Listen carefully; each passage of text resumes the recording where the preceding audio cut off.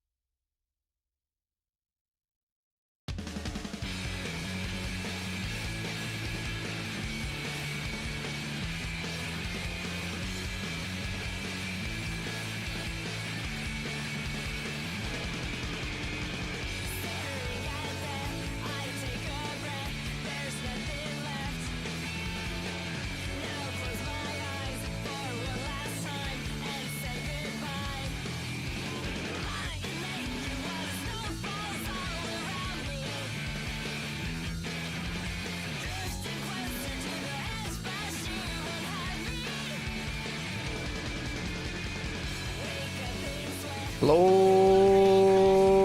gamers. What's up? What's going on? It's MMO launch day.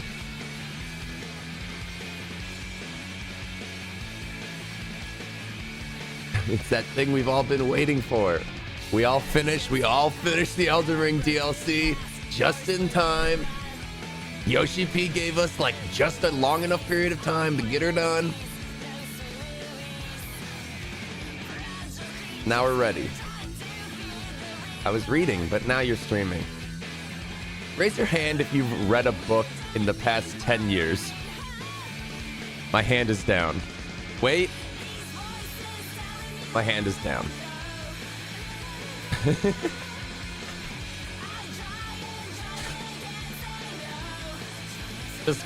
Does manga count? I lift my hand up a little bit. I read words.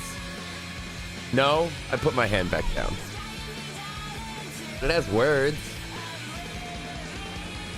What about when I play a video game that has a lot of reading in it? Is that a book? Like Final Fantasy XIV, the MMO. I had to do all the pre-patch shit, and there was a lot of reading. What about subtitled shows? That's what I'm saying, dude. What if I watch like a really fucking wordy show? I think that should count. I think the last book I attempted to read was... Let me think about this.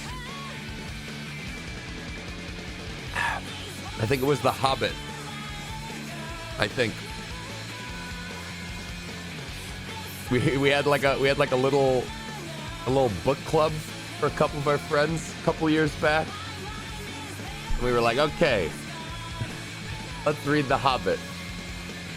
And the due date is like 2 weeks or something. And I read like, I don't know, a couple chapters of The Hobbit, and then I realized I was bored. And I was bored because I had seen the Hobbit movie and I was familiar with the Hobbit.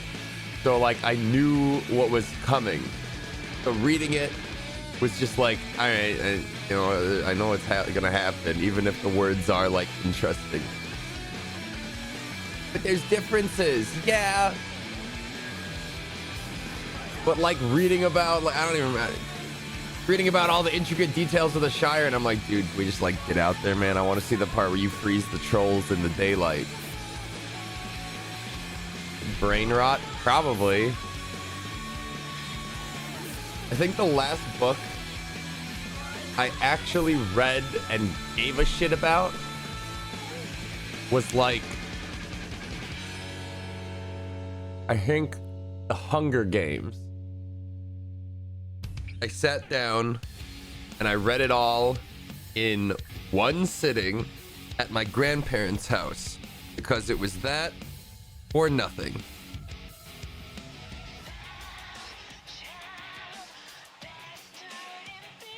It was all right. I just like plop my ass down on the couch. I could hear my parents and grandparents like talking in the other room. And I just read the entire book in one sitting.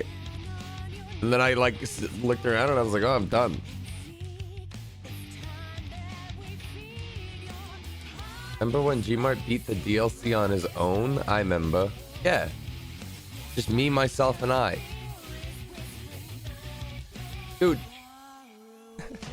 Last night, I saw somebody said, fuck all these no-hit 1 HP builds. Here's my take every hit build. And this dude just pre-buffed before Radon, walked in, and just beat the fuck out of him and ate every hit. Not even like blocking. Just like eating the blow. No blocking, no heal flasks. All hit run. I heavily respect that shit. I mean, I don't respect it in the sense that they have so many hours in the game that they've figured out how to fundamentally break the game at its core.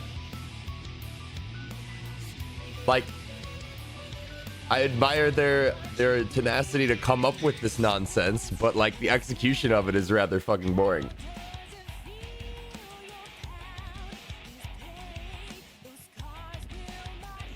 I have a fist build like that.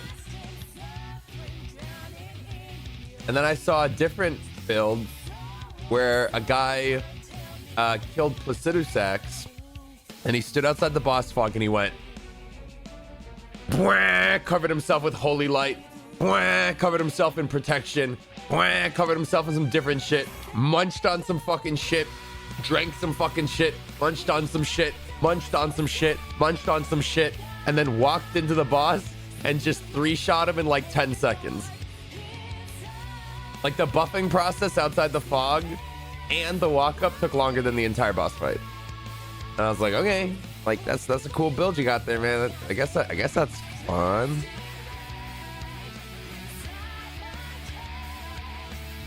First no-hit run my friend sent me was clearly a hacker, and then channel vanished after people put out real ones.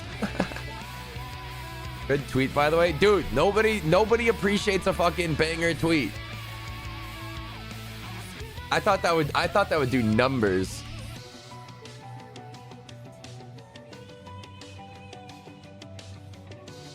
Somebody put this one in chat. Or somebody put this one in the Discord. This one's real.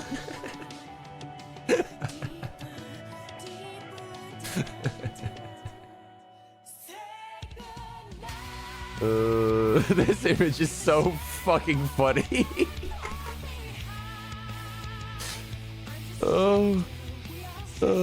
Just the warped fisheye lens. The way that he's fully fucking midair. How did he even get that high? And the expression he has on his face. He's not mad, he's just neutral. And then this guy's like, whoa, this guy's stepping back like, shit, wait, he's going in. Oh, the fucking smirk. Oh.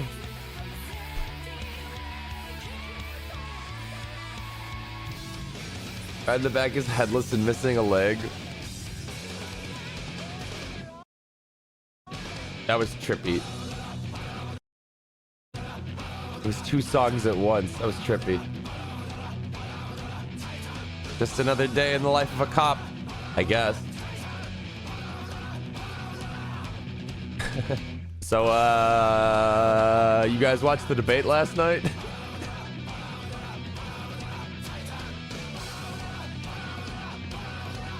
That was hell no. I didn't think I would, but it was a lot.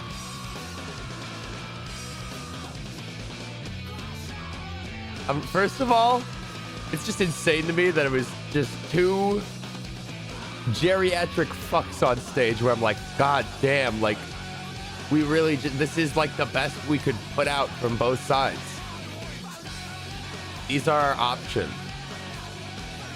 And then Trump was I was watching with my dad, who's a big Trumper, and Trump would just lie his ass off, and then Biden would just sit there and go, and then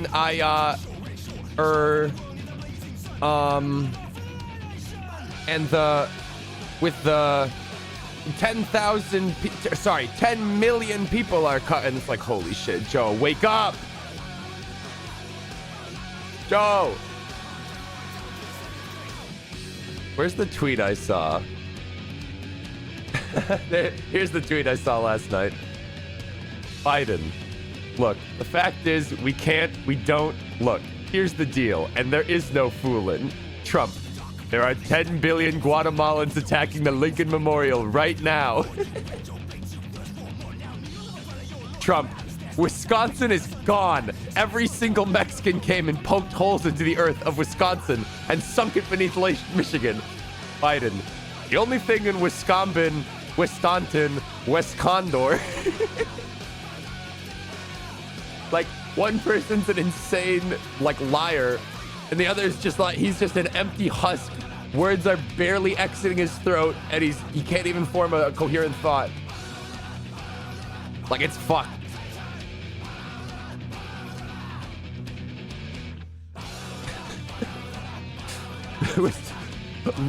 All of the Mexicans have poked holes beneath the earth and sunk Wisconsin beneath Lake Michigan.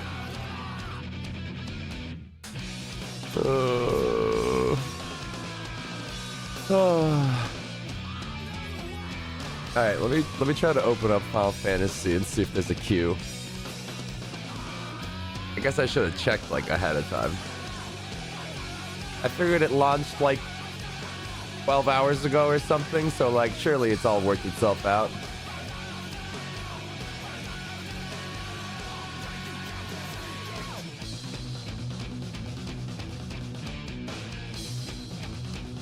Wait, today's the day. Dawntrail Day. I can redeem my Mountain Dew Mountain Zoo.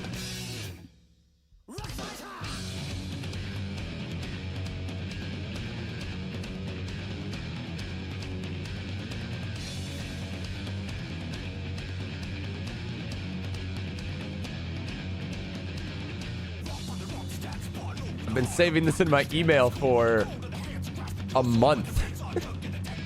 Because you couldn't redeem it for some reason until the game came out.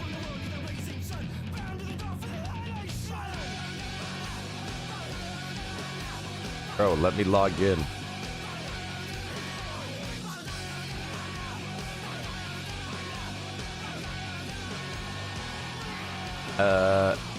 Please note that Dawntrail full registration codes can only be redeemed July 2nd. That's fine.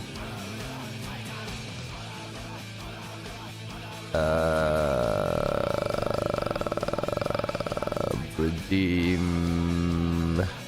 Where's redeem code? No, not registration code. Wait, enter item code. Maybe?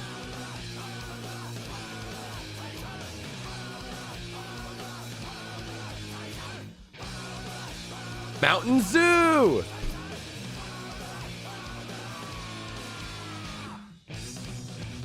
Let's go! All right.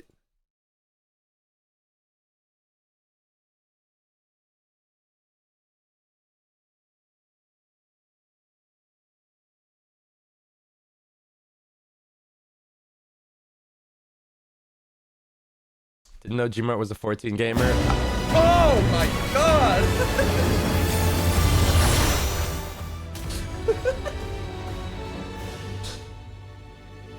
Jesus Christ.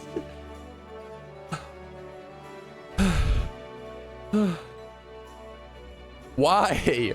I have to deal with like years of this? What the fuck? One, it was so loud. And two, it was so bright.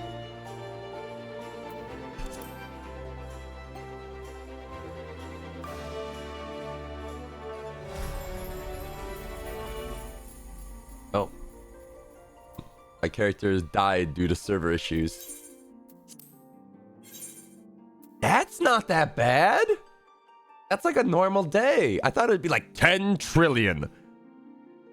100,000. I'm like, all right, that's normal. How'd they manage that? I've never seen... Well, actually, hold on. It's not full launch, I guess. I gotta wonder what percentage of the player base total gets the early access version to the point where it's just a launch. Because, like, technically speaking, we're playing an early version of the game.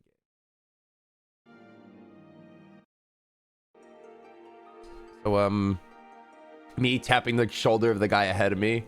So, does this line move? How long have you been standing in one place?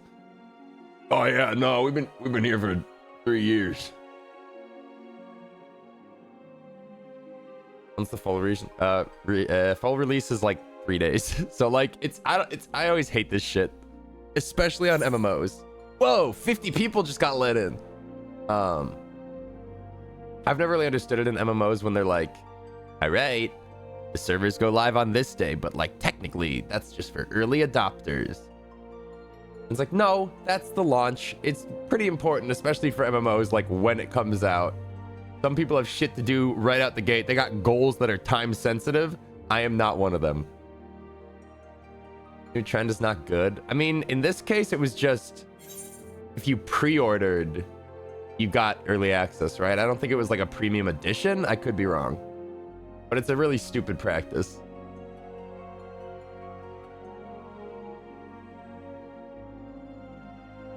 I also don't like when games like, I don't know, off the top of my head, like Ubisoft games, they're like, if you get it on Ubisoft Plus, you get it like 3 days early. And it's like, okay, so the game is launching 3 days earlier than you're saying. Like that's all it boils down to.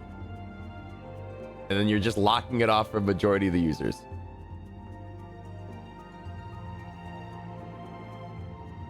That's still cash in their pockets. Some people might not have bought it otherwise. The reviews are bad.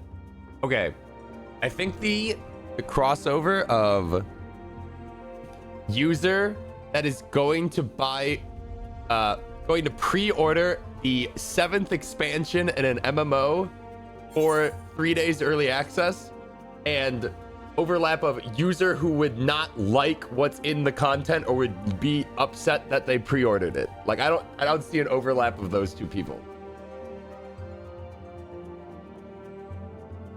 Like MMOs, like they don't work fundamentally like this, like the same as game launches. So I don't think the review thing like holds up, and I don't think there's any issue with pre-ordering it. Like you know what you're getting.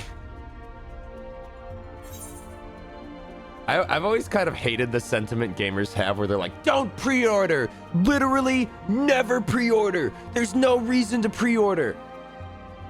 But what if I want the cosmetic rewards? No, you're promoting bad practices.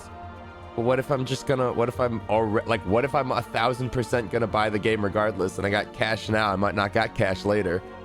No! No, you can't pre-order the game and then enjoy the product that you got when you purchased the pre-order. No, you have to pre-order and then be mad that you pre-ordered.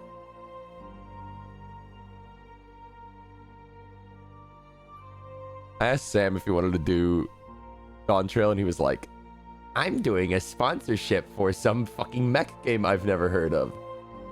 I'll be 3 hours. And I was like, okay.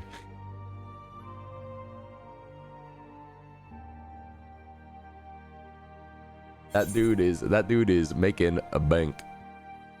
Dude, I swear the line just got longer. Did somebody like cut in front of me?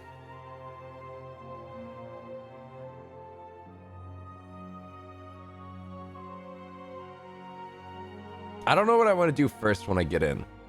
I've been thinking about this. Because every expansion launch, there's 2 roads to go down. Do you head on over to the main story quest and start cooking? Or do you head on over to whatever bumfuck capital city has the class to get the new classes and then de-level yourself and then start leveling that bullshit? Or do you head straight to the ERP lounge?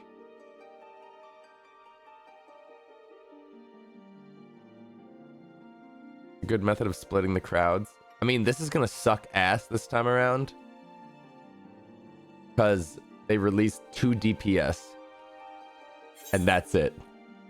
So you're a tank and a healer.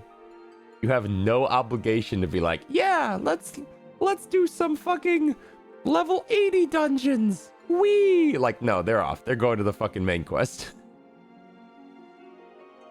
I can't imagine how long the queue times are going to be for leveling content for these boys. Actually curious. JP said he was leveling a Viper, but he also said that he was waking up at 4 a.m. to do it, and I was like, all right, yeah, I'll see you later, man. Wonder what level he's at. He's at level 90. So he just got to... Is that the starting line for the expansion? Interesting.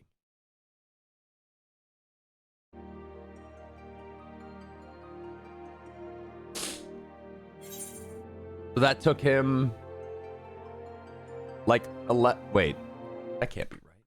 How long has he been live?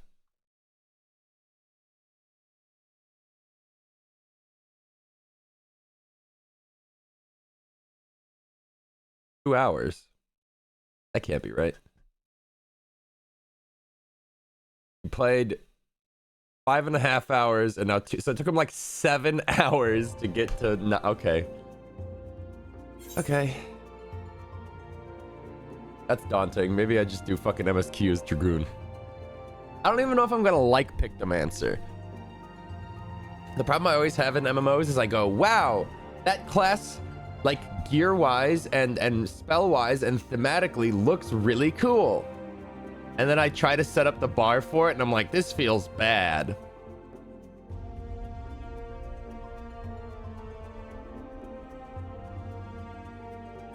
That was very fun. It does look cool.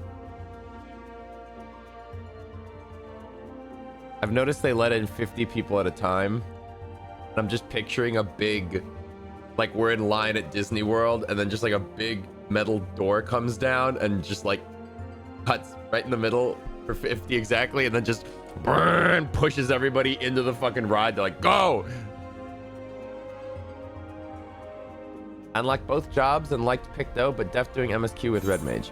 Yeah, I think I'll probably first and foremost just go unlock the class and like set it up and get a feel for it and then decide if I want to like stick with it from there.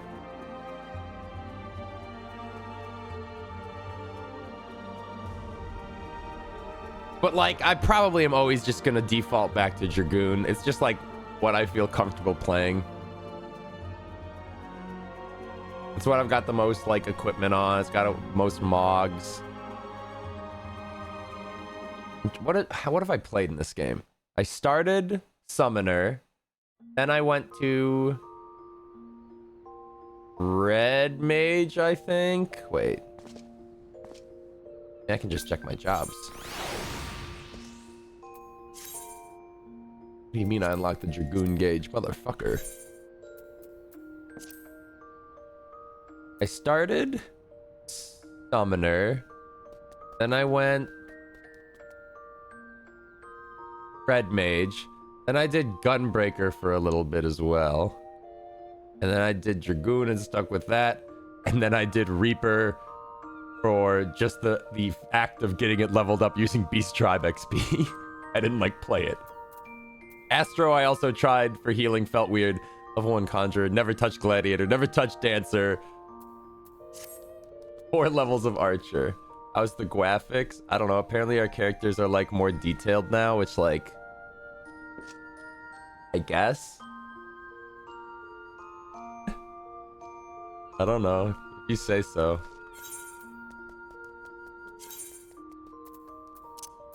Shit, where was the option?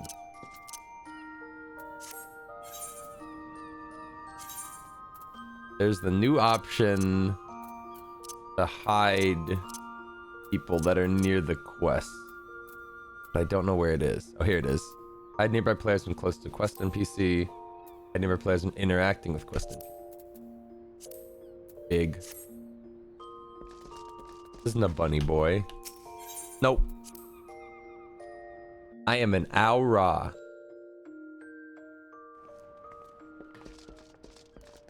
Alright.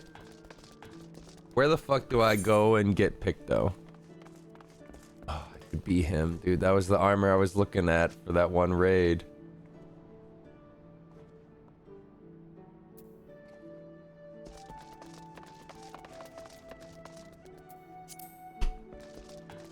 Viper is Ulda, Picto is Gridania.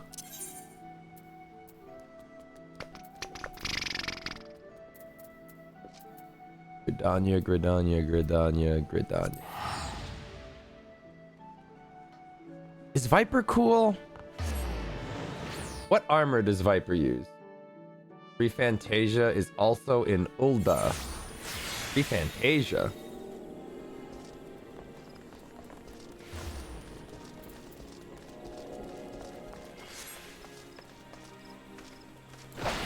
Scouting. Because of the graphic changes? Yeah, I guess. The joy of Pictomancy. Hey, what happened to my dragon sight? Wait, what happened to my dragoon? Wait.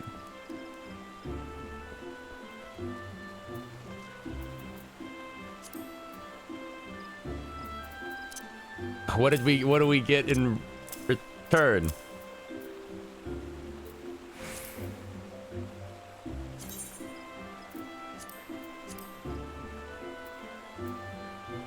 Action change settings? Oh. Huh. Dragonfire dive becomes Rise of the Dragon. Huh.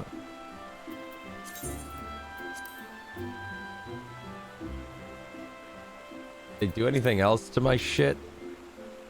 I have a very specific rotation.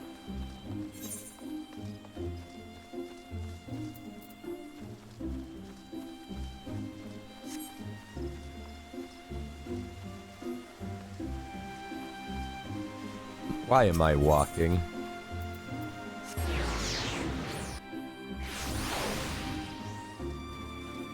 Look at all these motherfuckers. You all want to be painters? Get out the way. That is such a goated feature. Oh my god. Matron, help me. One more complaint this day and I swear. Ahem, forgive me my rambling, but please tell me you haven't come to make a complaint. I'll have you know my evening is going swimmingly.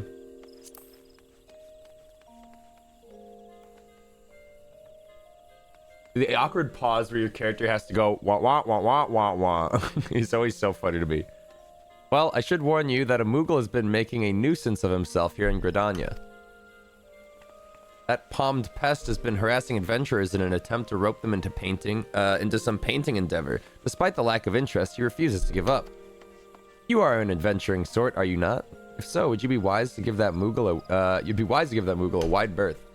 Unless you are the artistic adventuring sort. I suspect he's still loitering in the Aetheryte Plaza if my tale has piqued your interest. Don't go near that Moogle unless you're an artist.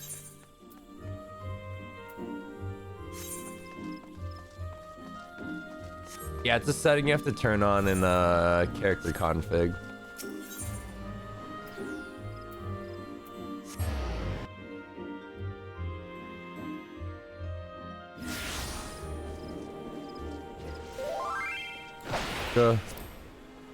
Yo, are you the real Gmart? Yes. Is that fucking Moogle?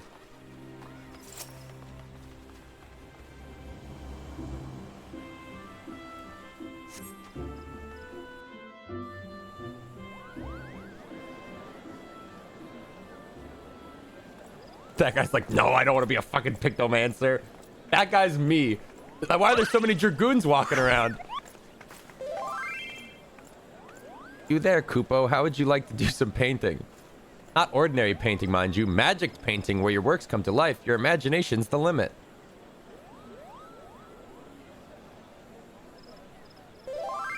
Yo, stop fucking I'm gonna have to turn off whisper noise. I didn't know that was a thing.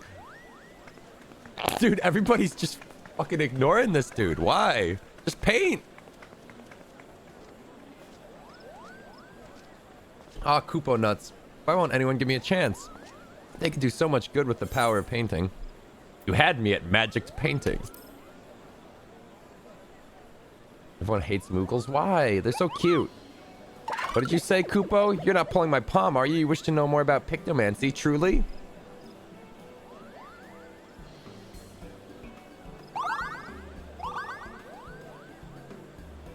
Hooray, hooray! The name's Kupopo, and I'm extremely pleased to meet you, Kupo.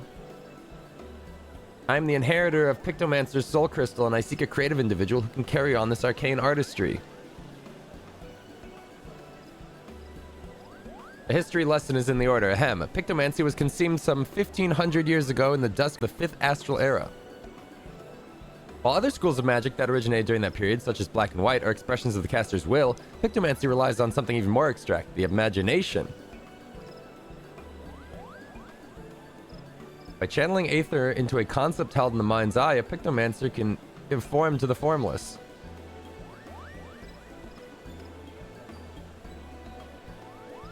No. It's a bit tricky to wrap your head around, I know, and that's precisely why the great Archon Realm, founder of Pictomancy, incorporated the painter's tools into our art.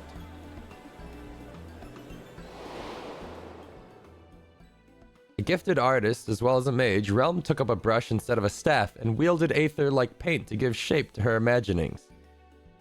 In this way was Pictomancy born, a magical discipline unlike any other, Kupo.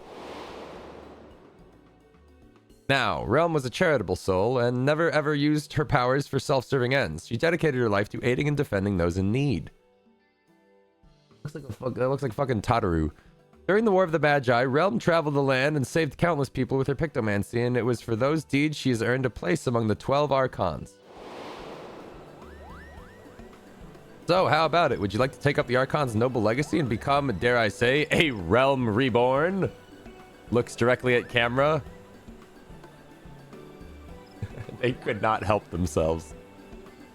Wonderful, Kupo. Your enthusiasm warms my heart. As I only have one soul crystal, however, I must ensure that I entrust it to the right person. Therefore, before I grant you this dazzling opportunity, I require that you attend a job interview. Seek me out at Carline Canopy and be sure to come prepared with your fanciest, pictomanciest answers for my flurry of very professional questions.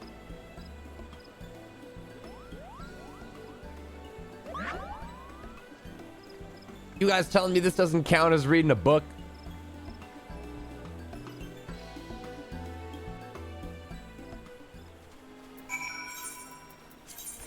Oh, he just went down the road. I thought, wait, did he go down the road? Where'd he go? Oh, he just went down the road.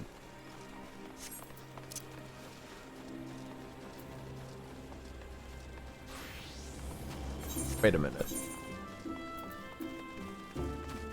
Did this Moogle event end yet? I didn't spend these.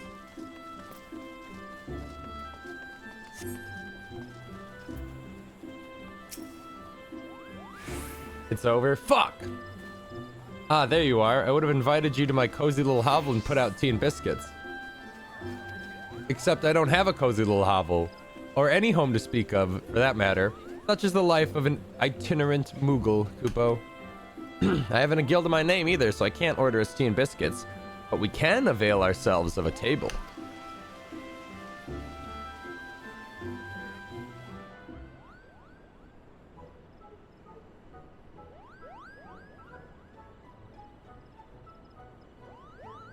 Ahem. By power vested in me, I now pronounce this interview commenced, Kupo. Let's begin with the basics. Might I have your full name? My name doesn't matter. I'm no one of import. I'm Gmart. This is a fine name. Well met, Gmart. Alright, on the next screen, what do you consider your primary vocation? I'm an adventurer through and through. Defender of the weak and champion of the realm. I am between jobs at the moment. Canonically, I am between jobs, I think. I'm an adventurer. Very good, very good. Adventurers are known to be a helpful lot, ever ready to aid those in need. You're the ideal temperament for a Pictomancer, Kupo. And moving along to the next question. How would you rate your artistic abilities? I am a master of the arts. Above average, perhaps. My stick figure drawings are second to none.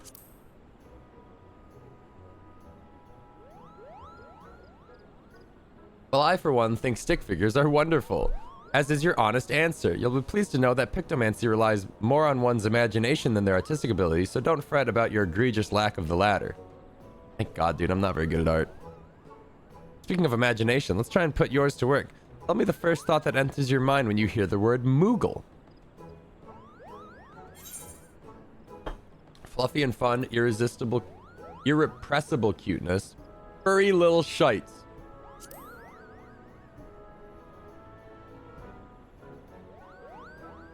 I beg your pardon? That's a rather unsettling answer, but I suppose there's a fine line between genius and madness. I don't dwell on it, Kupo. Now, this next question is very important. Someone's in trouble. What do you do? Help them without question. Speak with them first to gauge the problem. Ask what the reward is to see if it's worth the effort. Speak with them first. That is indeed a prudent approach, Kupo. If I may ask a follow-up question, can you share a recent example of when you approached a soul in distress? Come again? A hearer who's been inundated with complaints about my Pictomancy pitches. Oh dear, that's rather disheartening, Kupo. But this isn't about me. What's important is that you are not one to ignore the plight of another. That willingness to serve a greater purpose and emulate Archon Realm's example is the key to becoming a truly talented Pictomancer. Having considered your answers, I reckon you have what it takes to become a capable Pictomancer. I'm so relieved I found you, Kupo. I deem you worthy of the Soul Crystal. However, I should warn you that it comes with some proverbial strings attached. A bit of emotional baggage, too. You see, several moons ago, I got into a terrible argument with my best friend. We went our separate ways, and I've not seen her since. I wish I could meet her again, try to reconcile, more than anything.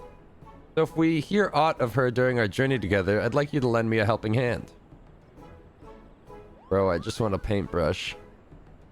If you're still willing to train as a Pictomancer with this condition in mind, then the Soul Crystal is yours. Just say the word, Kupo. You think the red thing on top of their Moogle heads is hollow or flesh-filled? I assume it's like a balloon. I assume it's latexy and full of air. So you still wish to be a Pictomancer in full acceptance of the condition? Yeah. And as promised, I bestow upon you the Soul Crystal. And to help get you started, I prepared a set of equipment. Hopefully it fits, Kupo. Cool.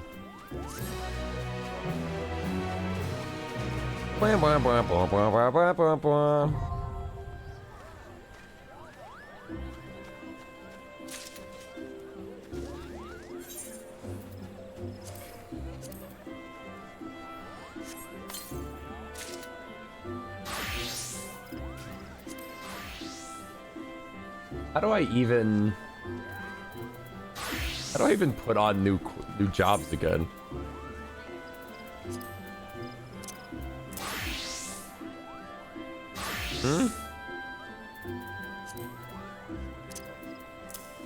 Oh, there we go.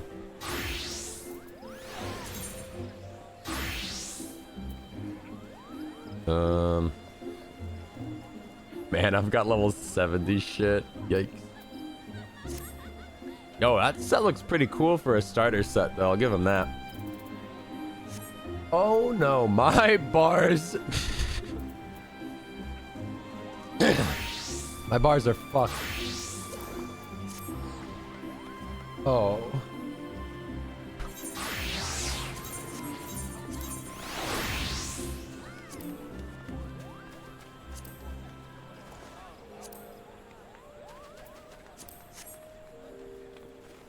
This is not good. Do they have like a tutorial, or should I just go find a training dummy? Oh my god. The first quest is usually tutorial, but but my bar. Very nice. Now you literally embody the soul of a Pictomancer, Kupo. While a Pictomancer's brush may look like a big paintbrush, it is in fact a stylized variety of staff. That said, you're probably wondering why you don't just use staves. Put simply, it's much easier to bring your imagination to life through a medium of art. Magic brushes and ink allow a Pictomancer to express abstract thoughts in a deliberate manner, Kupo. As I mentioned, though, it is ultimately your imagination that matters the most. For with the wisdom of Pictomancers past at your disposal, you already possess the artistic skills you require. Now, as much as I would love for you to get to painting right away, there's something else we must do first. We must go to Nofika's altar and apologize to the hero you mentioned, and by we, I mean me. Off we go, Kupo.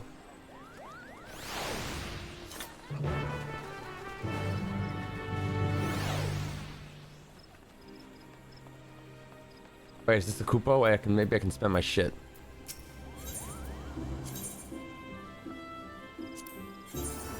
Okay. I've got 40 to my name. Wow, this is all kind of bad. Maybe I'll just get a mount. Oh god. Pictomancers is shoes, the staves for a brush, painting their imaginings on a canvas and bringing them to life. By utilizing the creature canvas, the weapon canvas, and the landscape canvas, a variety of effects can be produced. Creature motifs are painted on the creature canvas and can be rendered to life through living muse, simultaneously granting a depiction of a rendered motif. Assembling depiction of palm and depiction of wings creates a Moogle paint, allowing the execution of Mog of the Ages. What the fuck are you talking about? Weapon motifs are painted on the weapon canvas and can be rendered their life through steel muse. When a hammer is painted on the canvas, striking muse can be performed, allowing the execution of hammer stamp. Landscape motifs are painted on the landscape canvas and can be rendered to life through scenic muse. When a starry sky is painted on the canvas, starry muse can be performed. The palette gauge and white paint can be accumulated by executing certain Aether Hue spells. Once your palette is sufficiently saturated with Aether, you can consume a portion of the palette gauge to execute Subtractive Palette, which temporarily alters the properties of the Aether Hue spell, significantly enhancing them. Additionally, white paint can be spent to execute Holy and White. Got it. Yeah, I totally get all that. What's the best mount here? I wish I could, like, test.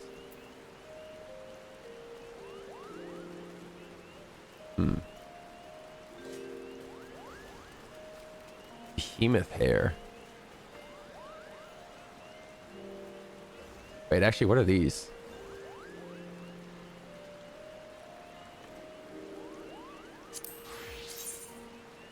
Kind of lame.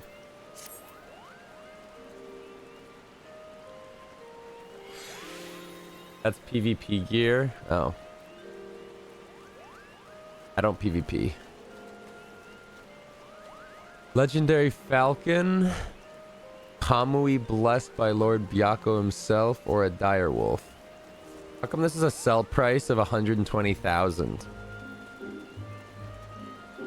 But none of the others do. I'll take the fucking... I'll take the auspicious Kamui. What?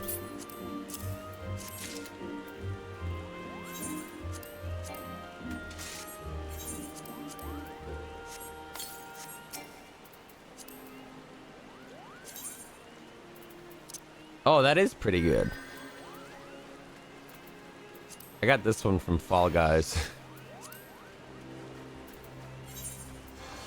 Alright, and I got 10 more.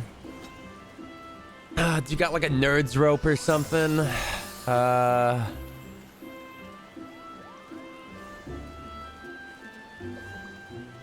Man, I don't really want a card.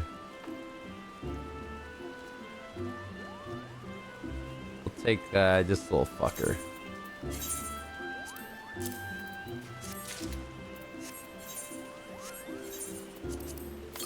And then, I don't know, I'll just hold on to those 3 for a rainy day.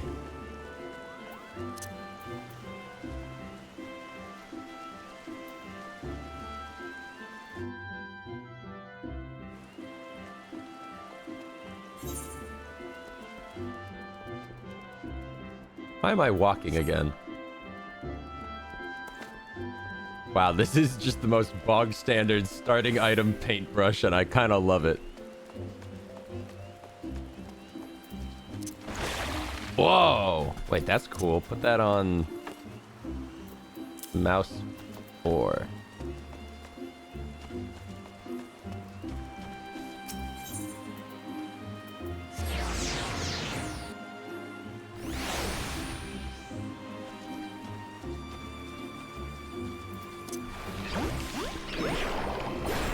I like the effects on the spells, but I also feel like they're very distracting and kind of break the immersion of the world.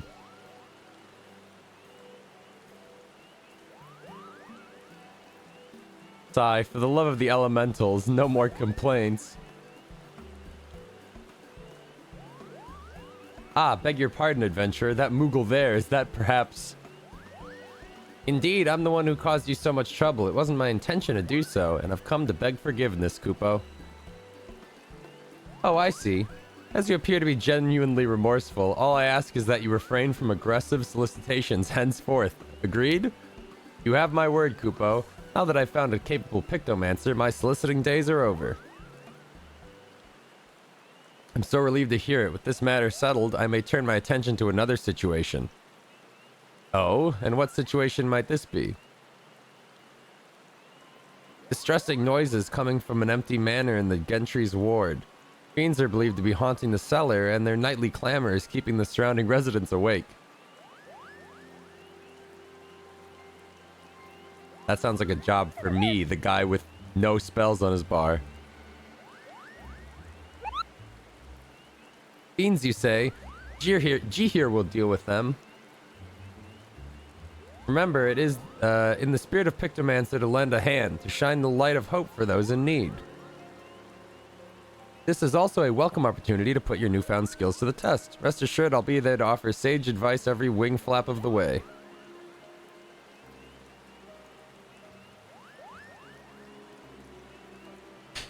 I don't like when my character smiles. It's like he's got Botox. Your offer of aid is kind indeed, and I accept with thanks. The Gentry's ward is situated just past Apkalu Far. Okay. And ready we are, aren't we, G? Let the Pictomancy training begin. I really hope it just goes, this is the first spell you use. This is the second spell. You've learned all Pictomancer actions and traits. Detailed descriptions can be viewed. Yeah. I always thought it was weird in Final Fantasy when you unlock a new class and then they like, you know, when they create them, they have to take the time to be like, okay, well, you start at level 80, but like hypothetically you'd learn smudge at level 20, and hypothetically you'd learn this shit at level 50. You know, bullshit like that. Also, who the fuck whispered me, by the way? I never checked what they said. Nice. Hope you enjoyed Dawntrail. Okay. But like, it's for low-level dungeons? No, I get that. But like...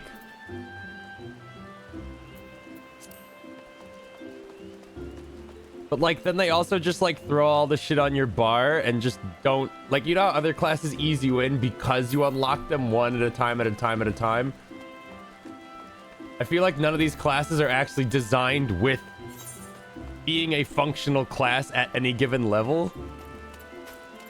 So it's just like, oh shit, we're in a level, I don't know, 40 dungeon. I don't have my core kit abilities. Like, I can't function as a class. I have like a 1 and a 2, and that's my rotation. They're like, yeah. Like, okie dokie.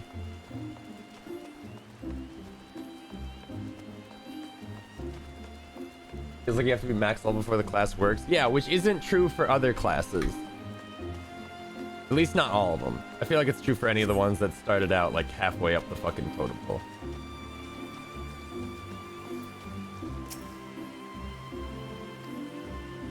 You've accrued achievement points. Certificates may be exchanged for a special reward. I have 88 achievement points. I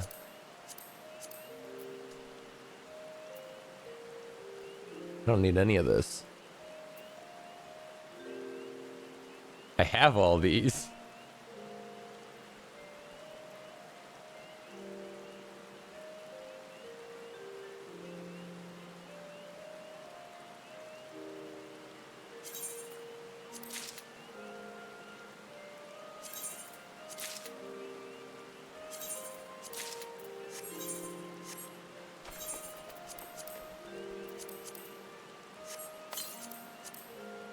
In fact, tanks don't get their dashes until higher level is criminal. Yeah.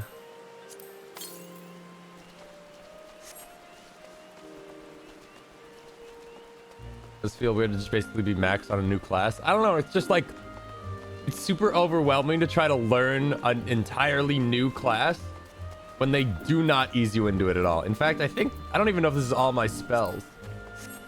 Feels like I should have more on my bar, but...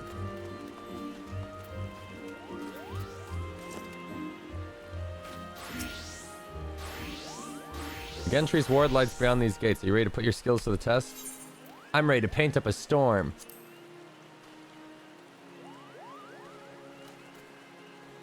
Excellent. Time to clear out that manor.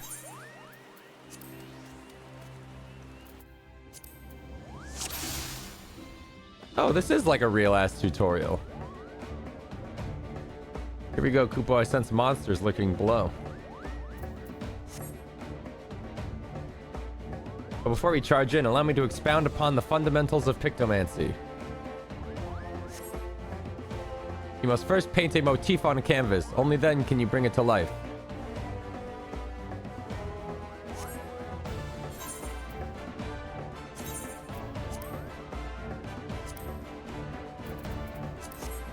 By painting a palm motif.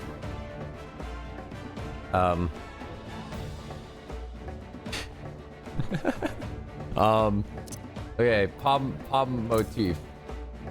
Paints a palm. Cast immediately when used outside of combat. The creature canvas must be empty to execute this action. This action does not show recast time with any other actions. Okay, we'll put that on Q. Well done. Now unleash it upon your foes. With Palm Muse? Focus your magics on the striking dummy and summon Palm Muse.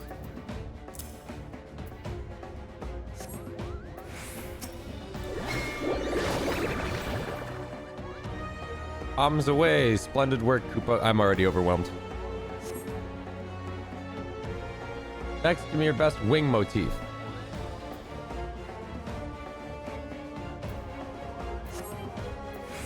Which one's wing motif?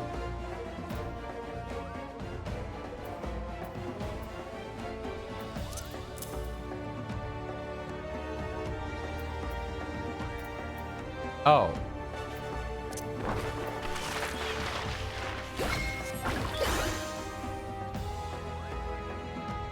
Okay. I see.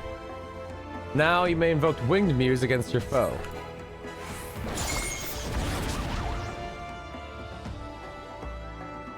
Okay, and now we've got a Moogle. Palms and wings, fresh in your mind, I want you to imagine what these muses could accomplish together. By fusing them, you'll give life to a fantastical Moogle.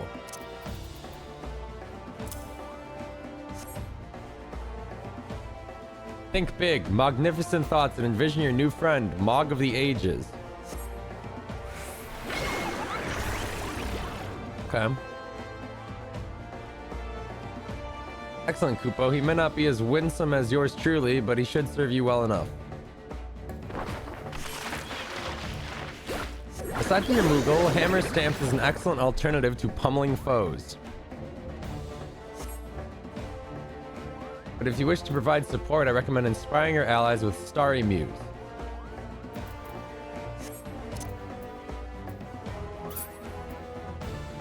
Never stop dreaming up those motifs, Koopa. Your allies will thank you and your enemies won't know what hit them. It'll take some getting used to, so feel free to experiment. I'll be here when you're ready. He didn't teach me anything!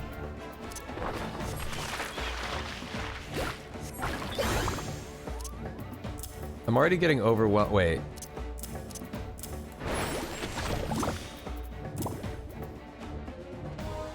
Your striking muse looks like quite clobber. Can I just like try my rotations, brother? Whoa. Platoon hammer. Wait, how many times do I get to use it? Huh.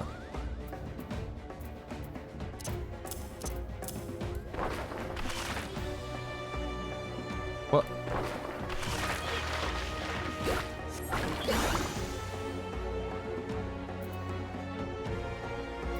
Hmm?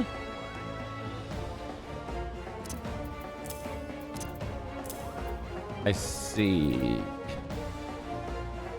I don't see, but I'll pretend that I see.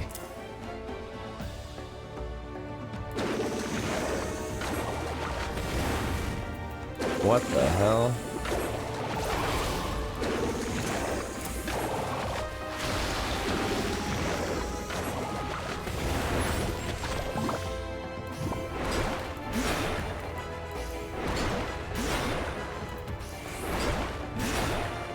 Huh.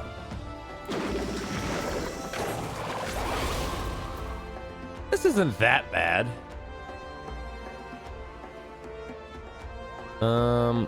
Advanced white paint. Hold on. Advanced Aether Hues. So this is the single target spam. This is the AoE spam. It's a buff around yourself that absorbs damage. Reduces the recast time of Tempura Coat. No. I don't know where to put a shield. Put it on like 6.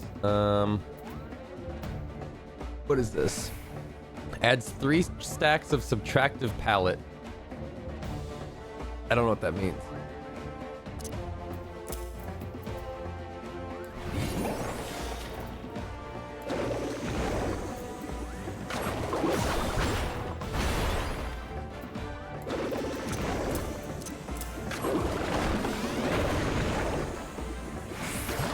This class looks very complicated, but I'm starting to think it might be somewhat straightforward. Kinda. Maybe. Deal unexpected damage to targets and all enemies nearby with a potency of 420 for the first enemy and 60%. Don't be under the effects of white paint.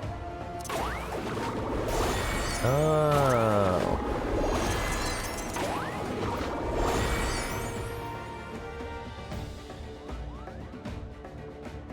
Is Viper more complicated? Alright, something I'm immediately struggling with is... I don't know how I want to set up this paint. Paints a landscape motif. The action changes the starry sky motif when placed on the hotbar. Wait, what? Cast immediately when used outside of combat. This action does not share recast. What?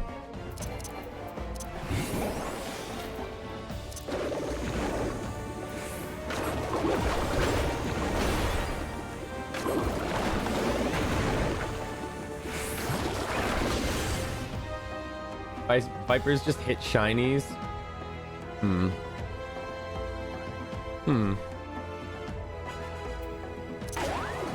This isn't so bad, but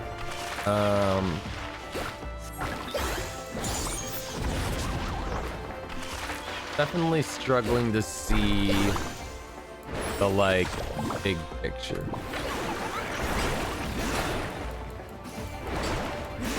I don't really see my rotation right now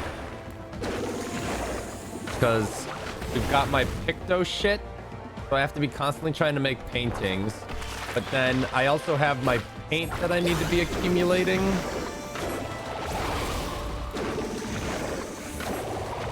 Alright, I think I got it. Oh wait, what's this? Oh, this is my smudge. That's fun. What is this? Put the target to sleep. Who cares?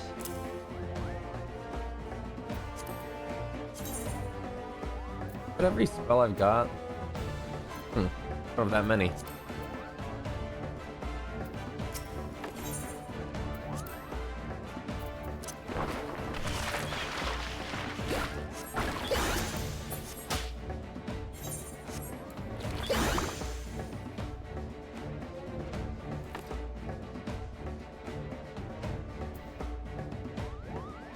How come I can't paint Starry Muse?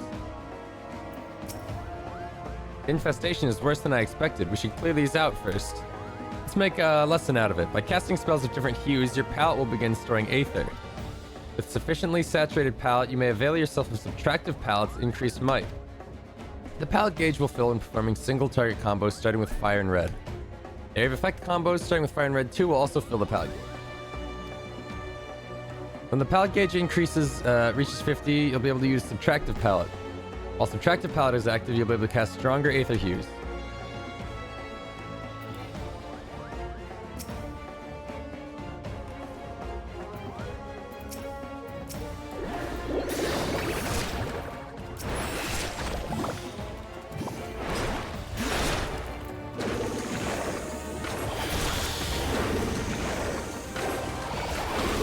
I'm overwhelmed.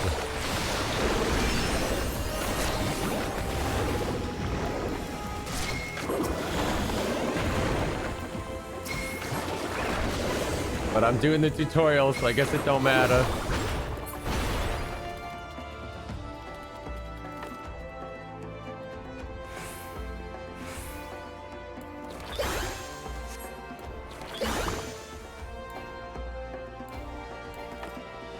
Seems you've scared off the stragglers. Let's head further in.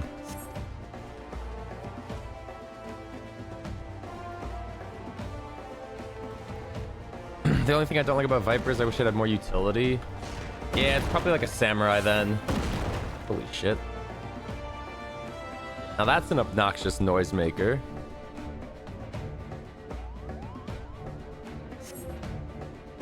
Since you've grasped the basics, I'll leave you to your pictomancy. Show that Spriggan what for. I mean, I kind of vaguely understand.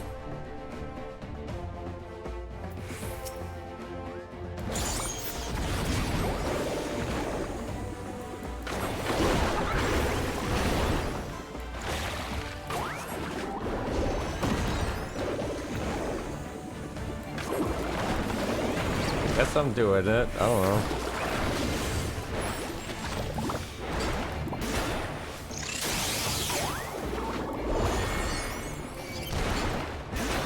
Doing it and doing it and doing it well.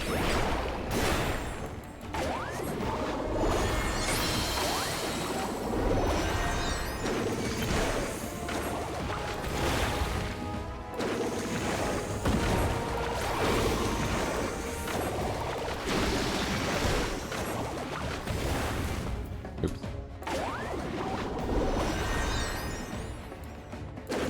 I'm so not used to having to stand still to cast. This is fucking me up.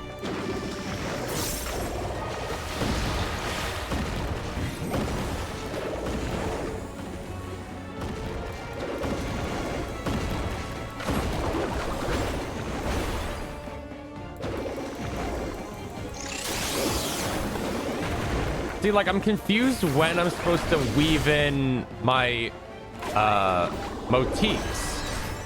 It's like, some motif is a 3-second cast time, but it doesn't do anything inherently.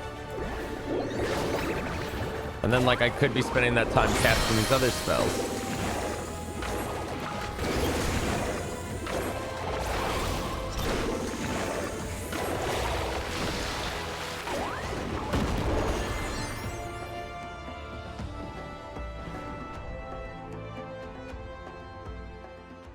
They're just 40-second cooldowns, so just use them on loop. Okay.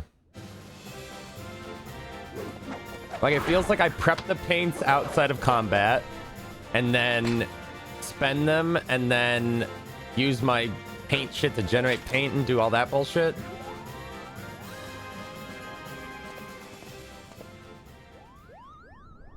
Because it feels like setting up the motifs in combat feels kind of bad. I have the soul crystal link for that. I didn't even hear what he said. Such a show of skill, yet you remain so humble. I tip my palm to you, Kupo. In any case, with these clamorous fiends gone for good, the residents can rest easy once more. But come, let's quit this place. The dampness doesn't agree with my fur.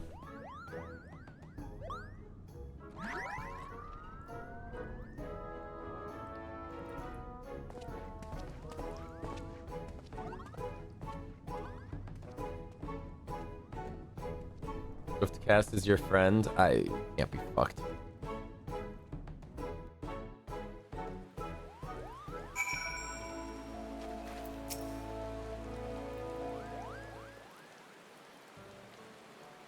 Allow me to congratulate you on a successful first outing. The Pictomancers of Eld would be proud. Though you may not be a novice of the art, as a veteran adventurer, you've grasped the... Oh, you are a novice. Anyway. No, I think I've mastered it. I did it on a training dummy for 5 minutes. Archon Realm didn't urge her disciples to roam the star for their own amusement, you know. She wished for them to intimately understand the wider world, to journey to lands unknown and savor every discovery, to revel in sensations, emotions, and yes, even in danger. For those experiences enrich the palette of the imagination, making one's pictomancy all the more vibrant, Kupo. You are returned. Hi.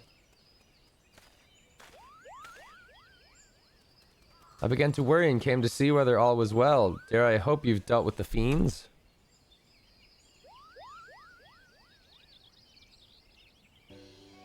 Wonderful, wonderful. With this, all outstanding matters of concerns have been addressed, and like the residents of the Gentry's ward, I too may sleep soundly once more. You both have my heartfelt gratitude. May the matron keep you wheresoever you should go. I'm not religious, but thank you. Actually, maybe I should be religious in this world because gods like are real. Did you see how happy we made him? That's the power of pictomancy. I mean, yeah. Didn't really have anything to do with pictomancy. And this is only the beginning. As part of your training, you and I shall travel near and far, searching for those in need, such as Archon Realm once did.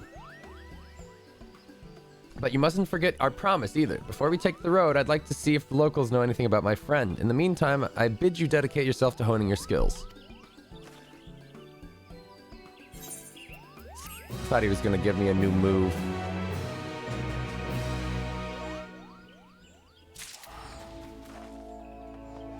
Well, 83. Alright. You said I could get the 3 thing in Ulda.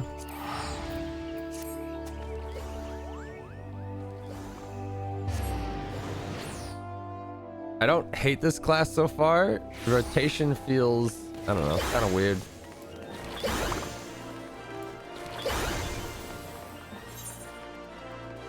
Okay, I don't want the Viper. What do I want?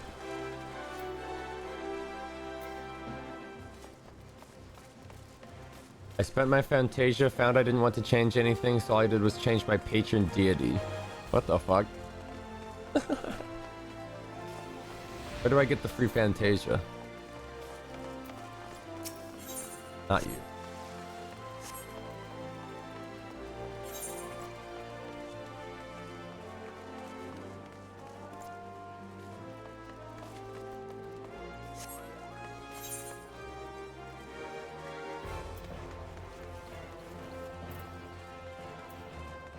No.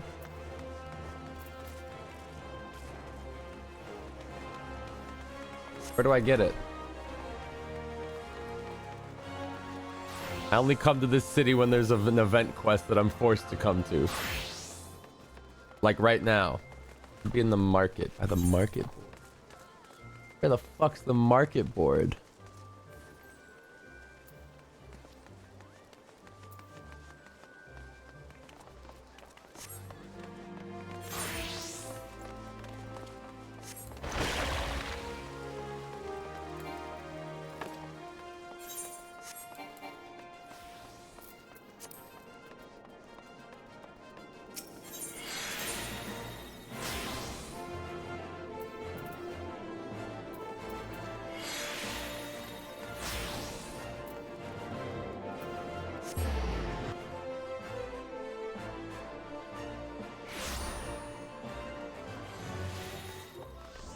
Where's my free shit?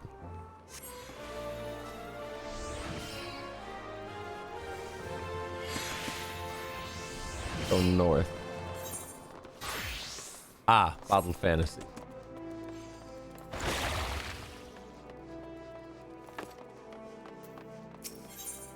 Give me that. Why, hello there, lad. Care to make some easy gill? You'll need only deliver a file of my wares to a customer. I'll make it worth your while. Is this one of those swindles I'm supposed to report? Heavens, no. This is a perfectly legitimate job, and I would never lie to you. I simply isn't my nature. Now that we understand each other, take this to the gladiator waiting on the steps of Nald.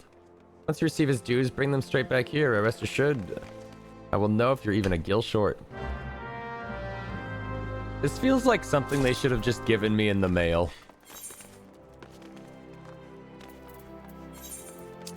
Like, why make it an obscure quest in a capital city no one would visit at a market nobody would visit? Like, just send it in the mail, man.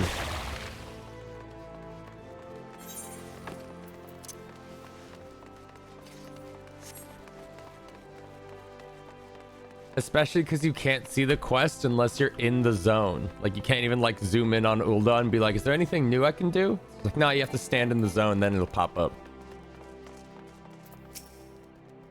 This is taking forever. Maybe it really was too good to be true. Here you go.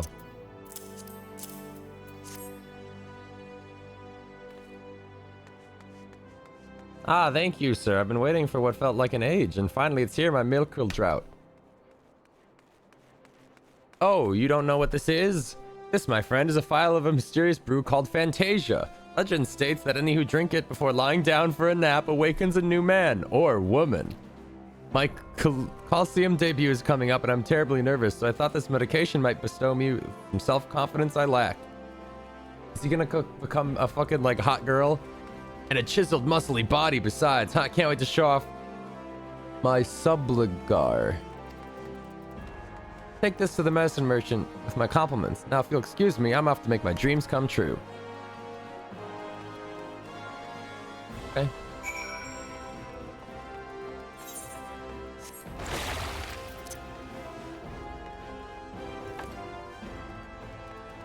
I don't even know why I need a Fantasia. I'm pretty content with my character. But like, I'm not gonna turn down a free character exchange.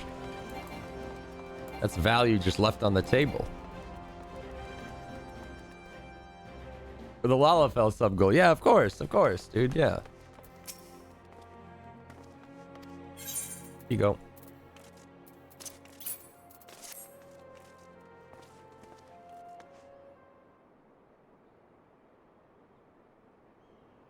Every last skill accounted for. I knew you'd be right for the job. Now for your payment.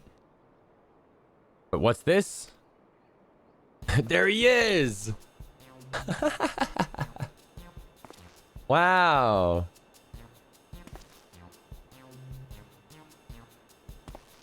It's weird that Fantasias are canon. A friend of yours? I can't say I recognized him. No. My client? You mean that little Lalafellan gladiator? Well, yes. Isn't that what your medicine does?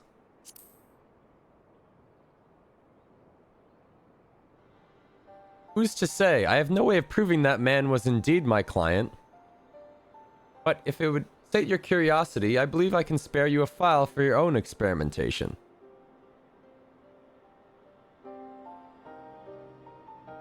Now, my business here is done. We will meet again someday, though whether we recognize one another is less certain. Hehehe. I'm not using it. I'm not going to drink this. Are you going to drink one?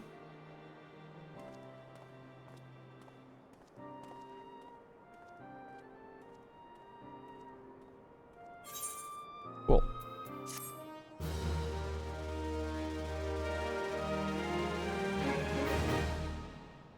And we'll put that right down here in my inventory, never to be used. All right. I want to go to a training dummy.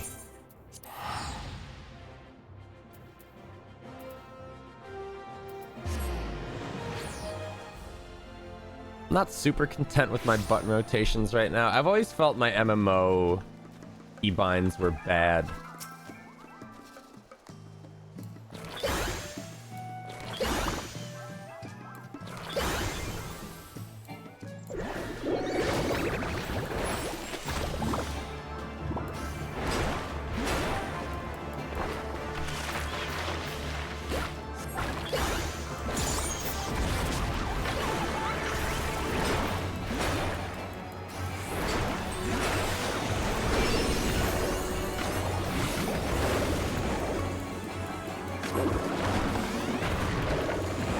At least the rotation's fucking simple.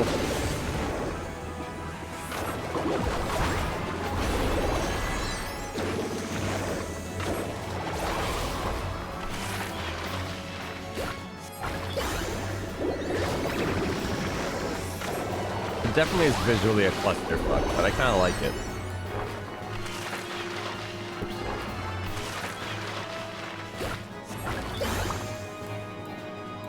Oh, it's on cooldown.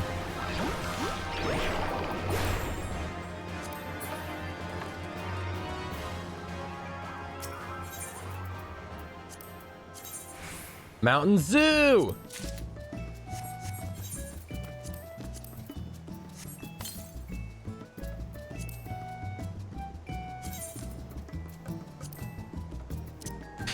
There he is!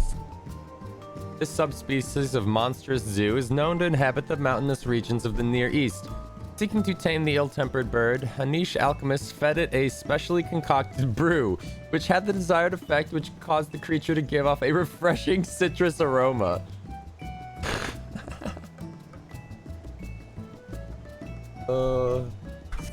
I have a couple mouse buttons, but I really just do 1 through 5, Alt 1 through 5, Control 1 through 5. I don't think I've ever used Alt in an MMO, but I end up doing Control and Shift. I don't know if that's a good idea, but...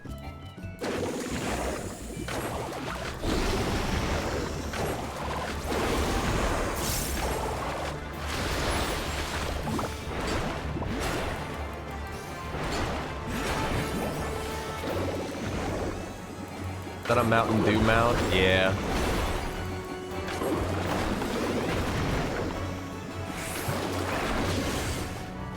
Hello, fellow painter.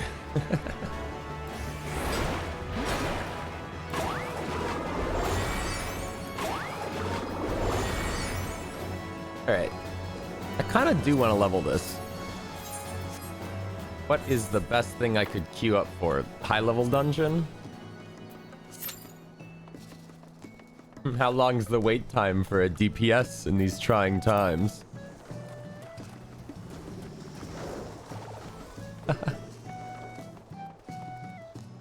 Just as good too. I just separate basic AoE spender. I try to do basic. I try to do AoE on the control line, although it doesn't always work out. Just dungeons took me over an hour. Well, what the fuck else do I do?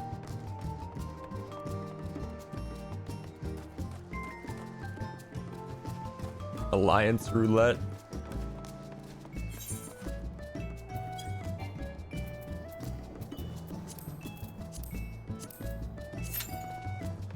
That is quicker.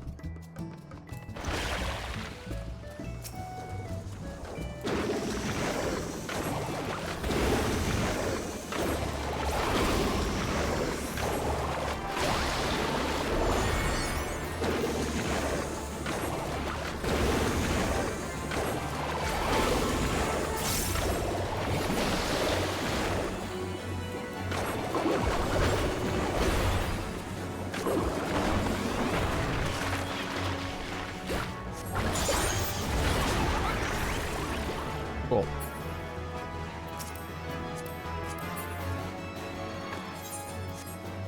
Alright, what can I do in the meantime?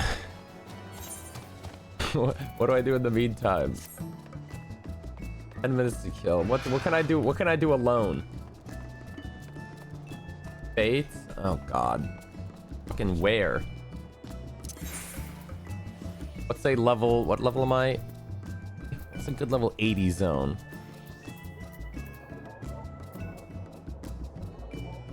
Sort your inventory and do fates. This is sorted. Does this look unorganized? We got the fishing square. We got the consumables square. We got the, I don't know what these are, squares. And we got the paint square and the important-ish stuff square. I just hit the sort menu. I'm not sorting this. Are you crazy? Oh yeah, Beast Tribe quest. That's smart. That's a good shout. Not that. One of these. That one maybe. And then, luckily, look. Final Fantasy 14, I feel like unlike a lot of MMOs, doesn't really give you that many items. Like at any given time.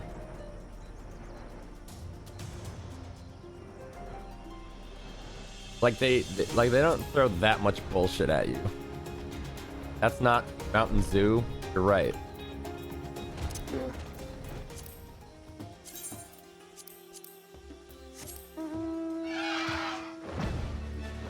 This was so worth the like $15 I spent on bottles of Mountain Dew.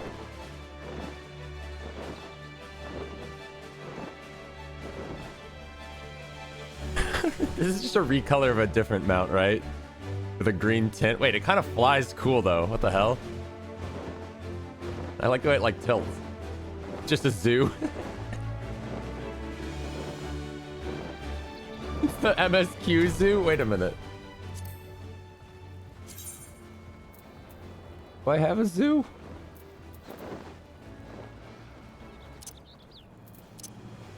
This is a Yole. Where's the other mount I got? This guy. This is all right. All the flying mounts built now. Wait, that's kind of sick.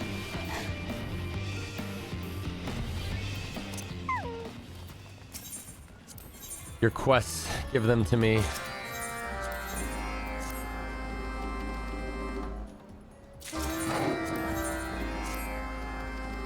Bit right when you fly is so bad. Ain't that just the way?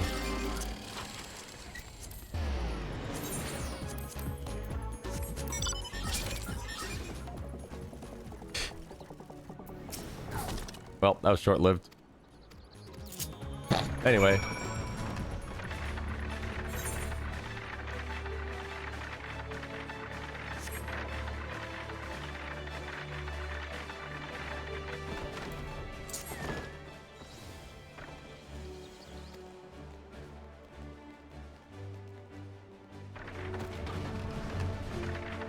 They changed from tribal to... Yeah, I saw they went from beast tribe quests just to tribe quests, and now they're society quests. It's like, what the fuck is that? Go woke, go broke. That's what I always say.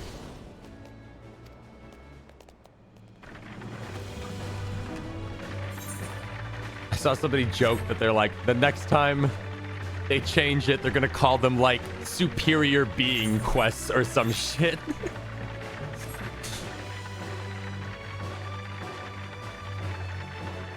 It went from like they're savages and tribal to like, no, they're just like other civilizations that we should respect and you know, they're our equals.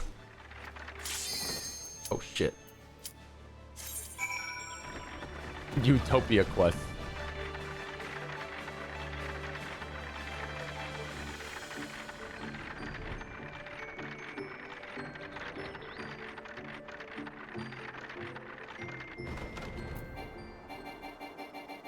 Hey, somebody deny the queue so I can accept this quest. Oh, never mind.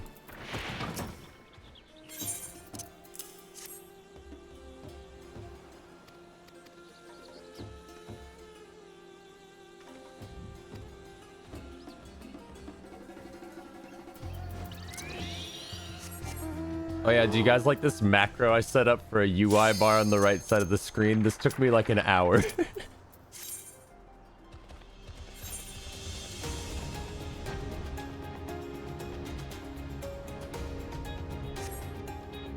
I see other motherfuckers show off their macro bars and they go, it's easy to set up, you should do this. And it looked like the most complicated shit I'd ever seen. It was like programming.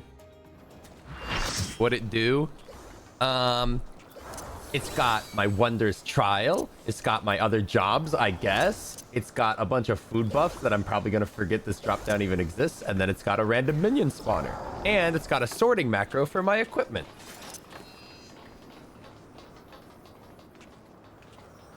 All right, how many Pictos are in this team? Who the fuck is out here? Who's doing roulette? Who's doing alliance roulette right now? Don't we have main story to be doing? Picto gang.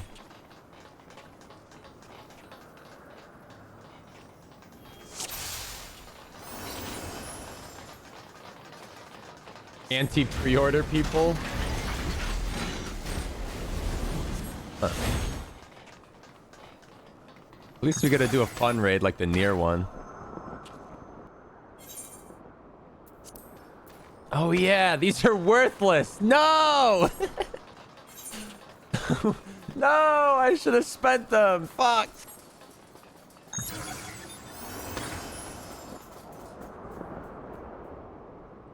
Oh wait, shit, I'm supposed to be painting.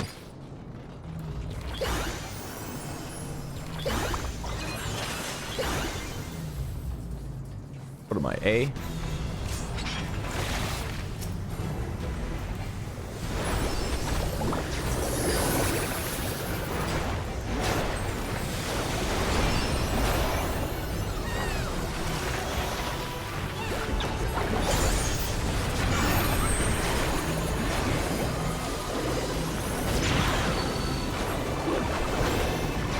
Turn them into poetics? Yeah, but then they're just dog shit, right? That's not a good exchange.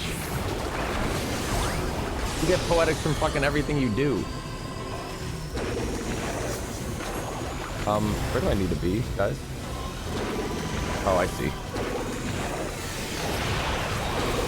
I'm like giga staring at my bar right now, so.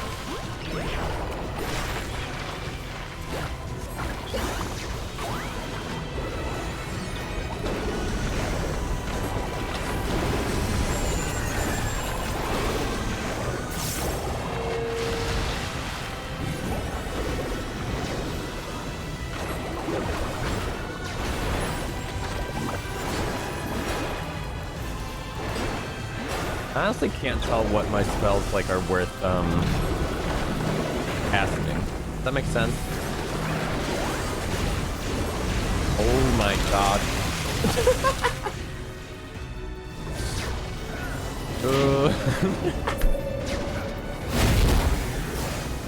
Was that my fault? Was I the one who had the thing on me? I also didn't realize the ledges were like walk-offable.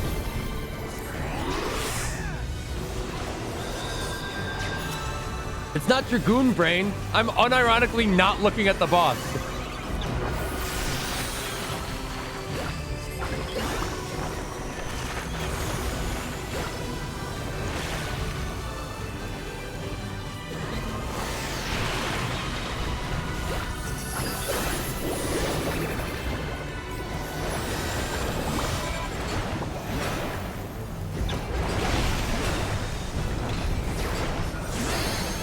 Just looking at my bars, trying to figure out what's good to cast when.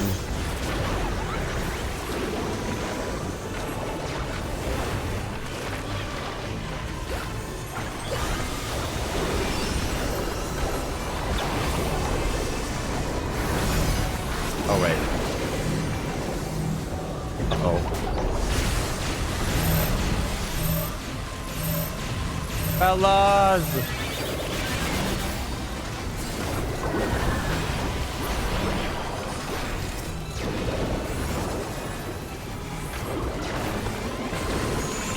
You ended up in a decently tough raid? Great.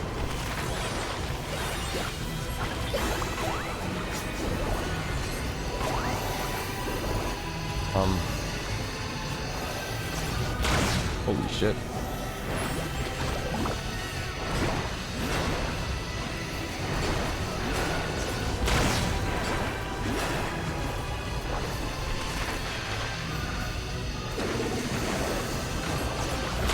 I gotta paint. I gotta paint.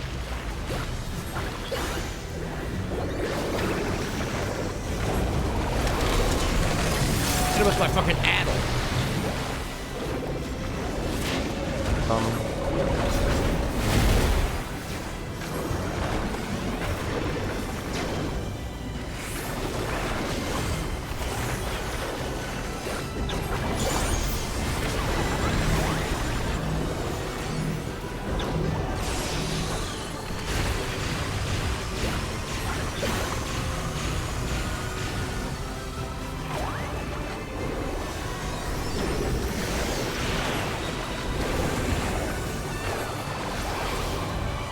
I will say it's pretty fucking nice that my rotation is just like 1 1 1 1 1 1 1 1 1 2 2 2 2 2 2. Oh, I'm fucked. Holy shit.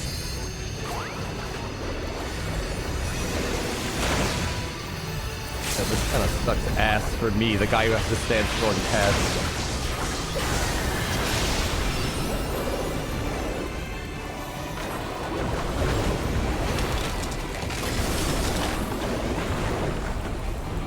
Does it look graphically better?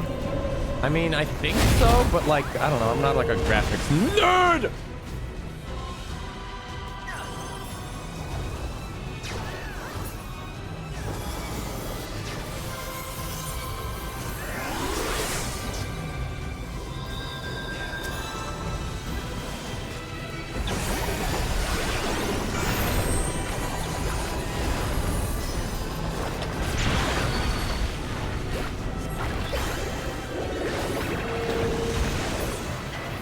I did it.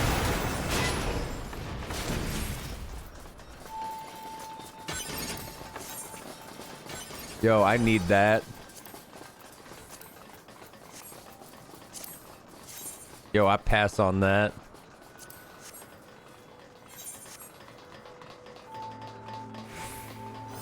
Maybe I should just greed this shit. They're kind of cool cosmetically.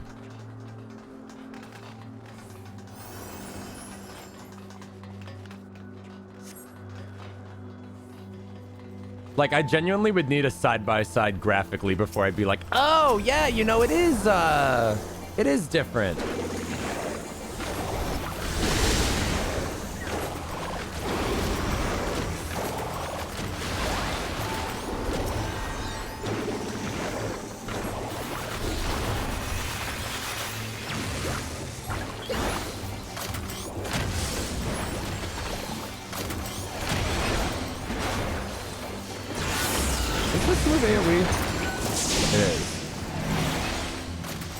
Oh my god, get the fuck away from me! What are you doing? Get away from me!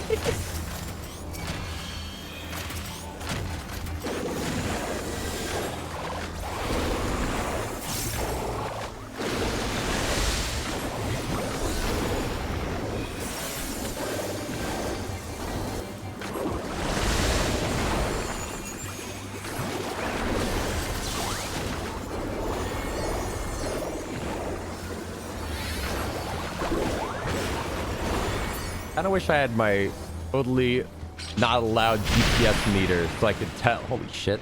So I could tell. I always need to know if I'm actually like contributing or playing the game or if I'm just sandbagging my team and having a good time. You know what I mean? Not that I would use it to flame people. I just like to know if I'm like doing my class right.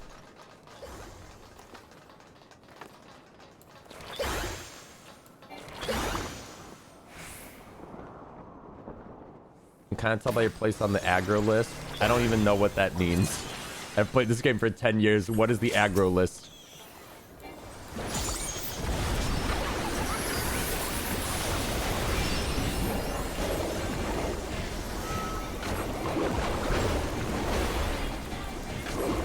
You look at the name, the number by your icon. Oh, I'm doing okay.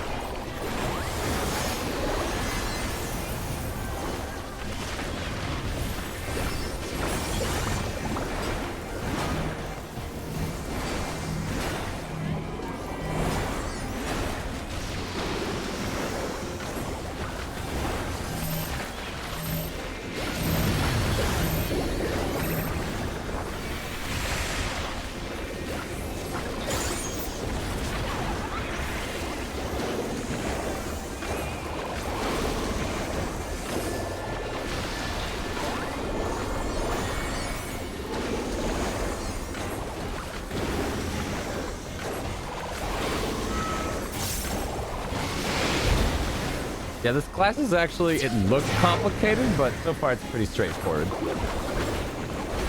Hey, where do we need to stand? Holy shit, okay. I'm glad I noticed that bunny girl just jumping in place, being like, guys, guys, guys!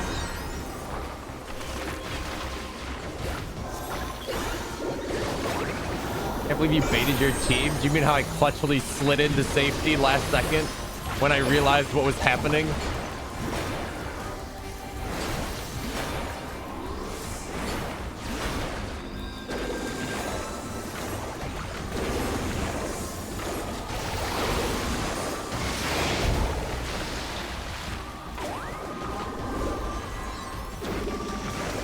Need more paint.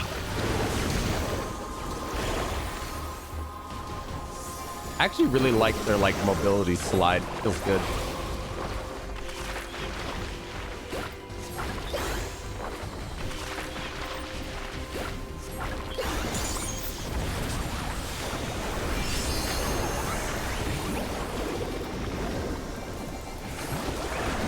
So, one thing I'm kind of confused about spell-wise on this bar is when I'm in negative mode or whatever the fuck it's called, I can't cast my 1. So why not just replace the 1 with the 2 that I like? They're the same spell, you know what I mean? Oh. This is a cool fucking raid.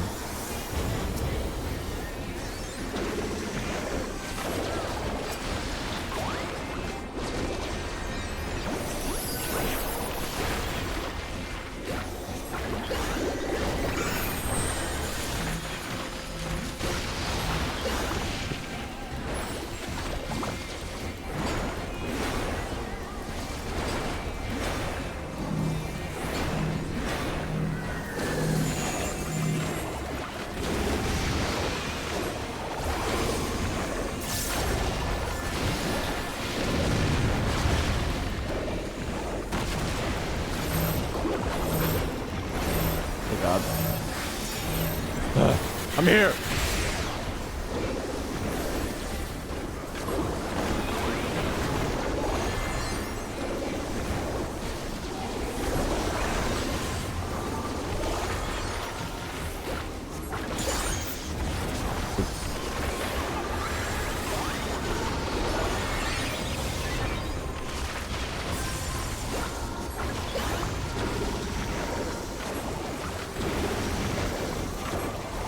Now, a good gamer would probably weave in some swift casts here and there to make the spell casting process that's sure cast.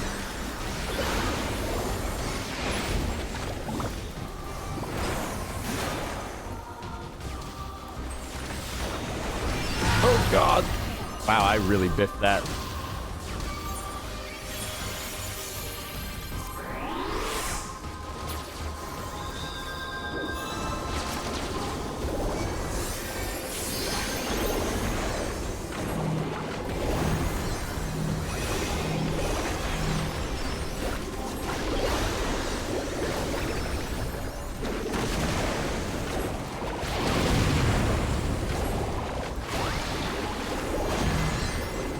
Fuck away from me.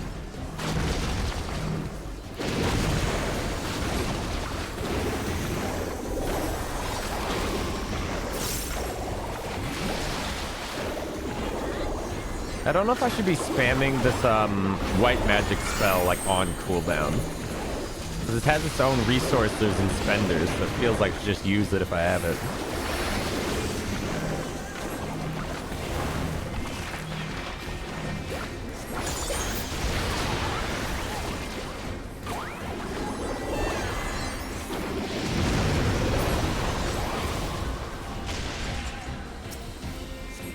Well, I guess we weren't the slowest team. That's all that matters.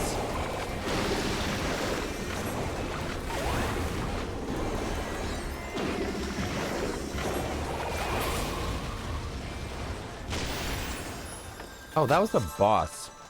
I thought that was like a mini boss between the bosses. Ass. Yeah, I'll greet him.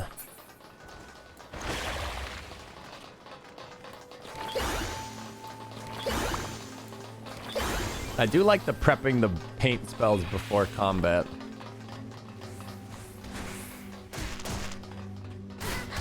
Like that. Is the Beast Bastard playable yet? Oh yeah, isn't... Are they adding a Beastmaster class that's like Blue Mage or some shit?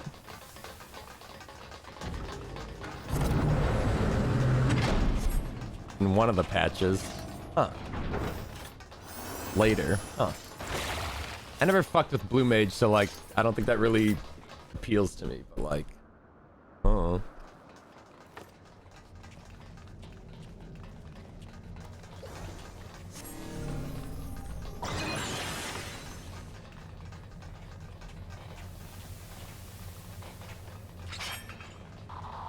Blue Mage seems like it was for the person that's like a giga completionist. So, how does Nier canonically tie in with this game? Because this shit's like more than just like a crossover, right? Poorly? Okay, fair enough. Wormholes, okay.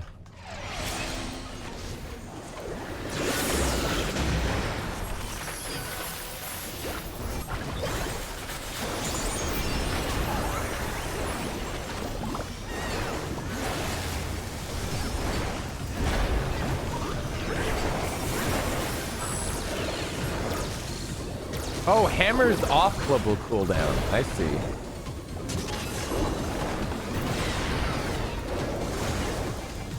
How those guys know where to stand? Oh my god.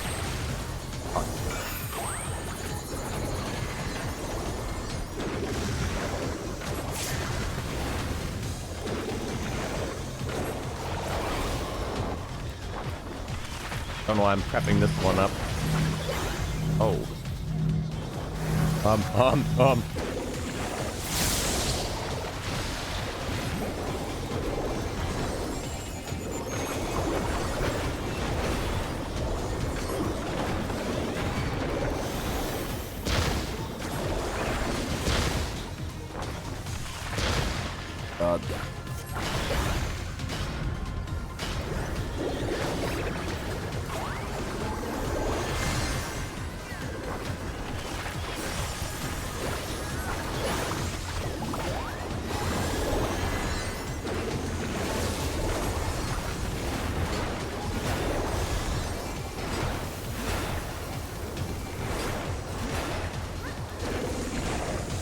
Yeah, I don't...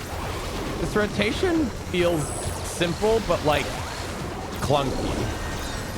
Like, how do I explain it? When I play Dragoon, all the shit tends to like weave into itself and kind of circle back around. This just feels like a bunch of like disjointed spells.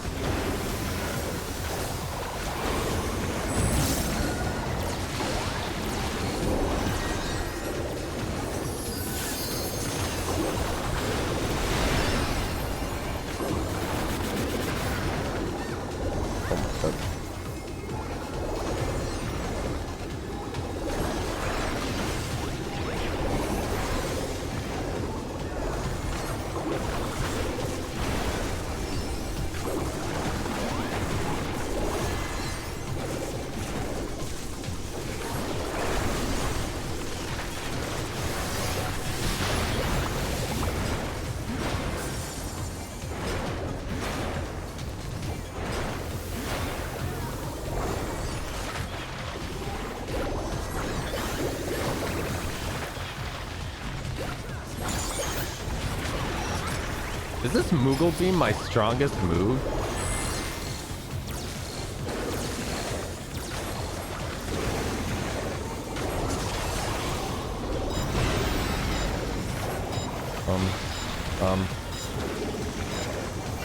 Some of these mechanics, I have no idea what's going on, and I just see everybody move to a spot, and I'm like, you guys know what's going on.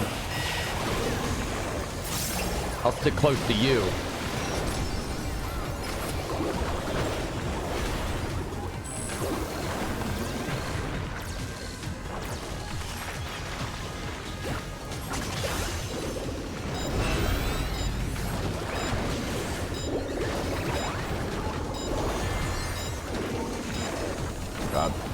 God.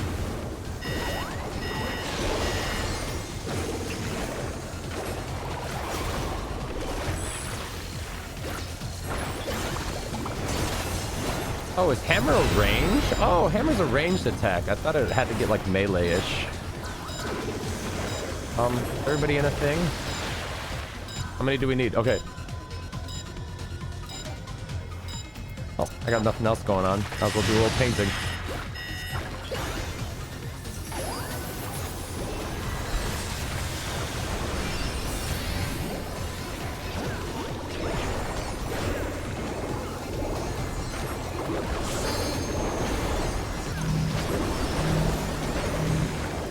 Wait, when I do subtractive palette, am I on a timer? Or do I just get 3 stacks of spell casts?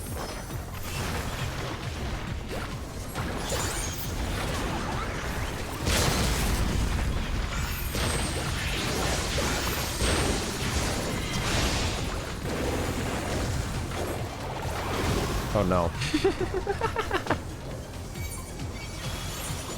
You can take the boy out of the Dragoon, but you can't take the Dragoon out of the boy. Battle.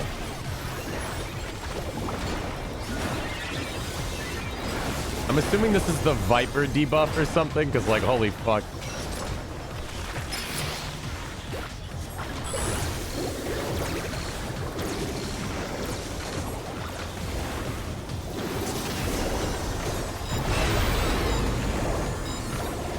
Where everybody gonna stand?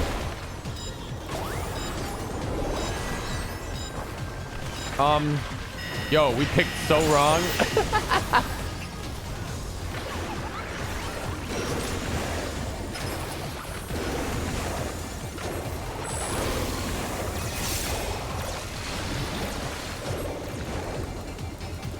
Oh wait, this is a dot. Is this a dot? Wait. No, what's this? What's Dia? Is that... Who is that?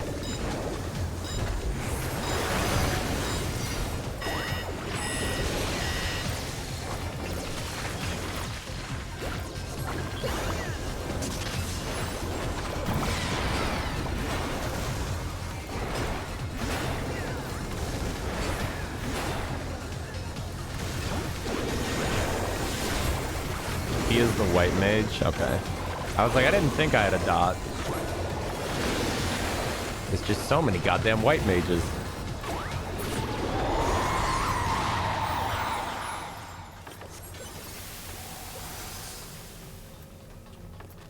Pass. I don't play any of these classes.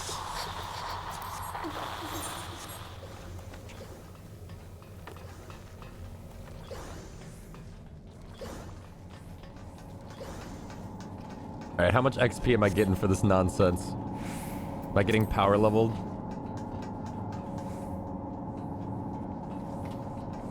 Remember your Wondrous Tail? Oh, fuck, I forgot to get my Wondrous Tails, dude. Okay. Wondrous Tails, to me, is one of the weirdest mechanics in 14. Because it's something you're expected to, like, do weekly or however. I think it's weekly. You're expected to do it weekly, right? But you get it from an expansion that's like 4 expansions old. Oh, God. Wait, are we allowed to wear... We still have the happy feet?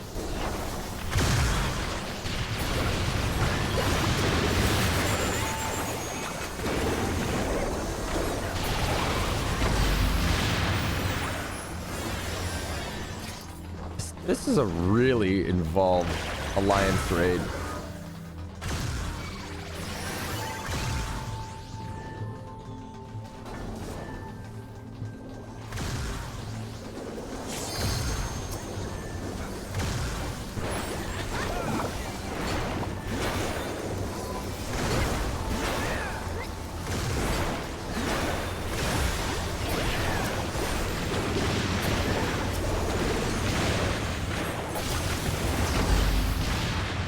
They like to spread their NPCs all over the game, but it'd be nice if one NPC... I just think it's a weird thing to be like, you have to go to fucking Edelshire, which has been obsolete for like a long time.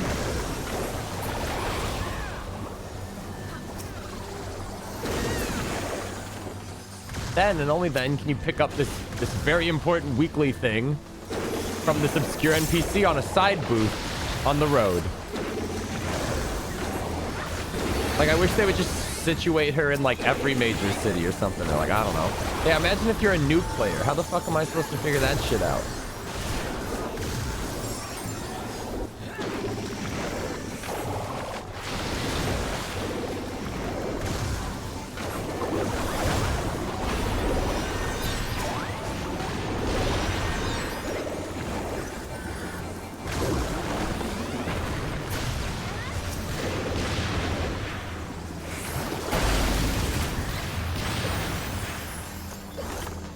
At the very least, there's not much traveling time. Yeah, I mean, yeah, it's just all Gil. Oops, not do that.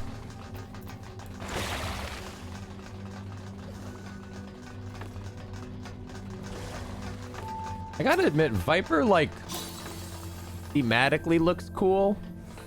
Just don't know if I want to do another melee DPS class when I got Dragoon right there.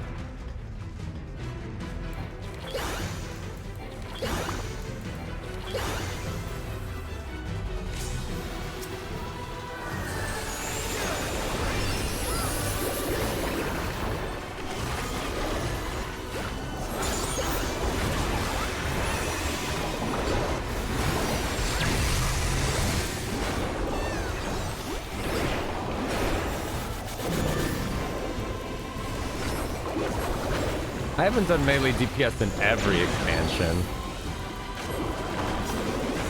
I played Red Mage for a while. But yeah, I see your point. Oh, it was a get in. I thought that was just melee people going to melee. Sometimes I forget when I'm a caster. Uh-oh. There's no reason to play at a range. Like, I might as well just hang out with the melees.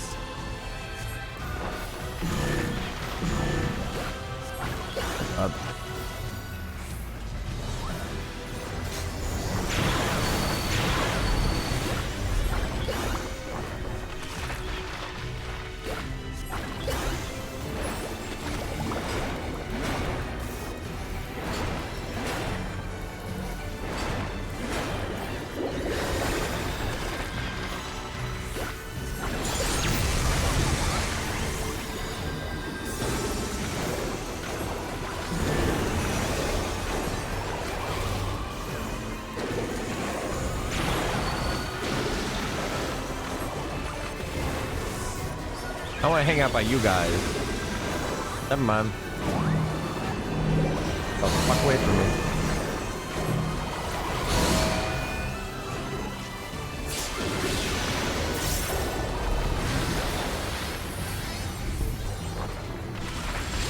What the? I thought that was going a little too easily.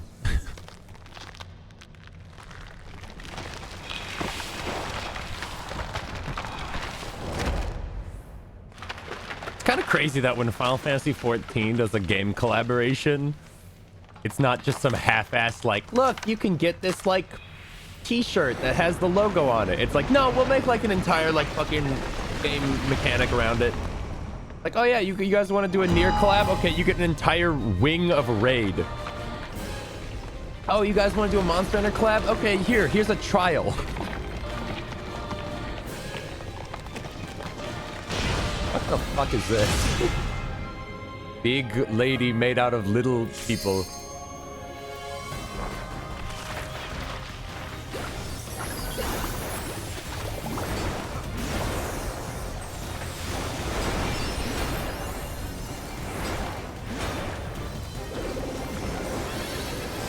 Compound 2P.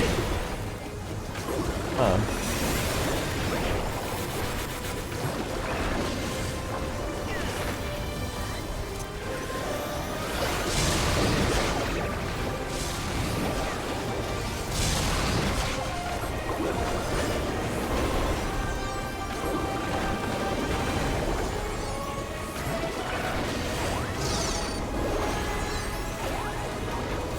Everybody's running. Why are they running? Ah.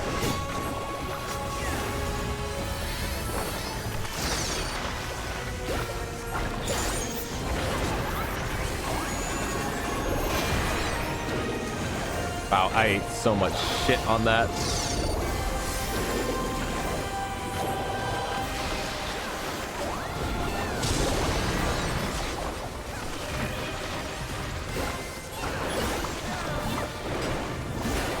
Someone let 2P out of the jar. I saw some joke in a Twitch chat. And it was... Holy shit. It was, what's the worst part about drinking cum? They were like, the action figure hitting your lips. Or something like that. And I was like, what the fuck?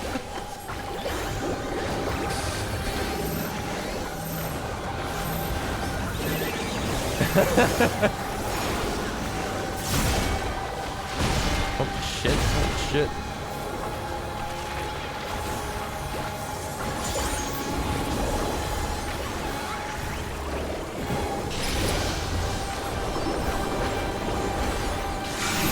Holy shit.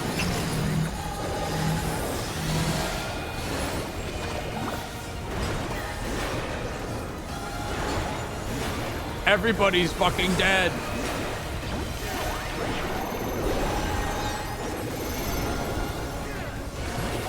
Uh-oh. Should I be worried about these people with the fucking shit on their head?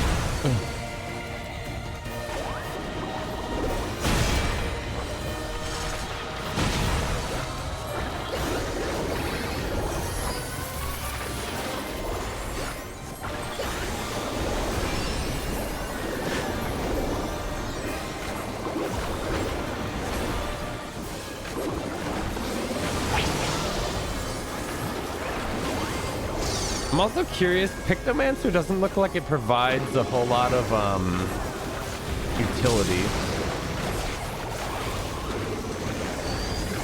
Why's everybody running? Why did everybody go to this one but she went to that one?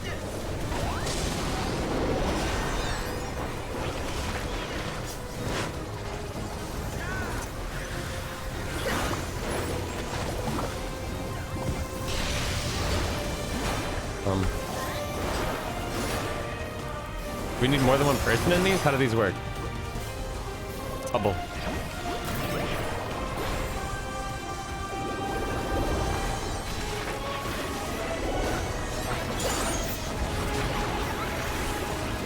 Dude, I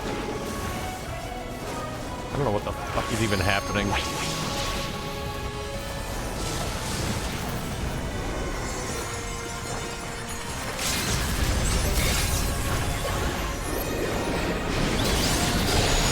God. It's just a clusterfuck of pixels, man. What's happening?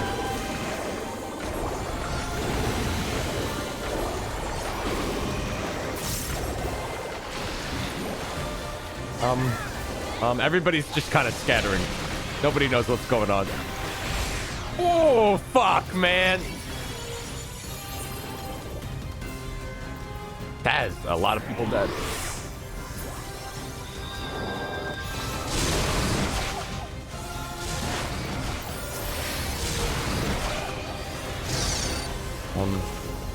How do we know where to stand?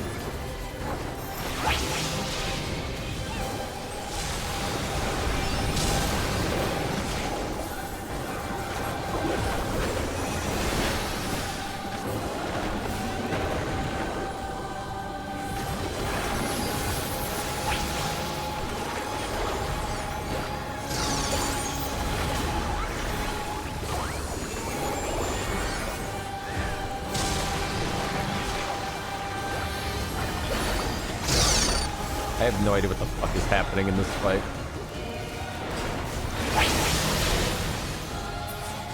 But we won. That's okay. That's all that matters.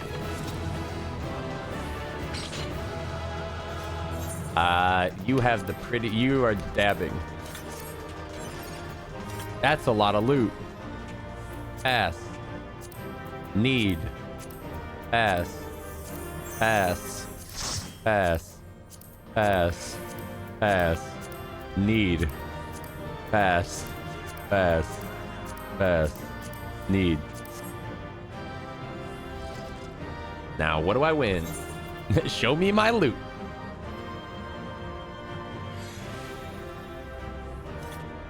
Victo does have party damage buff. Later on, some AoE healing like Summoner, and their self-shield can shield the party, so they do get a bit.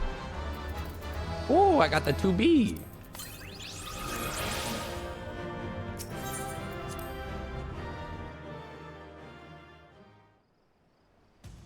Victo deals loads of damage. I think it's hard for me to tell how powerful my spells like hit for, because I have no like frame of reference, you know?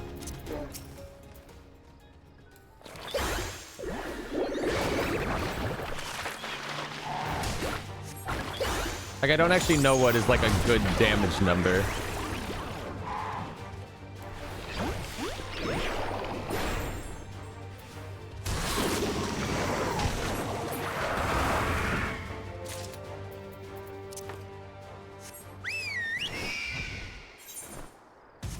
More summoner coded compared to the selfishness of Black Mage and the utility of Red Mage. I liked playing Red Mage a lot because it felt like a real kind of hybrid class. But then I also hated playing Red Mage because then people would die. They'd be like, dude, Red Mage, like, fucking revive me. What are you doing? I'm trying. Just one guy.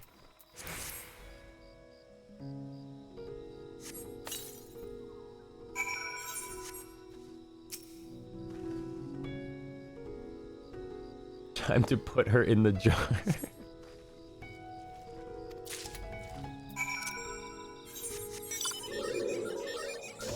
Ooh, this is a good fucking... This is a good mount.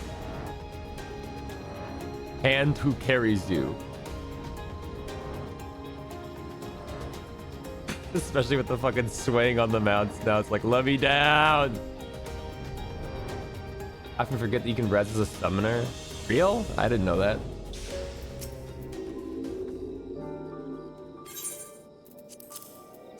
Worst would be when you... Dude, when you're in a level 60 dungeon and you're a red mage and you don't have fucking revive and they're like, dude, revive! And you're like, okay.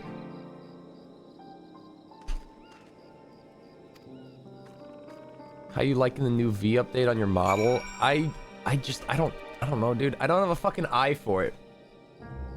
I don't have the creative vision that some people apparently do. It's like, whoa, dude, it looks so much better. Wow. Look. Can tell by the way that the smudging is. It's like, all right, like maybe it looks better. I mean, I'm fine with it. Yeah, I don't know. It looks better. I need a side by side, really.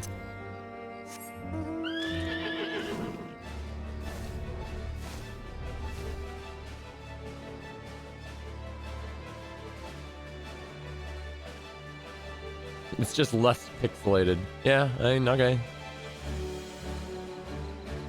They say so.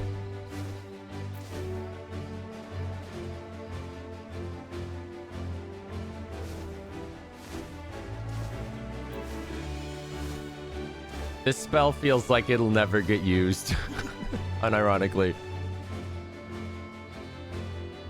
Because it's not like WoW where you're like, okay, we want to pull this next pack, but like put this guy to sleep so we can pull only 3 of them. Sleep is a generic caster spell? Oh, okay. Straight off the bar.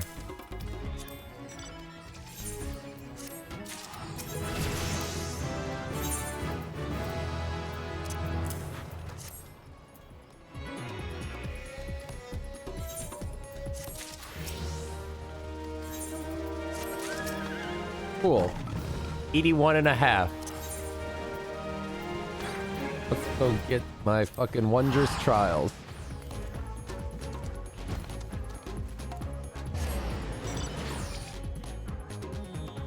I heard they changed how the wondrous trials work or some bullshit. I didn't actually look that much into it.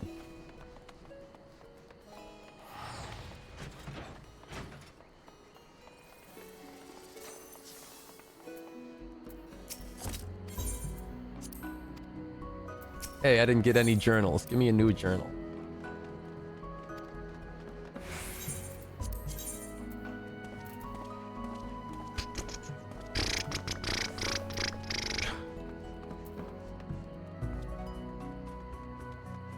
So this looks the same. I don't see anything different. Ew. Okay. Only different at level 100. Oh.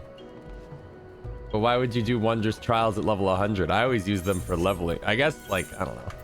I've always used these for the fucking XP you get from, like, doing this shit.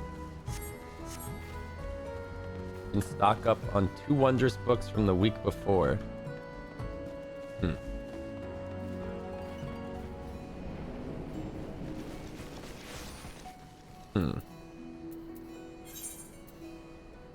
Do I want to keep leveling this guy or do I want to go?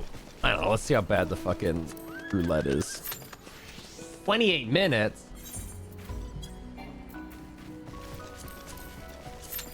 30 minutes?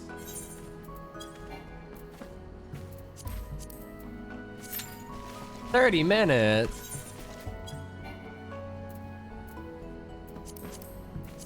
$30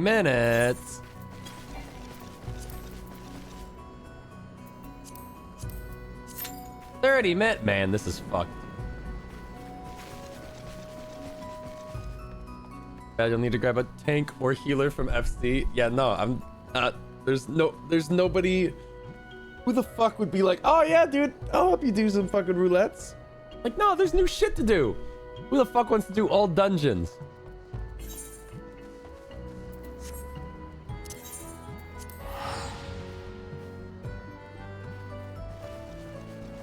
It was a lot easier on off hours to do the roulettes. Well, yeah, because it was fucking 5 a.m.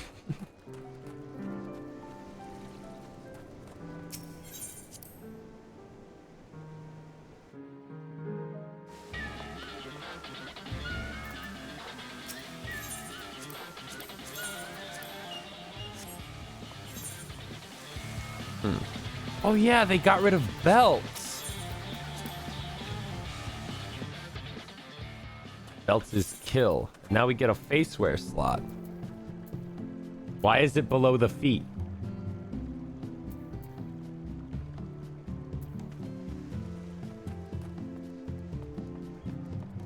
Nobody knows.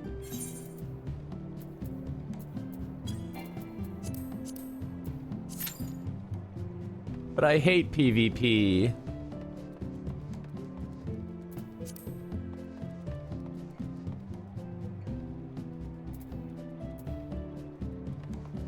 You also have to do PvP bar. Oh, fuck. Oh, I hate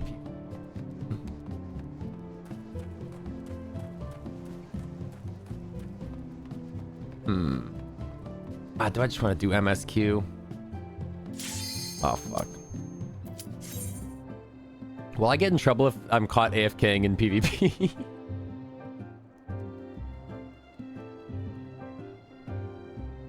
MSQ is going to take much longer to get into? What do you mean? I just go to the quest guy and I click on the quest guy and then he does the quest thing. Oh, I meant MSQ like the real MSQ, not like the roulette. No, I think... I like Picto. I just don't know if I like it enough on day one to sit here and... I think maybe Picto's just going to be like a Beast Tribe daily kind of thing. Beast Tribe and then roulettes when they cool the fuck down. There's nothing on the bar until I... Oh. Holy shit.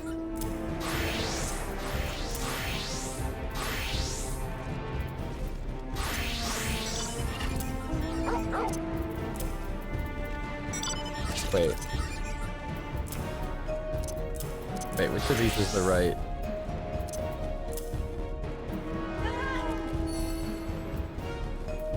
Why is this...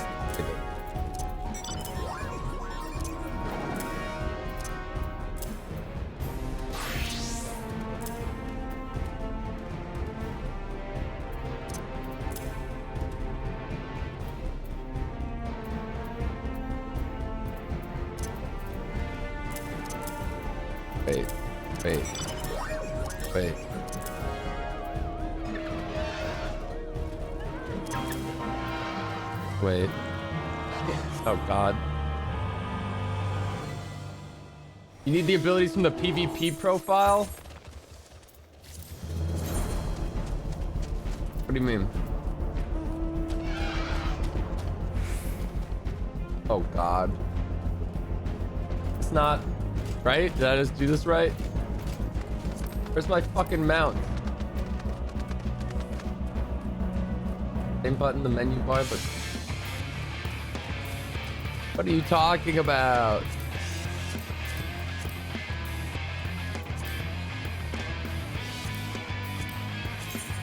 Oh my god.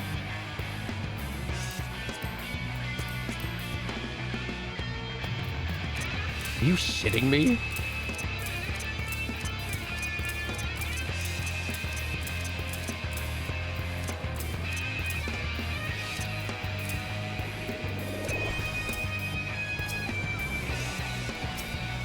And I'm helping.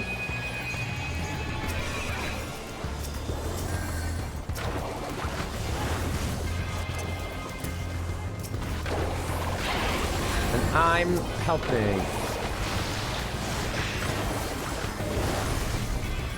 Bro, they fucked all my spells up. There's too many. I don't even care. I'm just here for one XP thing. This is all I need.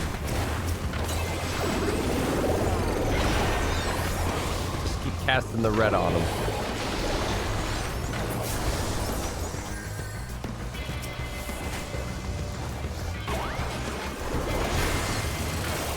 Look, they wanted me to do PvP. They wouldn't do whatever the fuck this is they just did to me.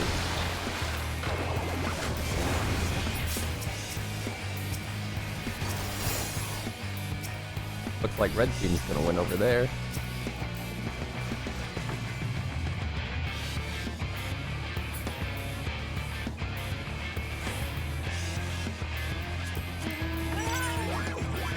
I'm sorry, but like, how are there more PvP spells than there are default spells?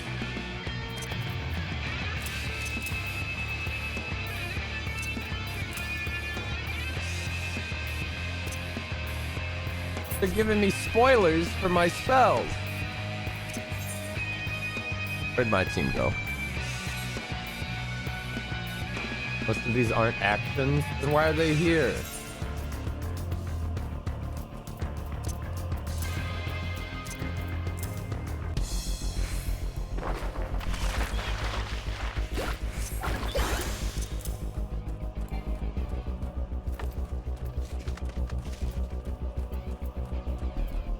Wait.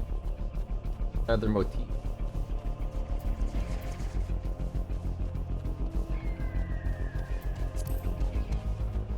Dude, this sucks. I hate this.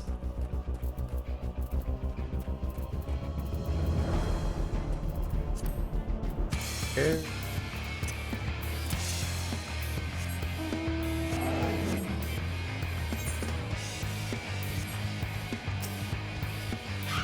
Don't mind me, fellas. I'm just passing through.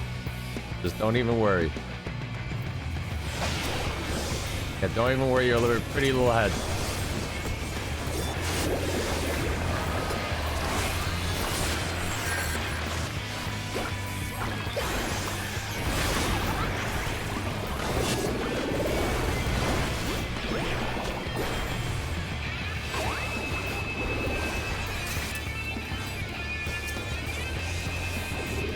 And I'm helping.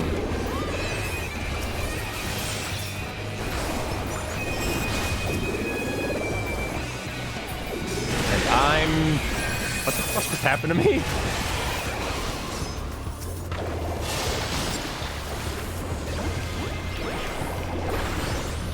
Oh, it's like an AoE bubble. Okay, we're not really making any fucking headway on killing these guys. Claw motif? What the fuck are you talking about? Maw motif?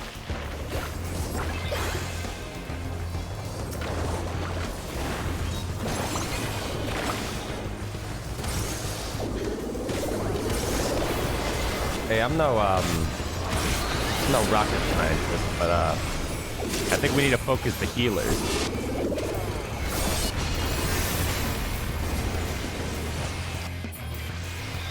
And I have my XP now, please. I don't want to be in here anymore.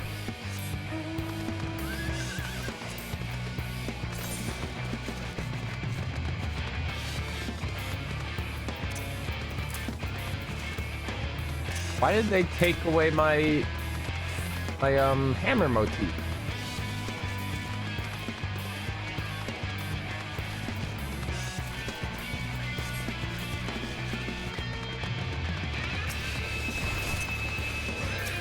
I don't even know who to fucking help here. These are all enemies. These are all enemies. I like forgot what team I was on. Where are my squad? That way.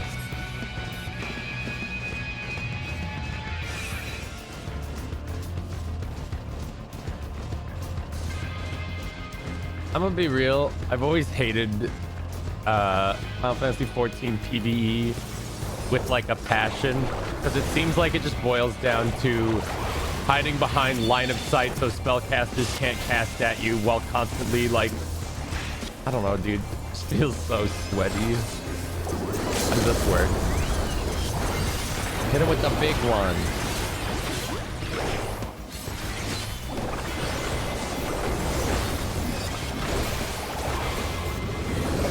I don't even know what's happening half the time.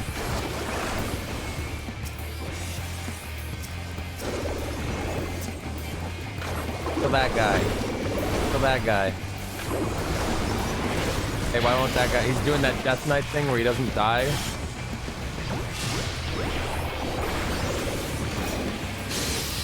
Oh.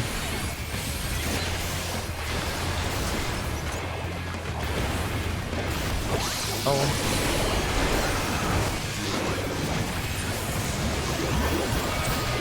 I mean, blue's gonna win, right? We just surrender. We FF, go next.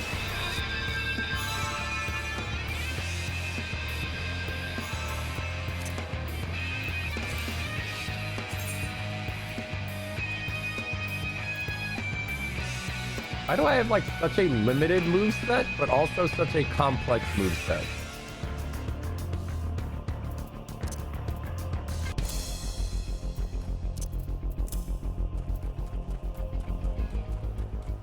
They don't even give me my dash.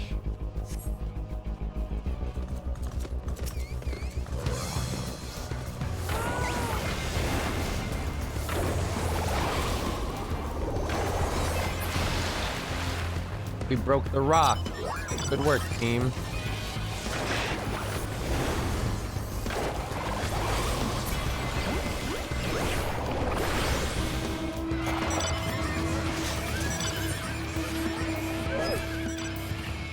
Doggy. My yellow team. I guess we're not losing that bad.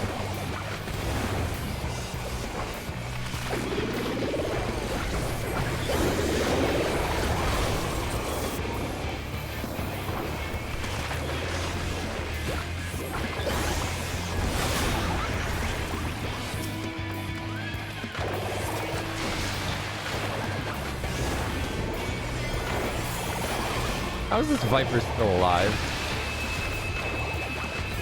How is this Viper still alive? How can it... Why does it take 8 people beating on one guy to kill him? What was that about?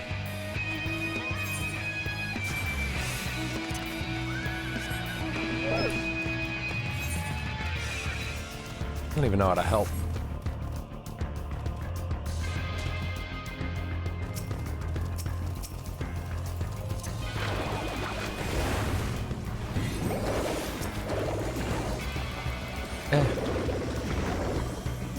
Dude, people just break LOS.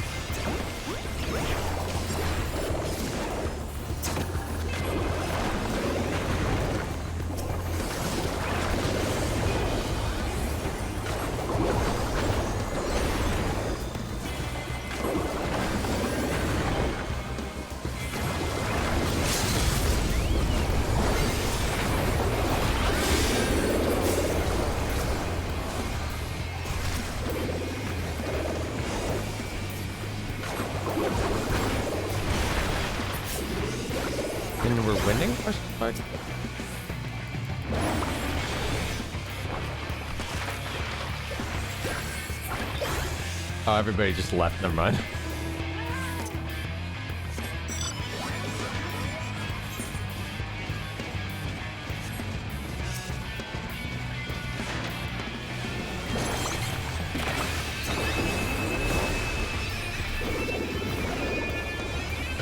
He's getting away. He's getting away.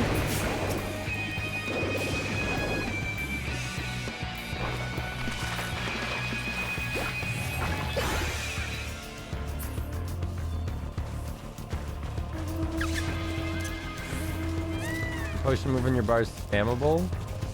No, it has a 4.5 second cast time.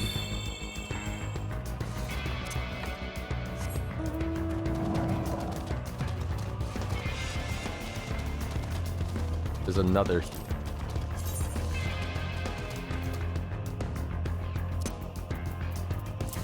Recuperate.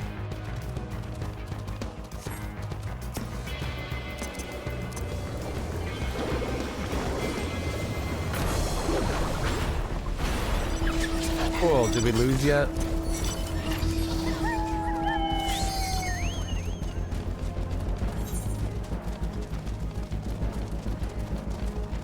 I especially don't like the three-way PvP because it always just feels like one team pulls ahead, one team falls behind, and the team that falls behind is like, all right, we're gonna bully the fuck out of them.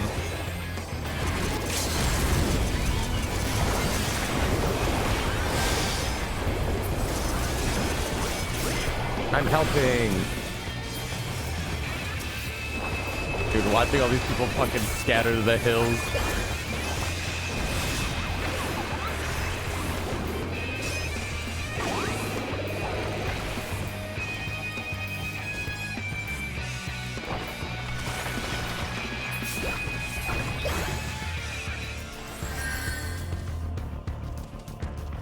Oh, it is just spammable, huh? PvP is weird.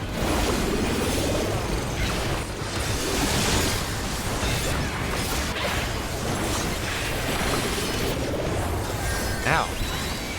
Holy shit. Oh, right, the entirety of blue team.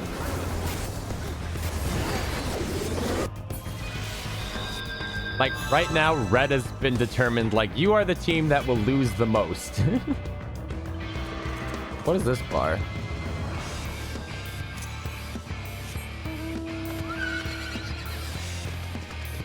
All right. How much XP did I actually get for that?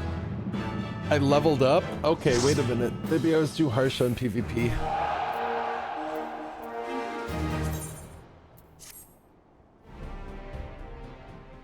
fun thing about the third team losing is that they will attack the second team instead of the winning team. Dude, the losing team always goes for the second place team and then just drags us down and it's over.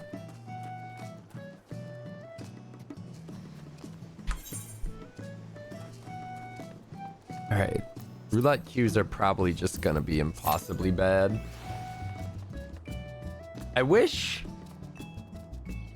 I could queue as one job and then swap and start doing some stuff as another job and have it not get all fucky.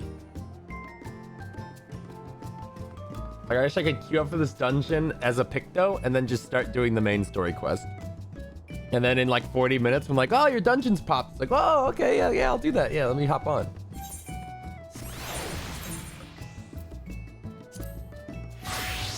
You can? Wait, you can? You just need to swap back before hitting go. Ah, okay. But what would happen if, wait. Oh, I guess I'm queued as a DPS, so it's fine. But I was gonna say, what if I queued as a tank and then swap to a DPS once it popped? And I'm like, all right. Oh, wait.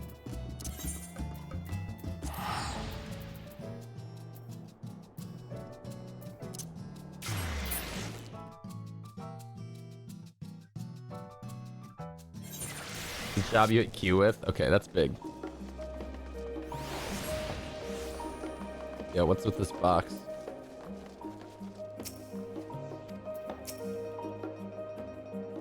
Nope. How you liking the expansion so far? I have played the Pictomancer for the past however long we've been streaming.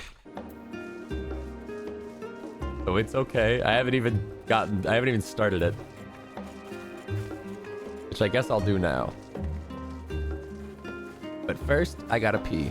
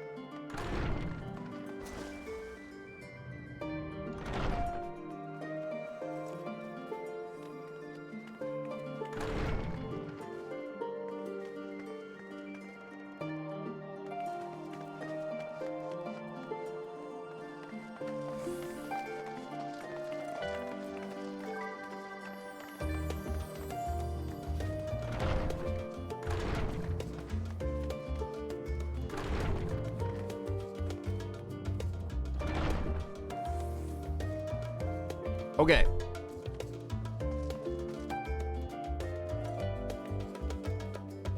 So, just to give you guys a quick, vague Spark Notes explanation of what happened last expansion.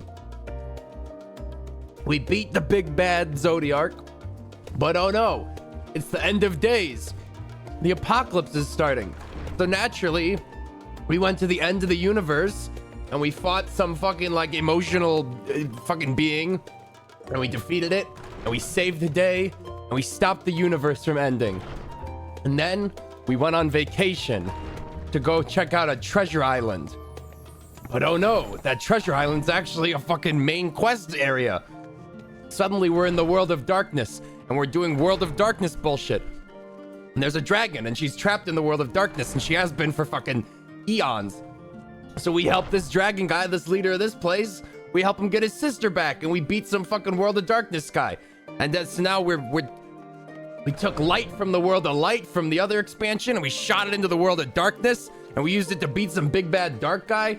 And now we're blasting like light and dark at each other through some fucking beams to balance shit out.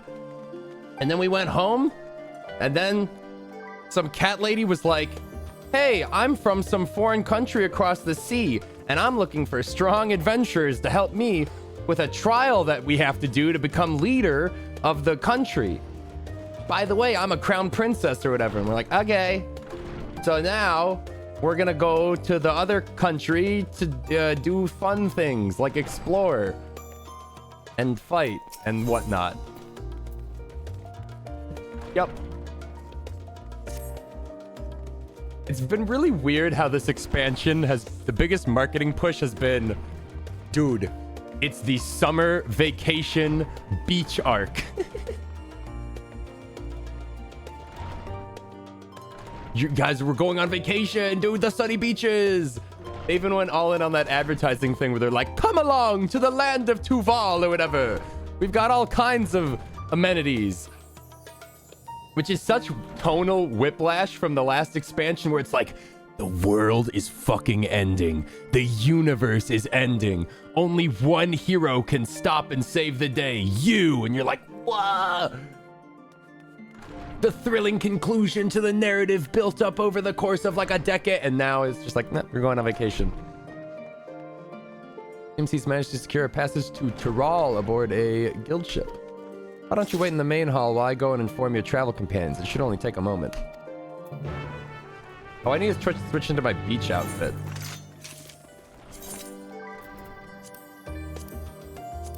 What do you guys think? This one? Ooh. Ooh. Huh. Huh. Huh. Huh. Huh. Huh. Huh. Huh.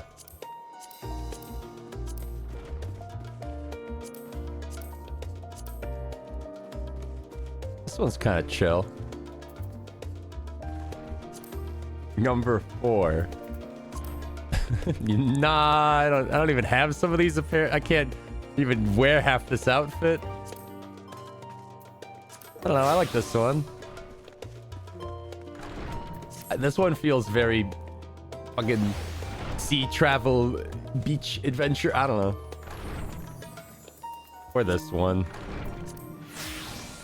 Ready for the beach. Yo, is that fucking... Ah ha ha ha ha ha.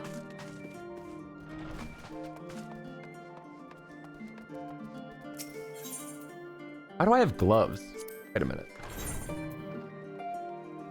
How do you hide something on this? How do you assign like nothing to the slot? How do you transmog it to like not exist?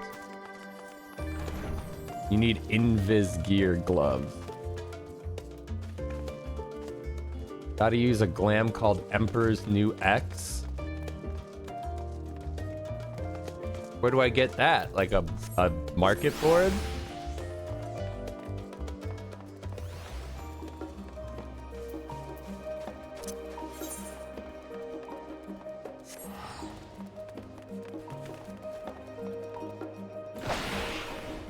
God, feels good to be a Dragoon again. God damn.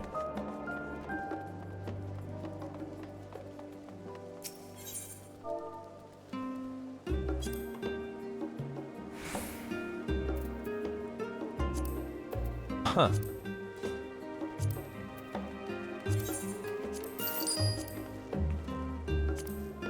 I've never heard of these in my life, but these are cool.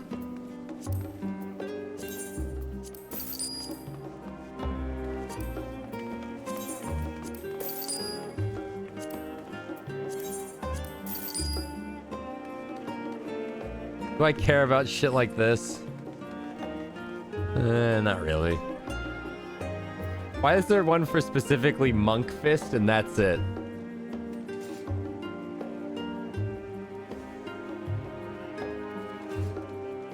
How come I can't like hide my other weapons? So that they can just punch? Wait, that's actually kind of cool. Is Monk fun? Monk is one of those classes that I've always looked from outside and I'm like, wow, that looks so cool. Then I never commit.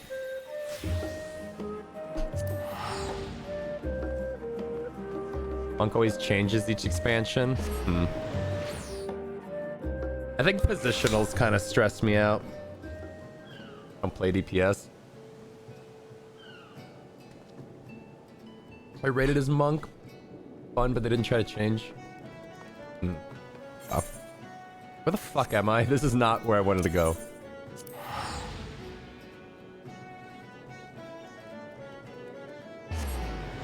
Because the other jobs look weird without a weapon.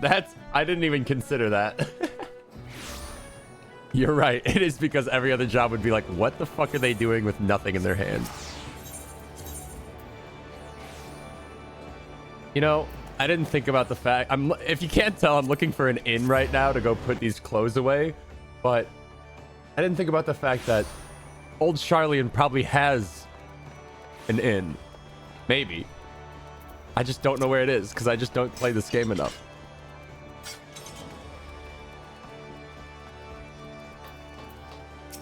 The room next to your MSQ location was the inn. I'ma kill myself. This is the same inn I have used since like 2014 or whenever.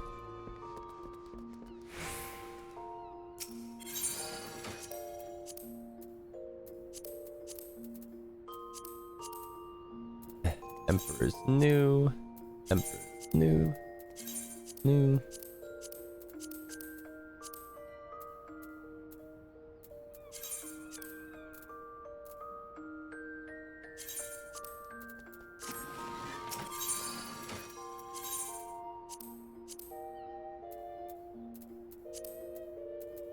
If you couldn't tell, I didn't want gloves on this outfit either, so I just gave him false nails. That was the best I could come up with. So this is much, much better.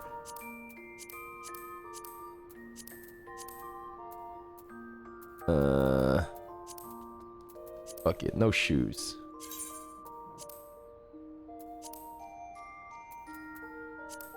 Alright, that's probably all I need.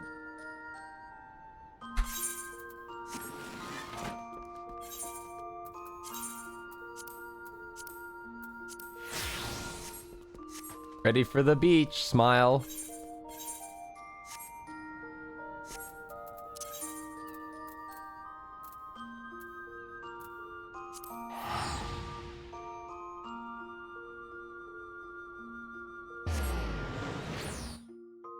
Only two that may make sense are Black Mage and White Mage. It would be kind of cool to have casters with no staff or instrument. Like, well, I guess this Astrologian would look weird.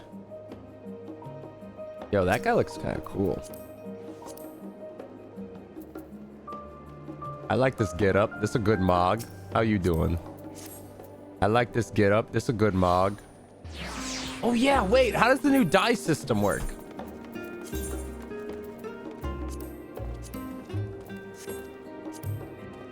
I'm not wearing anything dyeable.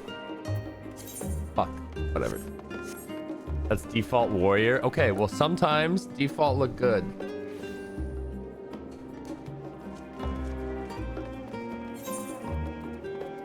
Okay, where's the inn? That's an inn? Oh my god. That's insane.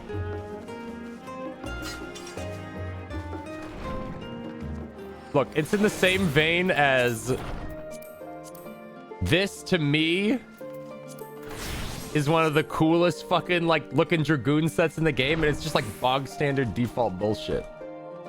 Wait, who's the inn?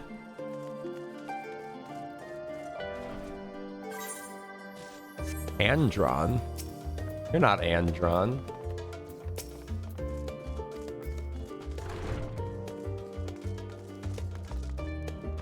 In here? Off to the main quest we go.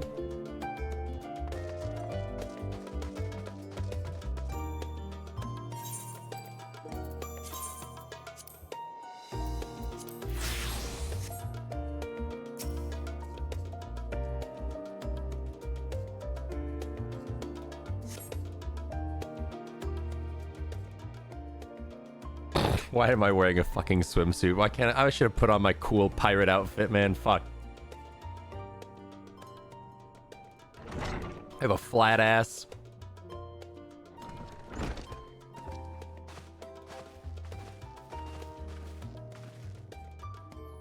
Ojika gave us the good news. We've made ready to set sail at a moment's notice. The only one yet to arrive is Aaronville himself.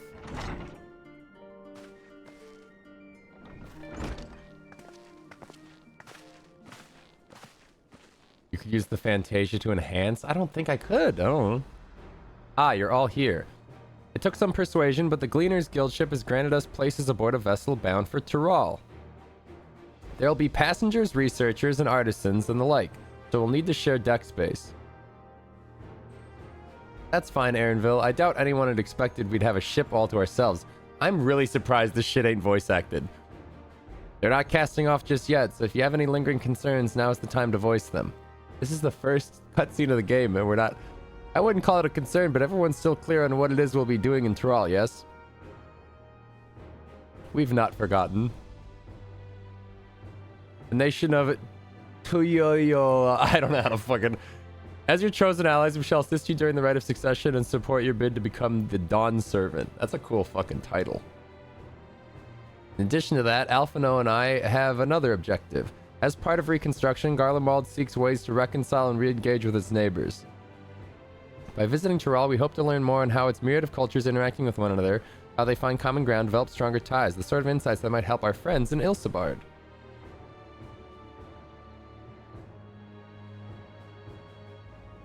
But we'll pursue this goal in our own time. You can be assured that we'll give contest all due attention. That's all I ask. Otherwise, you're welcome to do as you like. You wanted to find out about your grandfather, right? Krill?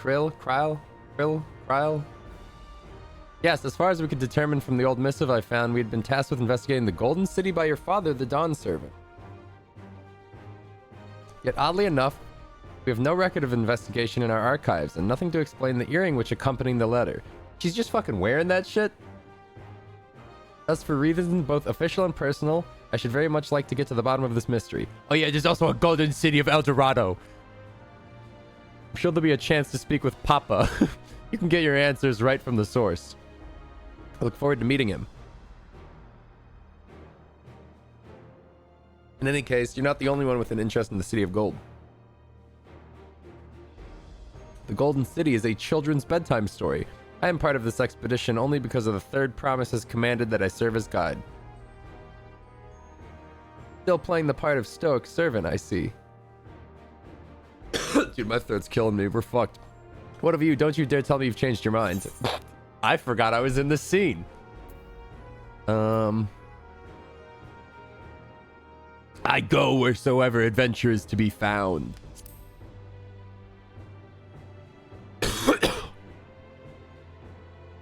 That's what they tell me. Right then. If all are still committed to the journey, then I say we make ready to depart.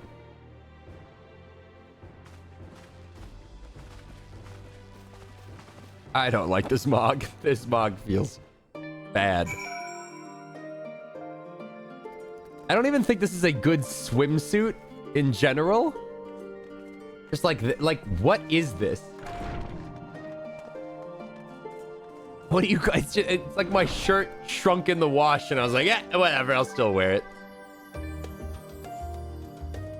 It's hot. That's what. It's something. It's like some weird bondage gear. Where am I going? Oh, auto run. Like fucking, I don't. And like the shoulder X's and the X in the back and the fucking, it's nipple covers. God, it is nipple covers, huh? It's like a male equivalent bikini. The V on the swimsuit. Jesus Christ. There, can I at least look cool? This is still like sleek and simple, but like I look like cool. I get a knife too.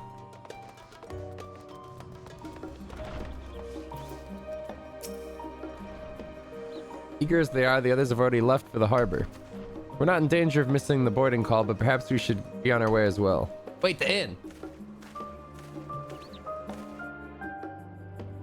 Oh.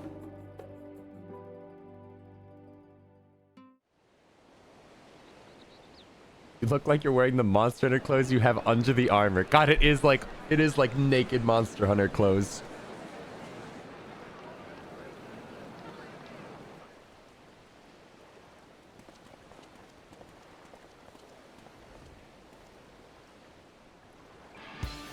Yo. Savoring the moment. Voice acting and music. I'm Feel saved. Your excitement, your eagerness to explore the unknown. Well, for once, the fate of the world doesn't rest on our shoulders. Why are you jinxing it? Do not be so quick to relax. Oh, Tural may seem but a short sail away on a map. The vast seas between. How much is it gonna cost to teleport to this nation? The waters of Shade's Triangle alone have claimed countless vessels. Is it gonna be a giga expensive TP? Even following the safe route plotted by Admiral Bluefishwin herself, this will be no pleasure cruise. Perhaps, but my voyage here was uneventful enough. Disappointingly so. Either way, the two of you have first-hand experience, which will be of great comfort in the days ahead, I'm sure.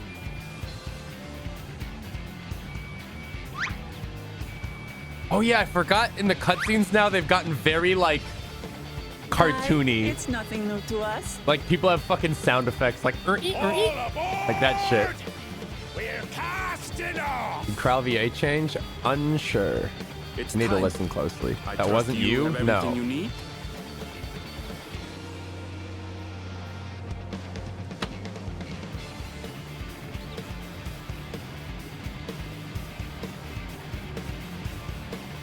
Also, it's pretty funny to me how over the course of time, the Scions of the Seven Dawn have slowly each been given the new jobs that came out. It's like, okay, Thancred, now you're a fucking gunbuster guy, and off from the docks. fucking We like, sail west. you're the Red Mage now, and you're the Sage, and okay, Krile, you can be the fucking Pictomancer. Known to her children as the continent of Torah. You guys need to show off the classes. Like Krile just popped up out of nowhere and was like, "Yeah, I've been practicing Pictomancy for a while because I didn't like being left behind." Just wait, Papa. When this contest is said and done, it'll be your daughter who sits dethroned. Me, Wokla Mat. I think she's cool as a warrior as well. We don't really have those. Estinian, just you keep on keeping on, man.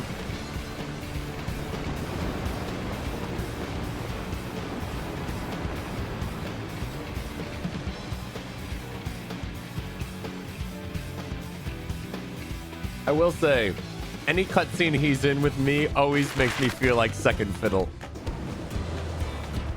But my weapon's glowier than his.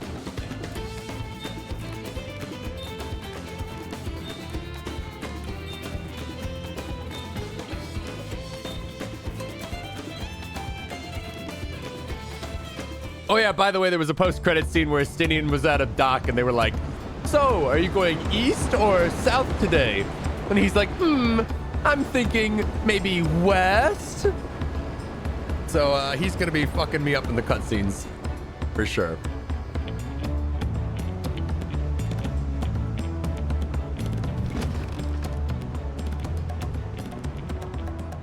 Smooth sailing so far. Aye, so far so good. But this sea, she's a fickle one. Who's the one crew member with seasickness? It's gotta be next. Alize. I'll take my rest while I can then.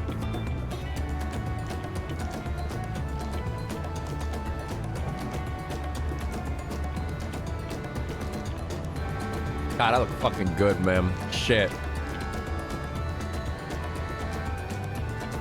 We left port what seems an age ago now, and we've seen naught but open water ahead. I knew Tural was far, but it's another thing to really know.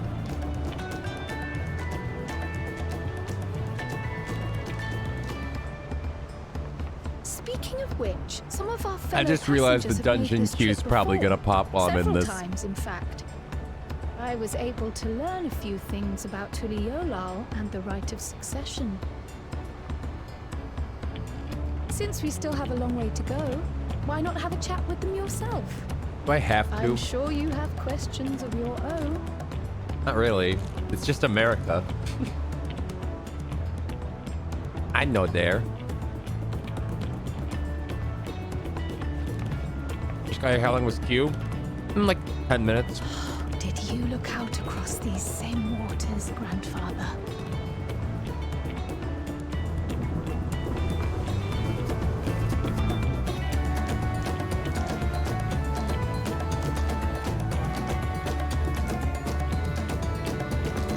That was like 3 hours ago. Yeah, I don't know how it's changed since like peak hours or whatever. Hello, Ongene Tane? That's a name. I'm gonna call you Gene. Oh, this will be my first visit to Tural. Ongene Tane's the name. I was working at Eshtame's Aesthetics in Ulda, you see, but my employment with them came to an end. That's why I visited Charlian, in hopes of starting over. While attempting and failing to find a new job, I seized the chance to board this vessel when I overheard room for another passenger had suddenly opened up. You're insane. What? Where do you think we're going? I'm told this Dawn servant welcomes all regardless of origin, so Tuliolal, how the fuck do you say this? Seems like the perfect place to begin anew. Hopefully things will be better this time.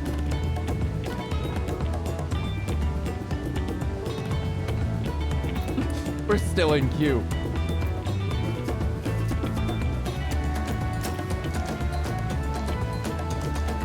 My story? Well, since you asked, I wanted to retrace the historic journey of the great Ketan Ram. You know, the first Eorzean to set foot on Tural almost 80 years ago? The Mammaljaw leader is said to have welcomed Ketan Ram with open arms and sent him home with a bounty of silverware as a token of their friendship. The real treasure was the crops he brought back. Popotos, tomatoes, and corn, which spread across Eorzea like wildfire. His grand adventure led to a culinary revolution. The tales say Ketan Ram returned to Tural several times after that, but his ship vanished during his last recorded voyage. He was never heard from again. Not even a seasoned explorer like him could meet such an end as a testimony to the ocean's peril.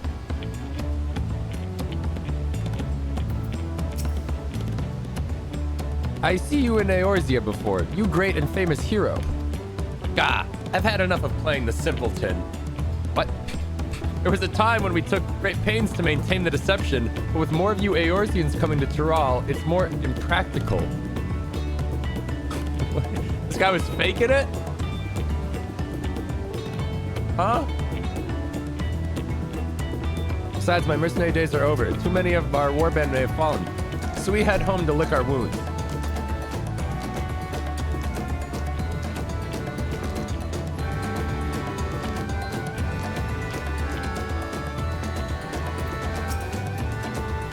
An adventurer, I presume.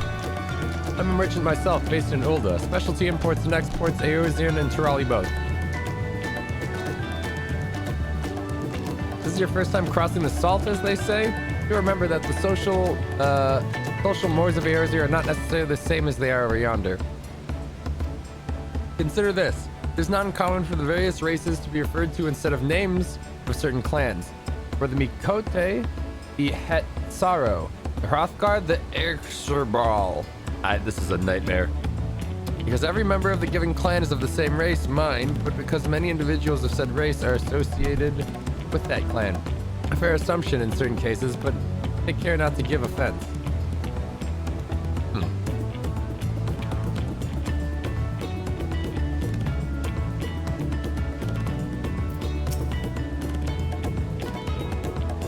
Did you want to make a wager? We're taking bets on who will be sat next in the Dawn Servant's shiny chair. There are 4 clan claimants in the right of succession. Your young Wook Lamat being one of them, of course. But from what the Mamul Bloke was telling us, the other 3 are all strong contenders. Not too many keen to risk their coin on the 3rd promise.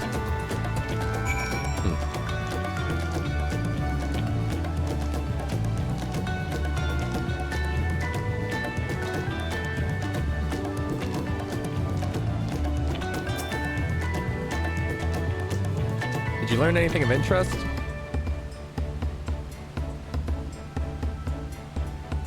Oh, I hadn't heard about the clan names. We should have Wook Lamat and Aaronville teach us the ones we should know. I'm not going to retain shit. Actually, it's getting a little chilly up here on the deck. Let's all gather in the cabin.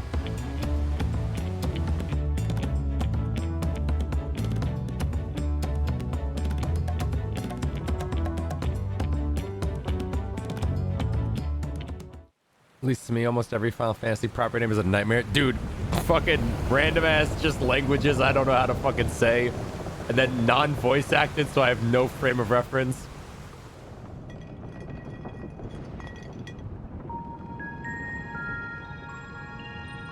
We're in for a proper storm, it seems.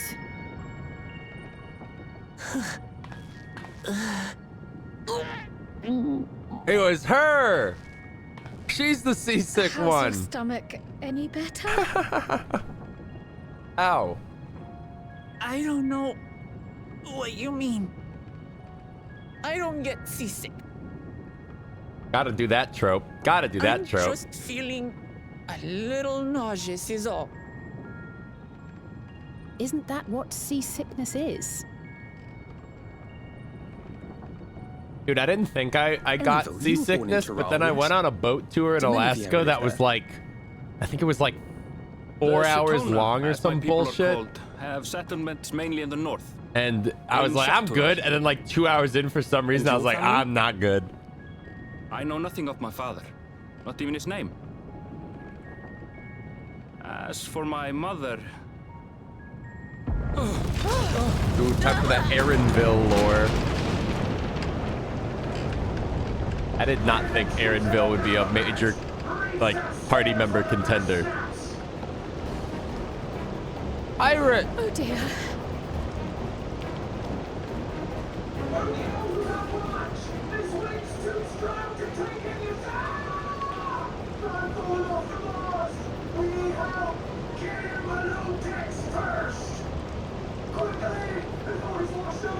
Oh, never mind. Never mind, it's Come, just a we storm. should lend what aid we can. I just look like a pirate. Nobody else dressed up, by the way. How come none of my other party members dressed up for this trip?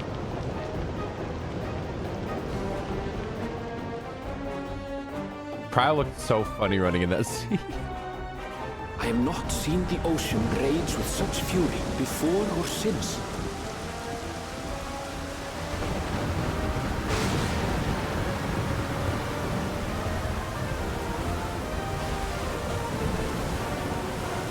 The heaving waves tossed our ship about like a toy, sending sailors tumbling. The dauntless Alizé, quick to the rescue, I was think almost lost to the falling sea overboard herself. into the ocean is like one of my top fears.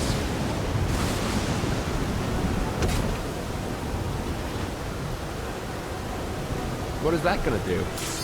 Oh, Meanwhile, our champion rushed to deploy the vessel's magical defenses, and thereby shield us from the lightning.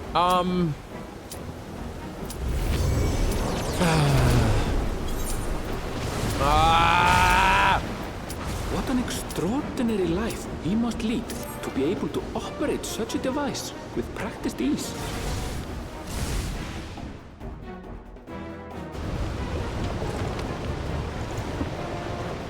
Vuklama, too, threw herself into the rescue efforts. Though one might have mistaken her for another soul in distress. This is a weird intro.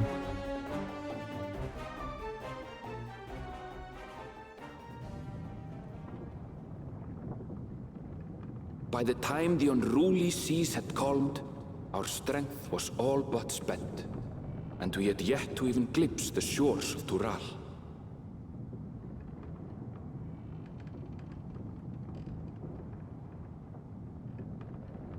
In retrospect, of course, that battle against the storm would prove a fitting prelude to the coming contest for the throne.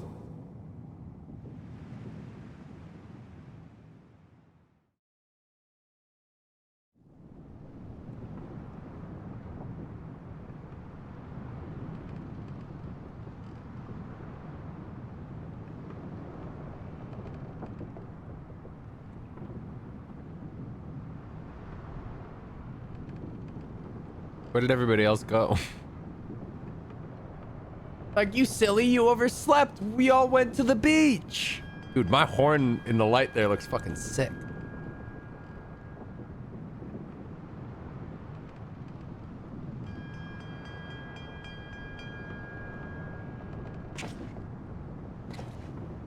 Okay, sounds like he's from Iceland. Is this a Nordic themed expansion? No. This is like South American.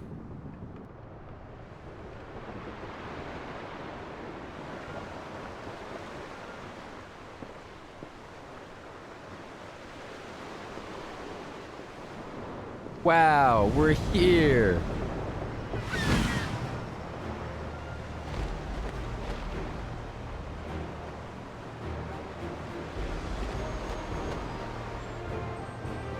Ba, ba, ba, ba, ba, ba, ba, ba. How do you sleep on pillow with those horns? You know? I Good morning. don't Joining know. us for some fresh air? I dig out a hole in the bed or so I carve a little thing with my horn. My belly has settled along with the weather, but I'll feel much better once I we're on take solid them off ground. at night, duh.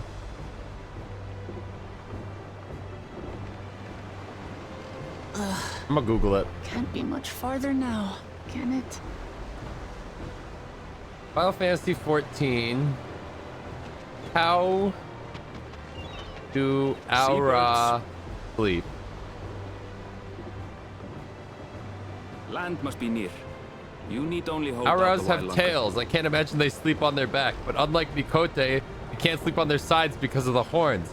So do they just sleep For a on their dark stomachs? moment, I Do they thought have the special ocean might beds? swallow Yoshi us. P, tell me. Glad to have my pessimism On top of a proven nice wrong. round rock under a heat lamp. In other good news, I examined the sailor who took a fall, and he's faring well. I'm sure he'll make a full recovery. Good news indeed. If all's well, then we needn't delay in launching the landing boat. Ships have to lower anchors some way from shore. Too close, and they risk having their underbellies ripped open by the reefs that crowd Tuliolal's coasts. Come. Tuliolol. Tuliolol. Tuliomegalol.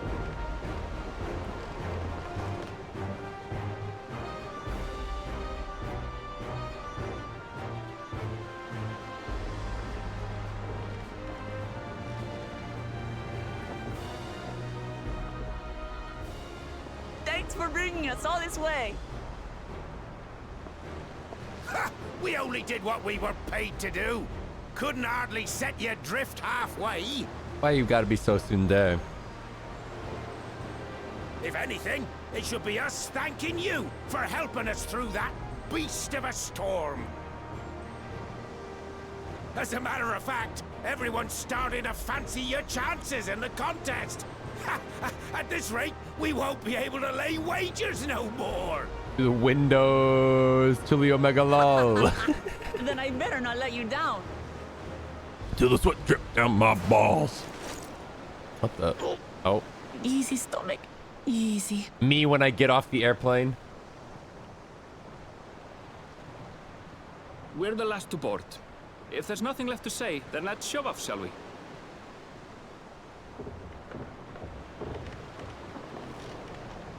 I like that Kryle gets to be involved in the adventure for like one goddamn time. I feel like as a character, she's always been very background. Wow, look at that fucking Wawa.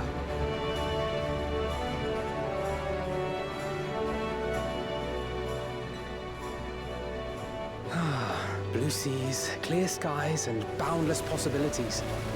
I dare say our destination will soon be in sight. Yeah, I picked the right mog for this shit, except for the fact that my arms are clipping through my sleeves very Enjoying badly. yourself for a change?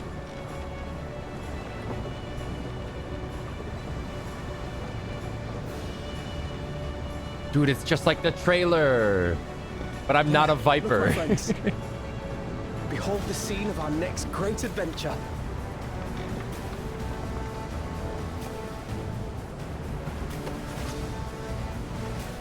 Damn. At last, Where's she keeping all that come hair? to the land you call the New World. To my home, Tural.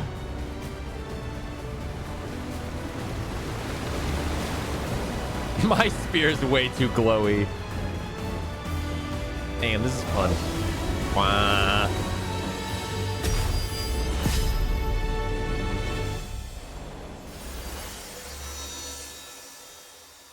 I'm very curious if the throne succession plotline is gonna be the only like overarching thing, or if that's gonna be just like the first chunk. Yalilalal. This reminds me of Kugane a lot, but like South American, at least in like the like silhouette it paints.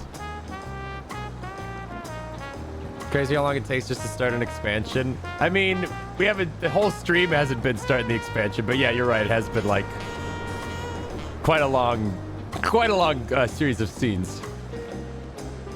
30-minute queues worth, in fact. And we missed the queue, so like 40 minutes.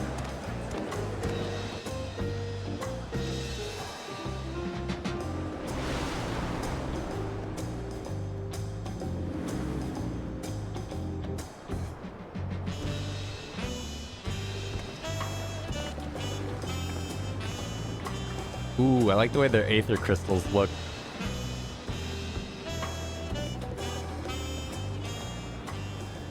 I like all the beast tribe people walking around. I've seen cities. Maybe that's why they had to change the title. Something else. Is that a... No. I've never seen Vanu feathers in that color before. Parrot. You'll find much here you never knew existed. There may be a sea route now, but visitors to Tulihiolal are still few and far between. And as we don't build seafaring ships, only a handful of Turali ever venture abroad.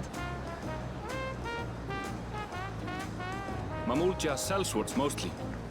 Those willing to play the fool sail with Lominsan merchants to secure employment in Eorzea.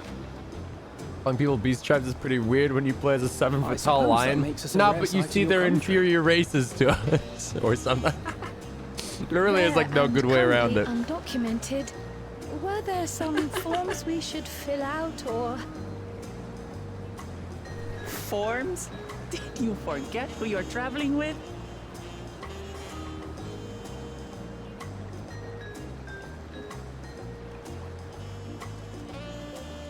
Whoa, that guy's armor is cool. He's like a You Hrothgar. are Or not a outsiders? Hrothgar, Visitors Char to from Turan? Guild Wars. Sugar Ball. Catfish, man. Our nation is soon to hold a right of succession to choose its next Dawn servant. Yep. We will not abide interference from foreign agents seeking to foment trouble.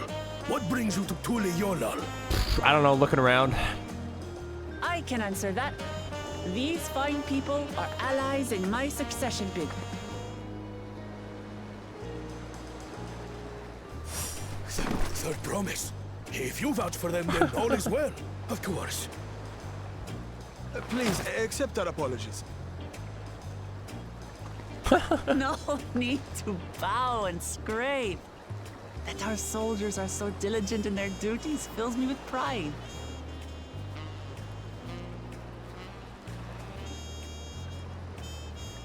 We'll be continuing our patrol then.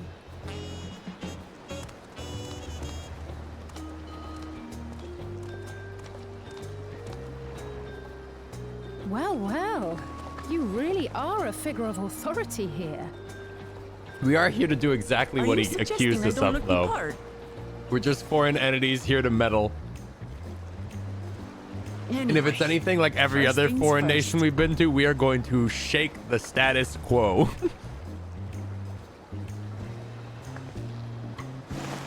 I bid you welcome to Tulihyolal.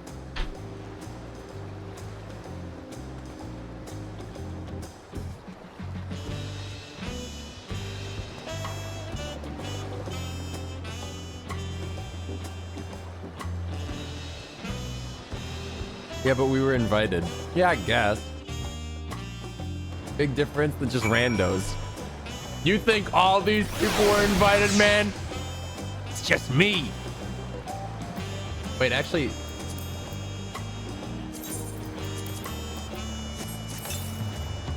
Oh, now I'm ready for an adventure, right, Aaronville? Well, despite the storm's efforts to the contrary, here we are, safe and sound.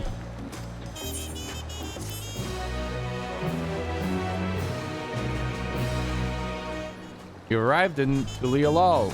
You can return to the city at any time by speaking with the swarthy sailor in the Scholar's Harbor in Old Charlian.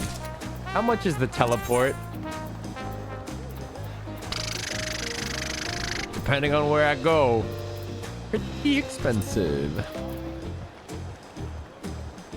I say with 7.8 million, 2 mil of which just Sam gave to me and I didn't spend at all. While being on solid ground has improved Woklamat's mood, her stomach appears to be lagging.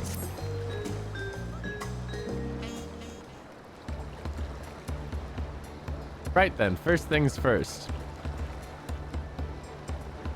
Blech, throws up fucking everywhere. I still a bit queasy. No more boats for a while.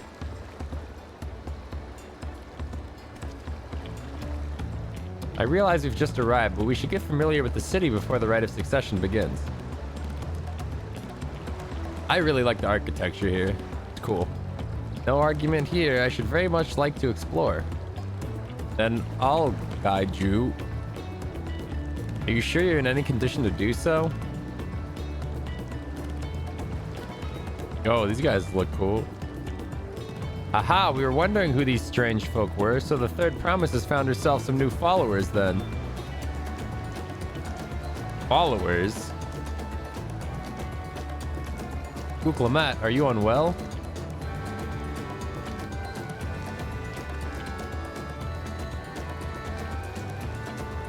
No, not at all. Couldn't be better. The Third Promise does not get seasick. No, sir. As for my hand-picked entourage here, I've recruited them to help me win the rite of succession. I was about to show them around the city, in fact. That sounds lovely. But a group of foreigners is going to attract attention, especially if they're in the company of the Third Promise. Everyone will be curious. We certainly were. We are quite the gaggle of, like, interested people. Your siblings have a tendency to command a respectful distance, but you're just so easy to approach. And I enjoy it so much when you do. Please, don't ever worry that you're a bother to me. You're very kind. Good day to you, Third Promise. They look weird and sound weird. They did have a point. Woklamat is technically royalty here. Like it or not, a person of her station surrounded by this many outsiders is bound to draw a crowd. Wait, what do you mean technically? I suggest we move in two groups as to attract less attention.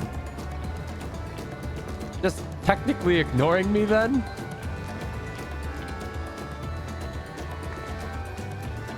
Gee, you and Kral can come with me. I'll take the twins then. Do you think Alphino and Alize ever get annoyed that they are just like a package deal? That voyage was hard on all of us, so take it slow and recuperate. We have time enough for that. Enjoy your wanderings. I'll take the twins. Fine. Last pick.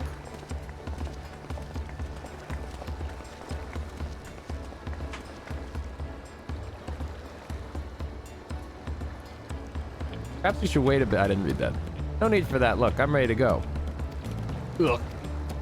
You are going to vom me.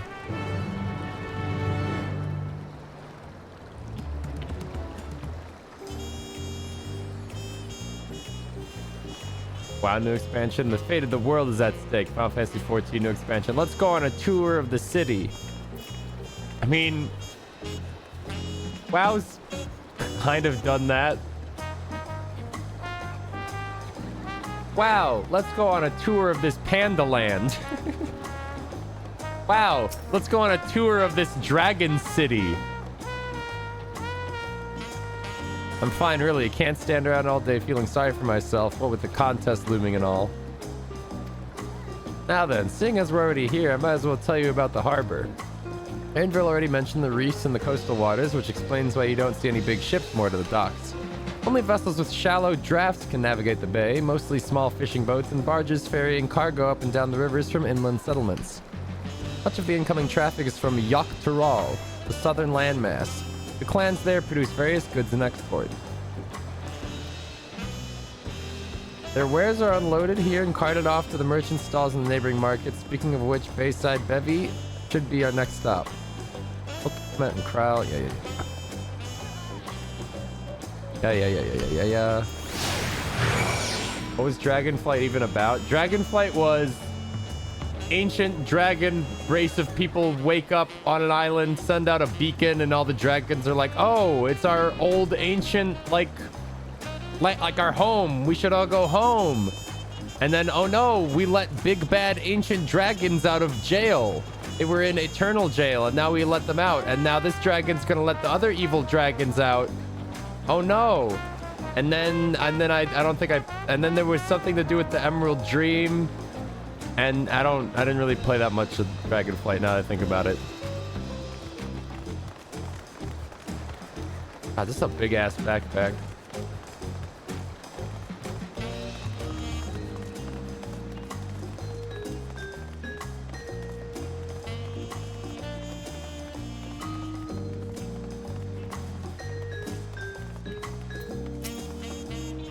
This is Bayside Bevy, Tuliol's largest market. Right by the harbor, everything from fresh fish to imported wares go directly to the shelves. Anything you want, they most likely have. Oh right, I should mention that here in Tuliolal, we buy things with Pel, a currency that the Pelu Pelu created. Oh, don't worry, more and more traders coming in from Eorzea, so most people accept Gil. There's also Wachumeki Meki, another market east of here, but that can wait for another time. I have other places I want to show you first. Next, we'll head back for a bit, then northwards up the stairs to a certain plaza. Hey, I can't wait to see the look on your faces. Watch me makey. Dude, their Aetherite looks fucking cool. I think that's always my favorite part of going to a new expansion or whatever, a new country, region, nation, is just like, I wonder how they carved their crystals.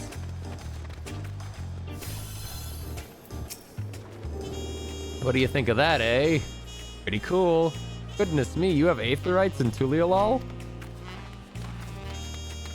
I think I told you before, but my brother Koana spent 3 years studying in Sharlayan. He fell in love with the nation and its ways and brought back to us the knowledge of Aetherite construction.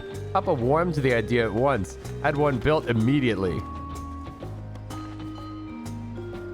Did you do the attuning thing? If you're ready to continue, we'll head down and again up to the slope to the right. Right at the top of the gate, which heads to Yogg-Tural.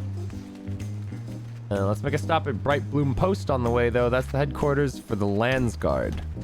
I gotta attune. And I guess I should set this as my new, like, home. Is this the capital? This is probably the main area. Let me look. Damn, this place big, yeah. Alright.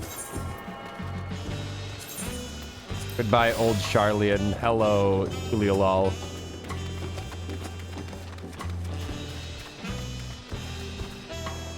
I just remember the dragons having a serious conversation about the night elf female idol animation. Is it jumping to bounce its hit so it looked me right out of it? What? What took me right out of it? Some games, you'll notice, are like graphically low fidelity, but then they'll also take the time to put booby physics assets in, and you're like, I guess that's a priority. You say so. I'll notice it a lot in older games where I'm like, you guys did not have like the tech to do this. And they're like, yeah, but it was important.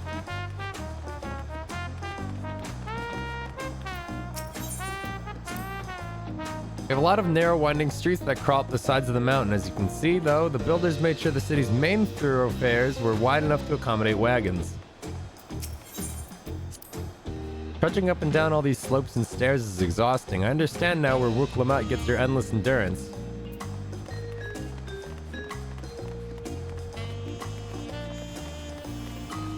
A little bit of eye candy for the boys. Them Lara Croft titties, man.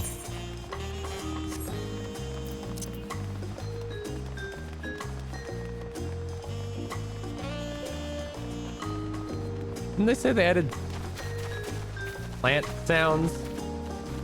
That was one of the meme patches I saw for the game, was new plant sounds just drop.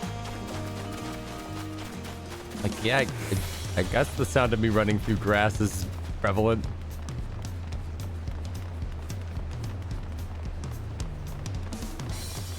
Ooh. This is not the music I thought. This is some Donkey Kong country. Ba-ba-da-ba, ba-ba-da-ba, ba-ba-da-ba-da-ba-da. Ba-ba-da-ba, ba-ba-da-ba, ba-ba.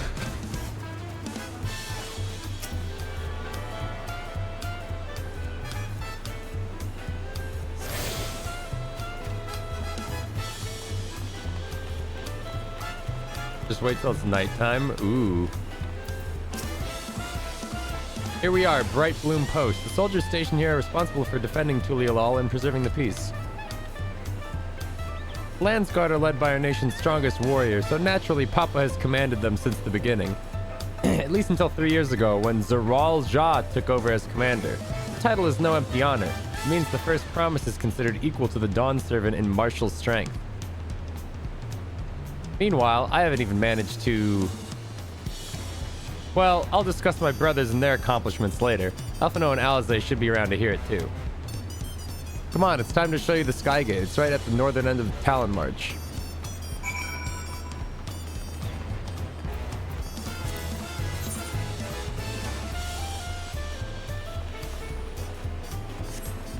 Sick beats to ride minecarts too. Whoa, look at this guy. Yellow man.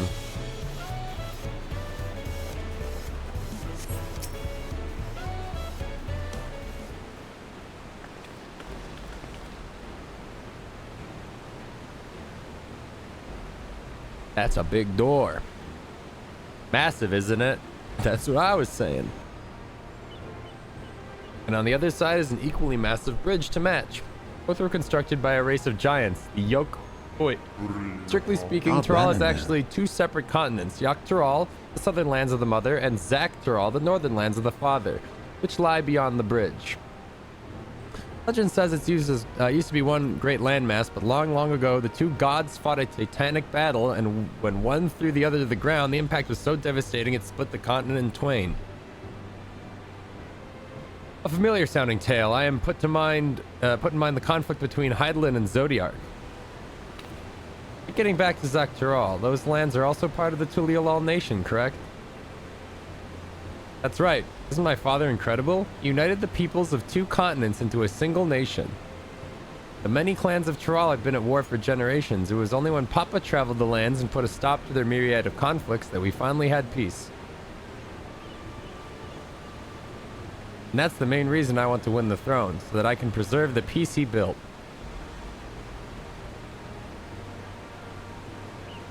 But I see you're more interested in what's behind the gate than hearing about my aspirations. Adventure, course. Crossing the bridge to Zak Tural requires a special travel pass. Unfortunately, they won't issue any new permits until the Rite of Succession is over. I promise you can get one when I'm Dawn Servant, but until then, you'll have to wait. Urgh. Papa is so dead. He's way too overhyped. I'll hold you to that.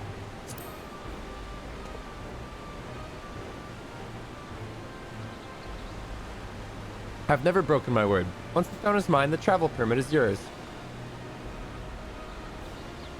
Yo, Nemesis, thank you for the 89-month resub, man. Welcome back. Thank you for all the years of subscription.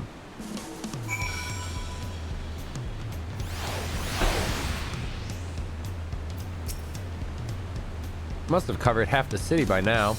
Tule Olal is unlike any other place I've visited. I'm thoroughly enjoying myself.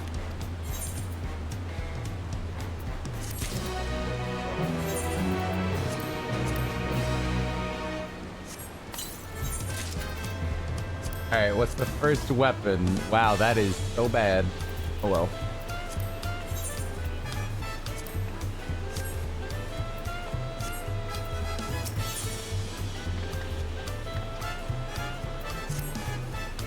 We'll head west next towards the Arch of the Dawn. The dirigible landing is on the way. You have dirigibles too? Tule Olal certainly doesn't want for methods of travel. We get by. Now, if you've seen enough of this area, let me know and we'll continue on.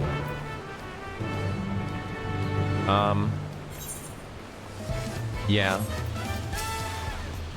The Arch of the Dawn is on the other side of the city, so speak up if you see anything that interests you as we walk.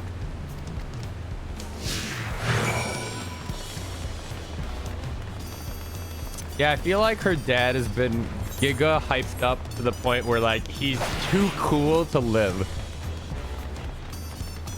Like, yeah, he used to be, like, the strongest guy. Now he's equally matched to, like, the current military leader. And, yeah, he went around the world and he kind of united all the people.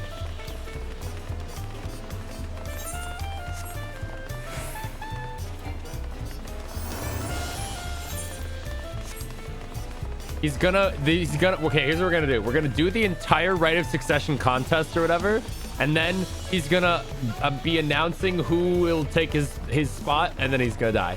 And we won't find out who he was gonna say. Or some bullshit like that. I don't know. There's gonna be some civil war, I feel like. Although we kind of did that in, like, Stormblood already. I'm still struggling to conceive how one could construct an entire city on the side of a mountain. This was originally the site of a Yakhoi temple. The giants built it when they were first making the bridge to Zakh-Tural to appease the god who slumbers in the Great Ocean Trench. After the Yakhoi withdrew, the temple stood empty for centuries, so when Papa was establishing his new nation, he saw a structure that could refurbish into a palace sitting practically in the center of Tural. He gathered artisans to do the work, and the houses they built for themselves became the foundation of the city you see today. Speaking of houses, we'll be passing through the Resplendent Quarter, the biggest residential district in Tule Olal. We climbed these set of stairs here all the way up. Okay. Maybe he's just some fat cat. Maybe he's washed up. Maybe he's a fucking phony. I bet her dad's a big fat phony. I wonder how many people are on.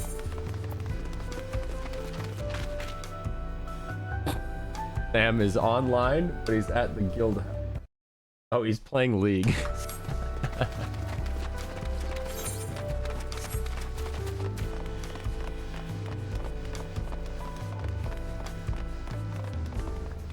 Damn, this is a fucking view, though.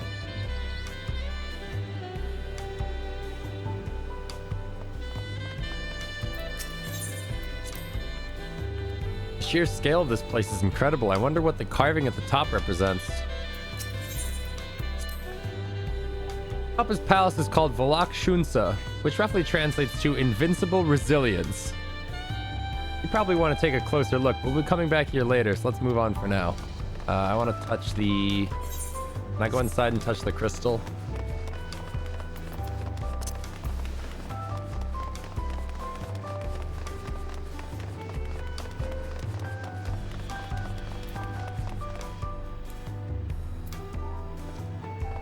What is this bar? Oh. Huh.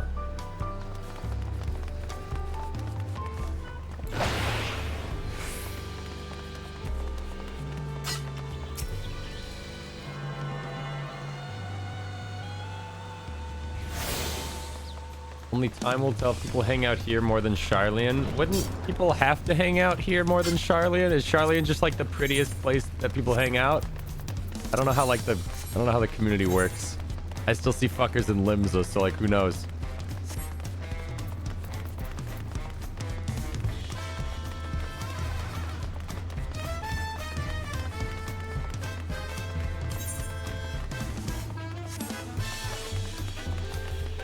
Closest market boards, that's all people care about. Is Charlian the best for that? Limsa's just where I see people AFKing and playing a lot of music most of the time.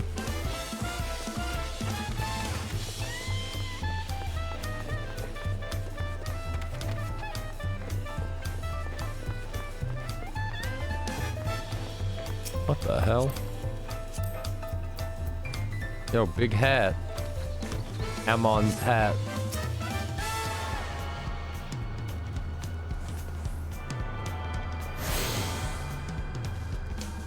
Man, that's a cool looking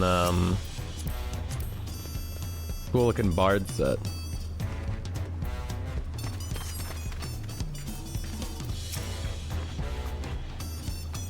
Oh, this is the Resplendent Quarter. What manner of people live here?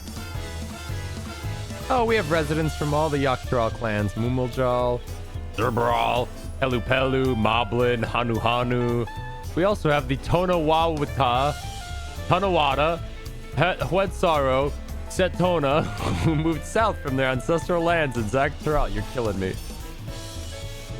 In essence, it's a gathering of people from every corner of Tyrol. A true representation of Tuliolil diverse characters. The adornments on each building contribute to the eclectic cultural aesthetic. It's also beautiful. I'm so glad you think so. Come, we continue down the stairs. Is this a new place that we can get player housing, or is that in like a patch 2 years down the road?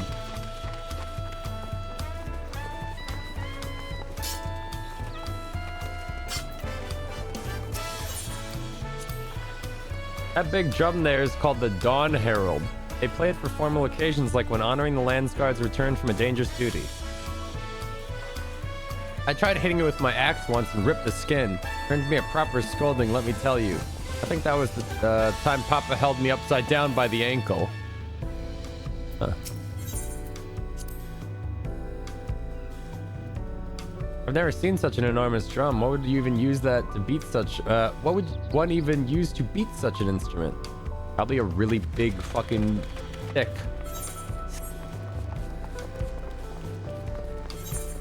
Was one of the expansion's goals to make all the names hard to say quickly?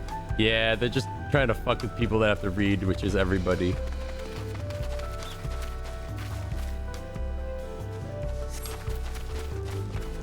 Dude, I'm gonna be real. I don't think I've ever used the Chocobo taxi since like A Realm Reborn.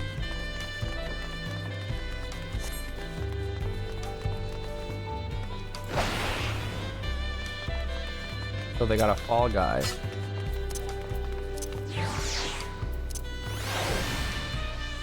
Ew.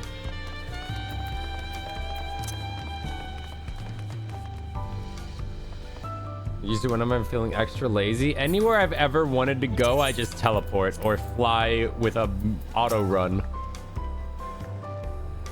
And here are our dirigibles. Not bad, eh? They're pretty good. I heard other nations use airships to sail the skies, but you'll only find balloons in Tuliolal. We have them for the exact same reason as the Aetherites. Koana brought back the plans from Charlian, and Papa thought them fantastic and commissioned their construction. This was around 3 years ago.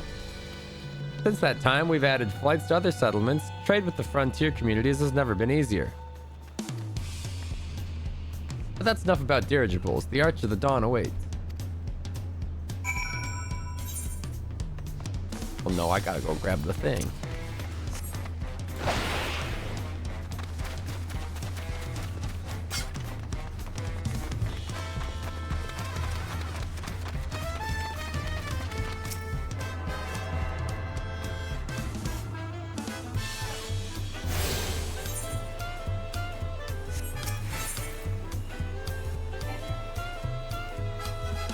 Oh, that's not the same docks we came off. I was like, how am I not attuned?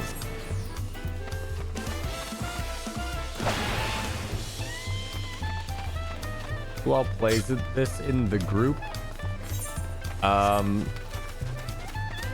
I play the game. Sam plays the game. I think maybe Tomato plays the game. Maybe. JP plays the game. I don't know who he considers in the group. Benji does not play the game. Benji hates the game.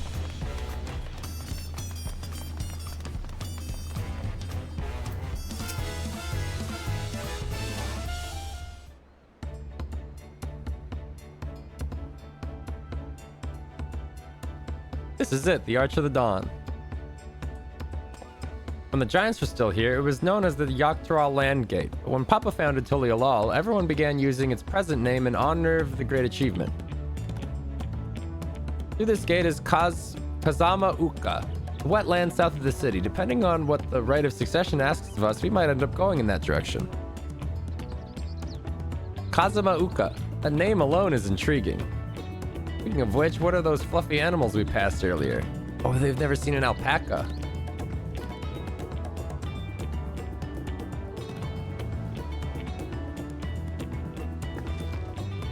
Ah, those are alpacas. Fearsome four-legged friends. Fearsome? They look quite placid to me.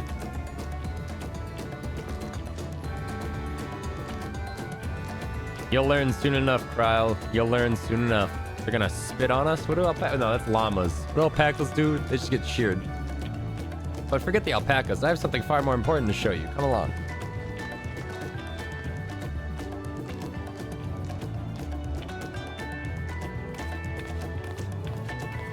I remember one of my...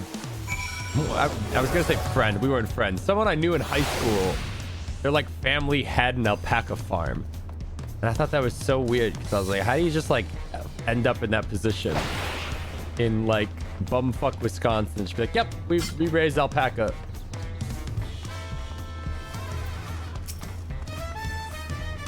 If you wish to learn the history of Tuliolal, then look no further. These stone pillars, you mean?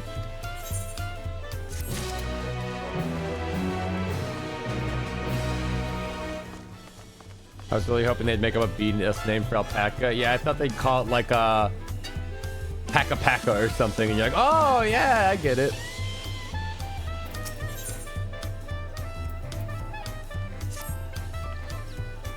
What is special about these pillars, if I may ask? At a glance, they might look like ordinary stone decorations. But if you take a really good look, you'll see there's something much more interesting.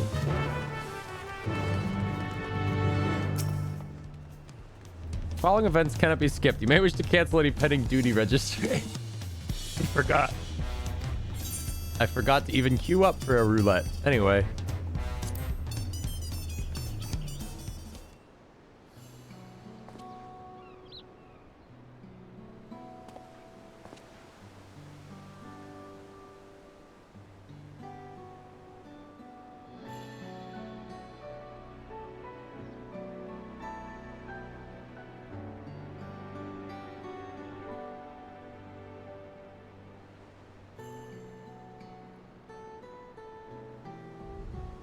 I always find it funny when you hear the same song but just played like sadly.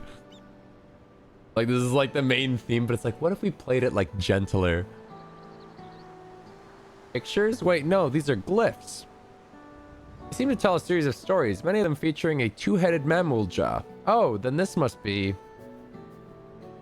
That's right, it follows the exploits of my father, Gulul Jaja, and his journey to unite our lands. We call it the Tuliolal Saga. The deeds he performed and the bonds he forged, all immortalized in stone.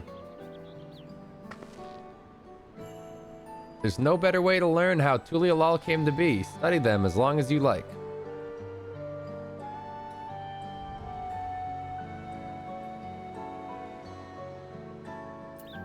Whoa. What the fuck? That one.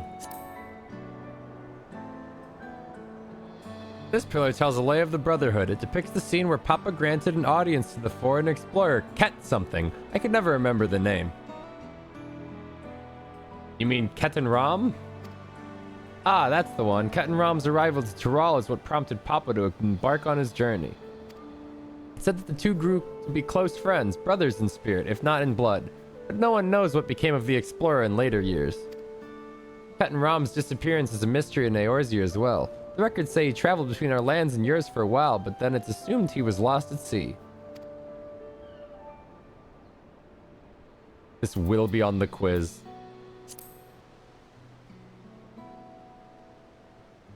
This one recounts the lay of your past. As you probably tell, the figure depicts here is a Zerbal like me.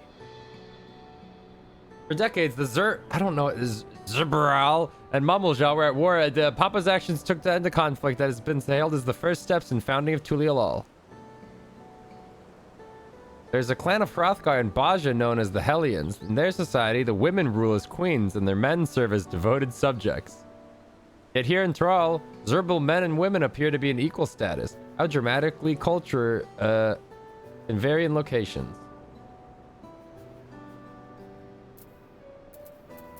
That one. Let's see. This one is the Lay of the Pots, which depicts the moblins of Kozama Uka. They might wear odd masks and sound weirdly muffled when they talk, but the gold and silver work they sell is the best you'll find anywhere. Moblin goods are the standard when it comes to gift giving. Clearly the Vanyu aren't the only people with distant Turali counterparts.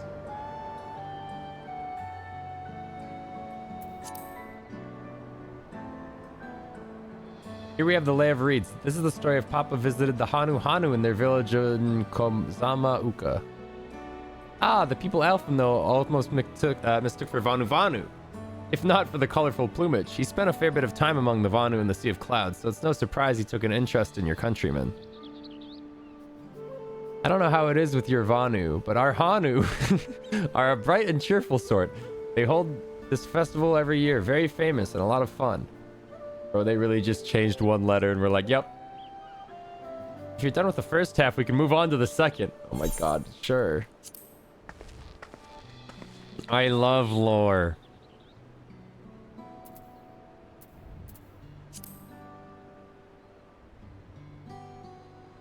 The Lay of Gold. This pillar shows one of the Pelu Pelu, whose homeland is Ida. Having created... Hold on. Oh, fuck. Fuck. How do I stop the auto text? Shit. Go back. The homeland's Urchopacha. Urkopacha. Shift tab. That's not... Well, shift tab.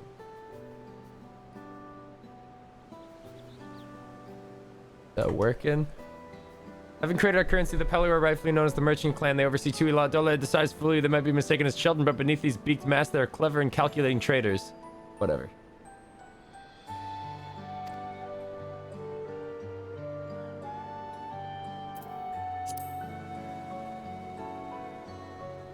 Ah, the Lay of Proof. That big fellow there is a Yakhoi, the largest of Tural's people. These giants once used their great size and strength to establish dominion encompassing all of Yaktural. Having brought the southern reaches to heel, they then turned northward, setting their sights on Zaktural. You'll recall that massive bridge they built beyond the Skygate.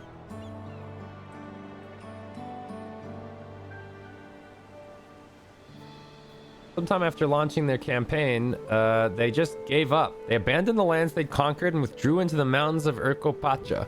I've never seen any of their kind so much as set foot in the city.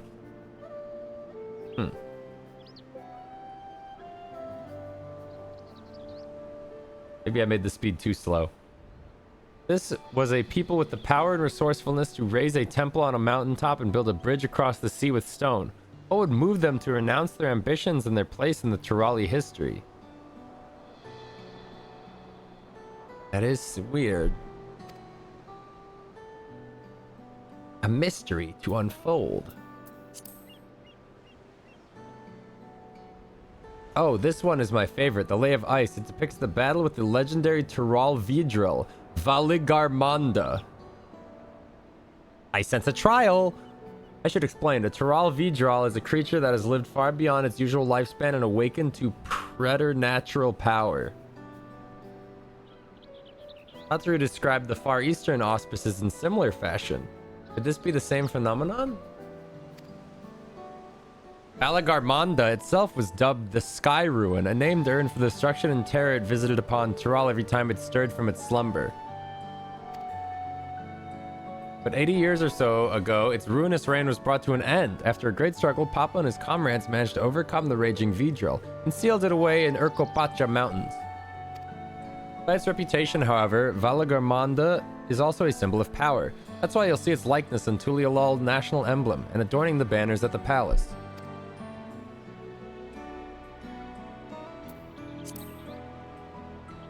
That's blank. Oh, this one is unmarked. Papa says he left a blank pillar for the next chapter of Tuliolal history, whatever that might be. Civil War. Had your fill of history then? Yeah. One more look, please.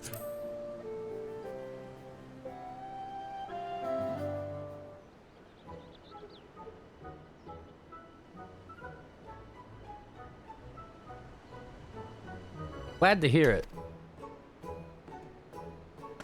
You know, I feel awfully hungry all of a sudden. No surprises there, seeing I couldn't keep anything down for a while. But now I think I'm ready to eat again.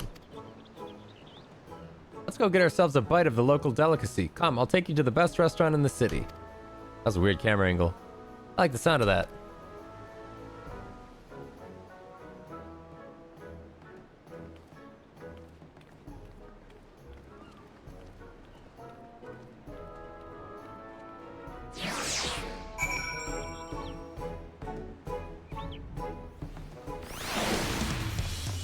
Oh, I always forget how fucking jazzy the world is when I come to. Dum dum dum dum dum dum dum dum.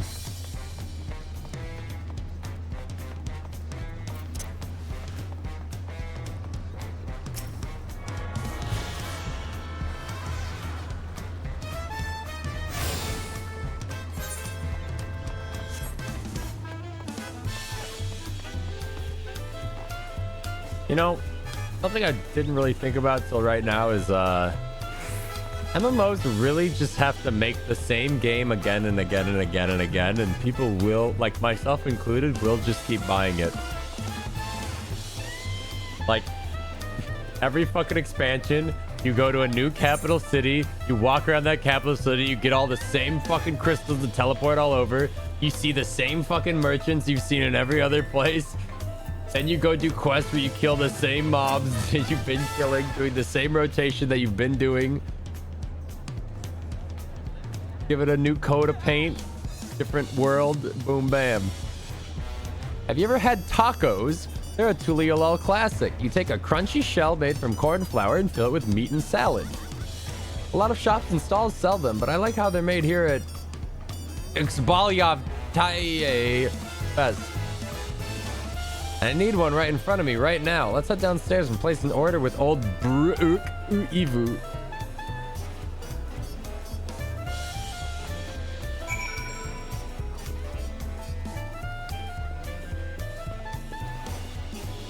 Now the taco in the trailer all makes sense. Pink cat.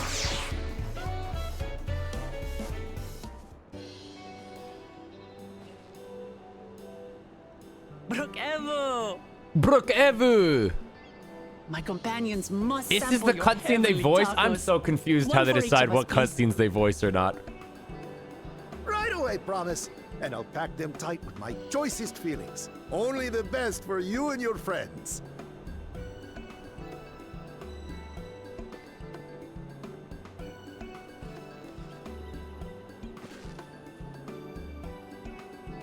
Did you hear the Silver Scales are back? Seems their overseas foray ended in disaster. More than half their warband is missing, including their leader. Aye. And now keen to rebuild their broken reputations, the survivors seek the Golden City. A fool's errand. How many hopefuls have disappeared in search of that fable? They should count their lucky stars they came home alive at all. Man, where are those? They got tortilla chips too. The legend of the Golden City is well known here, I take it. It is, but as no one's ever seen it, many question if there is any truth to the tale. Like our skeptical Erinville. I can't imagine the Dawn Servant would request a formal survey for a place that doesn't exist.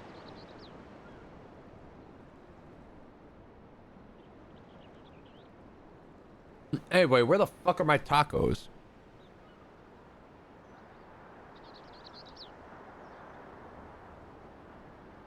We didn't even get tacos? Now to find a spot with a pleasant view to enjoy our crunchy we got a spoils. to-go bag from Taco Bell. So, do you guys want to eat this in like the parking lot or want to go to the park? My tacos! Oh! Fuck you. Whoa. What the hell? If it isn't the third promise. Oh, no. Let me guess, that's like one of her siblings or some shit. I don't know these ones. New salt. He's a big boy though, Jesus. Dredge from foreign waters is my guess, brother.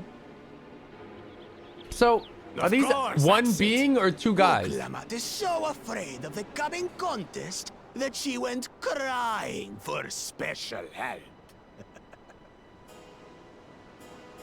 Was there something you wanted? He called him Bakujaja? brother, but like, man, that's rough. The third promise remembers us. Such Okay, not honor. sibling, just some guy. Glory on your name, brother. Oh, sorry, two guys, just two guys. And on yours, brother. Brother! I know my rivals for the throne. Nothing more. One knows lies, the other tells the truth. Another child of the Dawn Servant? No, this brute. We have no ties to their farce of a family. Unlike the sneevling housecut, we are blessed siblings, the elevated chosen. We alone are fit to succeed Gulul Jaja as Dawn Servant. Ulul Jaja. All peoples are equal in Tulihiola. Your heritage gives you no greater claim to the throne. Shall we test that idea here and now? See if your strength is equal to ours. I'd win. None of this has any bearing on the right of succession, correct? Best not waste your energies on pointless scuffles. Nah, I'd win.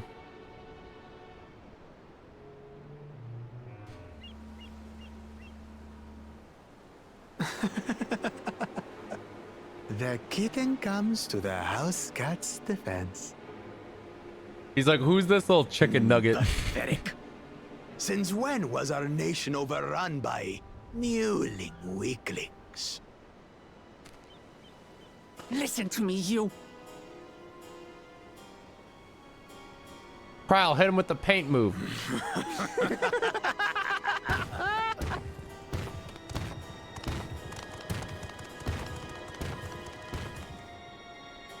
A two-headed Mamulja. I knew of them, but that's the first I've seen in the flesh. Some get it into their twin heads that they're destined to follow in my father's footsteps. Wait, is her father also So a they travel to two-headed distant lands to Mamulja? hone their battlecraft. Those are likely the ones you've heard about. Does she have two dads then? Are there other two-headed claimants? No, just Bakul Jaja. Even in Tural, his kind are far from common. The Mamulja people largely belong to one of three clans. The Hubigo, Taco. the Bunewa, Bunewa. and the Dopro. Topro. Every once in a great while, a two-headed offspring is born from a union between the brown-scaled Hubico and the blue-scaled Bunewa. The child grows to possess immense strength, both physical and magical. Blessed siblings indeed. I literally went Forget to the them. end of the universe Let's go and buy and more like, tacos. this shit is so I can beneath think me. of nothing better to rid me of this bad taste in my mouth. That is the one problem with like escalation of conflict. This shit don't mean nothing to me, Enjoying your tour man. of the city, I trust. We've seen our share of notable sights and took a moment to rest. Yo, when did we get cell phones? As such, we're ready to present ourselves at the palace for the rite of succession. Shall we meet you there?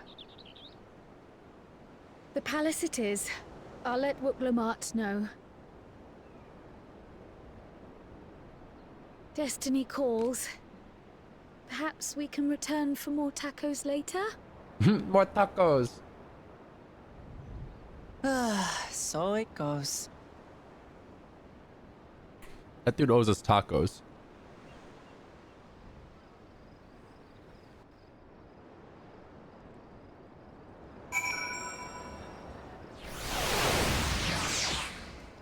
You should be able to be your own claimant. That'd be cool. I will rule this nation. I was looking forward to trying some authentic Tuliolal cuisine. We should hurry and join Alphino and the others. Alright, it's a bit of a climb to the top. You can head to the Resplendent Quarter or even the eastern side of Town March if you prefer. Now that you have an idea of the city laid out, I'll let you find your own way. Valak Shunsat. Ah, by poor empty belly. Bringing the Warrior of Light's actually cheating. Yeah, I mean, like, I don't know, man. Shit. It'd be like being in the Dragon Ball universe and you're like running for like president and you're like, oh yeah, by the way, like, I've got Goku backing me up. And they're like, the fuck? Huh? The power levels, they ain't fair.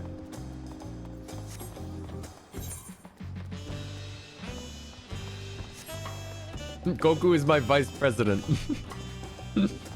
And if you disagree with him, he will fight you. Like, shit, I won't fight Goku. I'm good.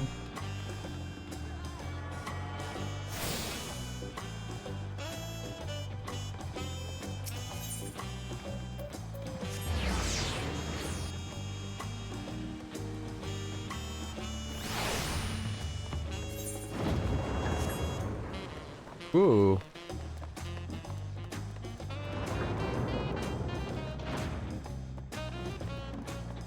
Actually, I don't know how strong canonically I am as the Warrior of Light. All of my cool fights are usually involving 7 other cool guys from across the multiverse. So it's hard to say.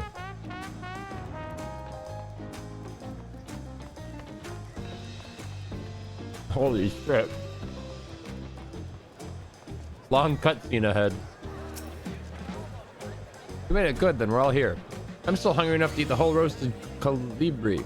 But the contest won't wait for us forever.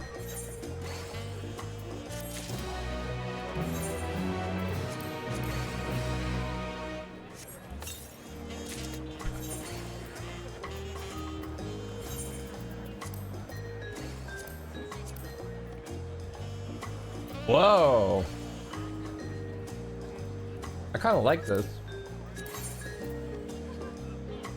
Ooh.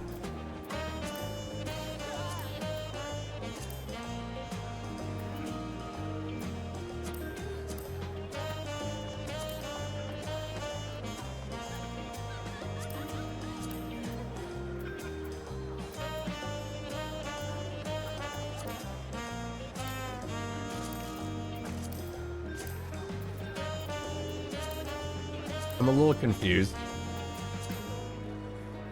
Oh. Huh.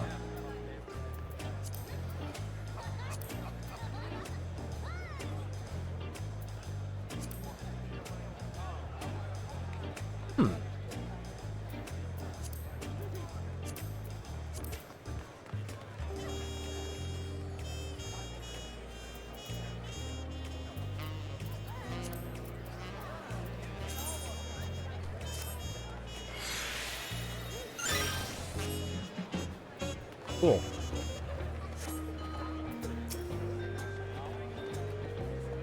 Upon speaking to Aaronville, several cutscenes will play. Cancel your duties. Looks at the clock. Yeah, I got time, I guess. Are you sure canonically you're soloing those fights? No. Canonically, I pull out a fucking gem that summons 7 other warriors. That's what's canonical now. And acquainted with the twins in the city, their unbridled enthusiasm made it rather difficult. Invariably, something would catch their eye, spurring them to run down to an alley to investigate. It was like herding a pair of unruly coils.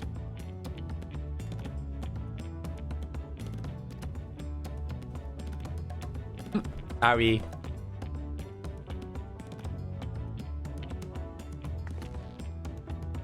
I understand all too well. Charlian had the same effect on me.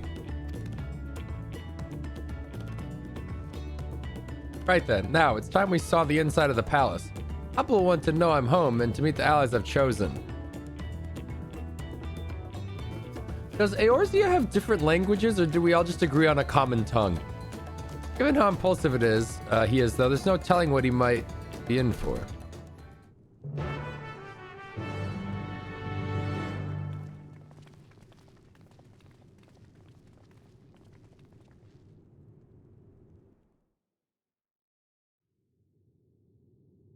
Because we've gone to, like, Japan, and now, like, South America, and, like, everybody just, like, speaks our language. You speak every language with the echo? Oh, you motherfucker! God damn it! Now I'm back in second place. I did not think that this guy was going to be an important NPC based on the trailer. I thought he was some random goon.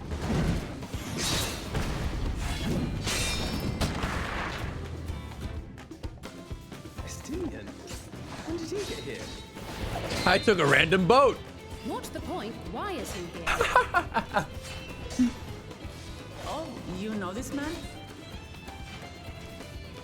Whenever my father spots a promising opponent, he invites them to Sunperch to duel. Pressing duties or no, he can't resist a good fight. So the one Estinian's crossing blades with. I did not think that would be her dad.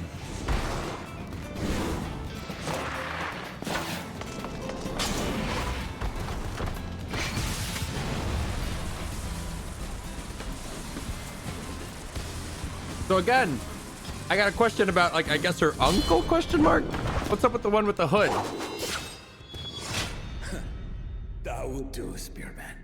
I will receive my darling daughter.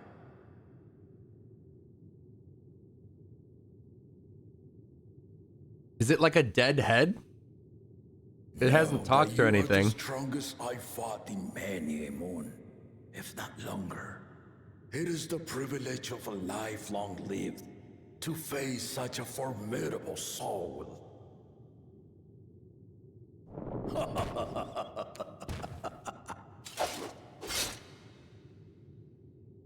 If it's formidable you want, then look no further than that man there. He's glazing me. I'm the strong dragoon now.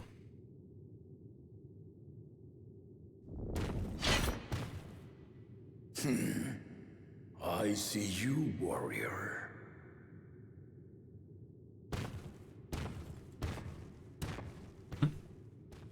He sees me. I smiled.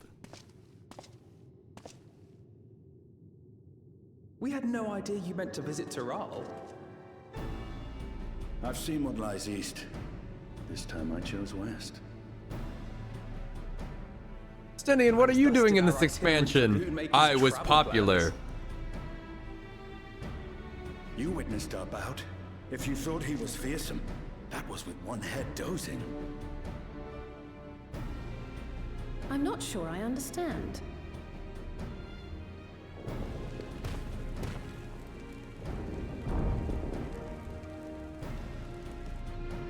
The old man has been feeling his years.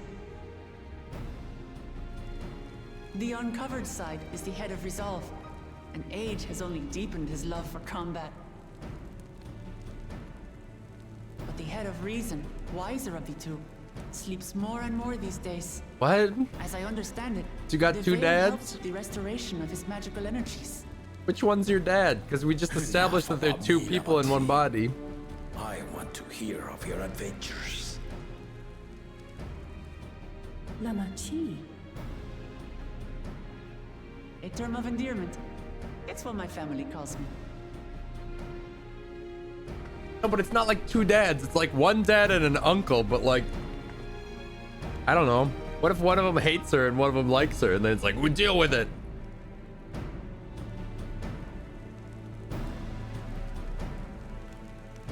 Oh. When last did we see you in the palace? Greetings, Solonesh. It's Erenville now, don't you? What's his story? Are you another one of his kids? I took the name while abroad, and have since grown accustomed to it. Erenville, then. Jon And Snow. these others, I assume are Lamati's recruited allies.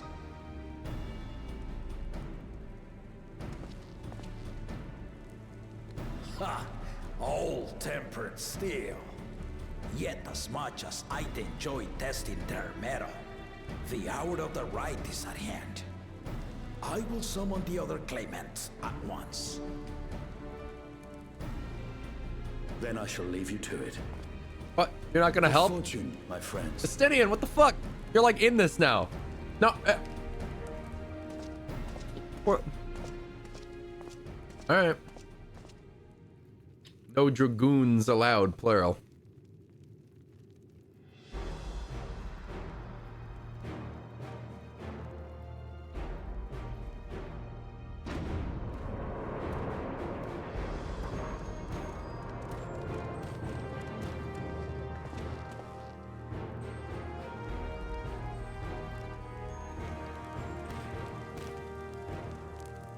Who the hell is that cat? Who's that dingus? That one of the claimants? We got this easy, dude. He's all alone. The claimants are assembled. The first promise, Sorolja. Sorolja. The second promise, Ona.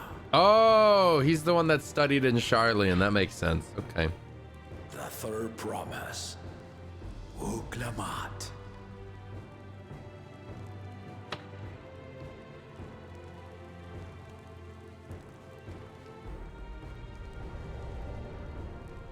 And this guy. And lastly, the chosen of Mamuk, Bakul Jaja. Are they both Bakul Jaja, or is one Bakul and the other Jaja? You four will compete in the The right two of heads thing is very succession, confusing. the outcome of which will decide who takes my place as Dawn Serpent. He's got a gun. I am not the man I once was. My wiser half sleeps the days away. And it is time I yield my position. But mine is a torch that has never been passed. Tuliyola is young. And so I look to the always for inspiration. The right of succession. The means by which the autarch of Mamuk was chosen. Only the two-headed were deemed fit for this contest. But the Tuliyola I built is a nation of many peoples. Our leader needn't have two heads, nor be a Mamulja at all.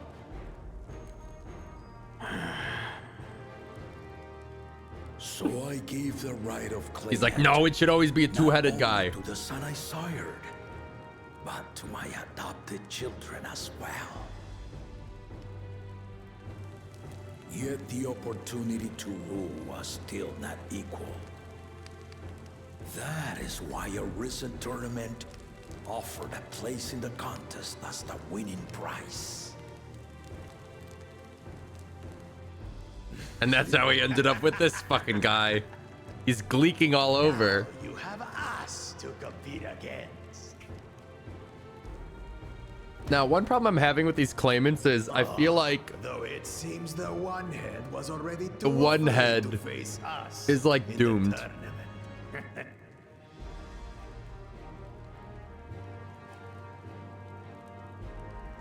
Dude's got zero presence. Our brother was in Shock Tural leading the Landsguard on a campaign to eradicate a Tural Vidral. Anyone with sense would know he was too busy for games. Biological son Mifty has to compete with adopted kids, found the villain. No. Now for the part you've been waiting to hear. No. The nature of the contest itself. To triumph in the right of succession, and thereby claim our nation's throne, you must travel the lands of Yogg-Toroll and find the City of Gold. Oh, easy.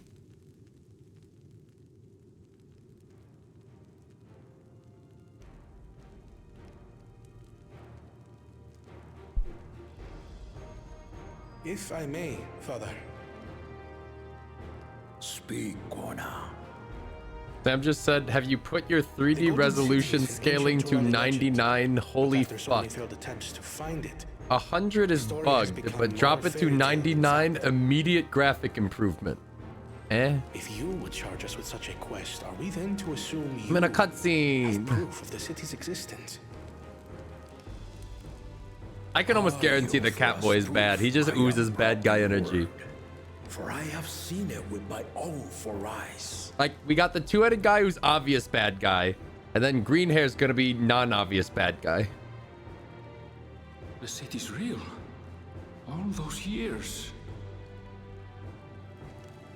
This was before the founding of Tuliobal. I traveled the lands of Toroll with my companions. And we ended our journey at the gates to the Golden City. My money on Bunny Boy? No, Aaronville's too cool for that. Aaronville's chill. Victory proper, you need to break the seal I put in place. Bring them. Dude, the standard guard armor looks so cool.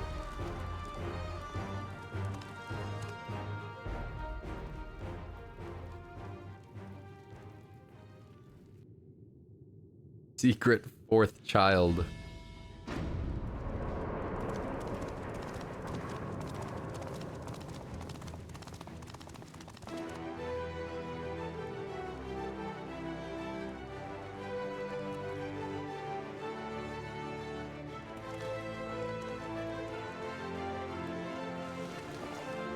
What is that? What is this, a Pokemon card?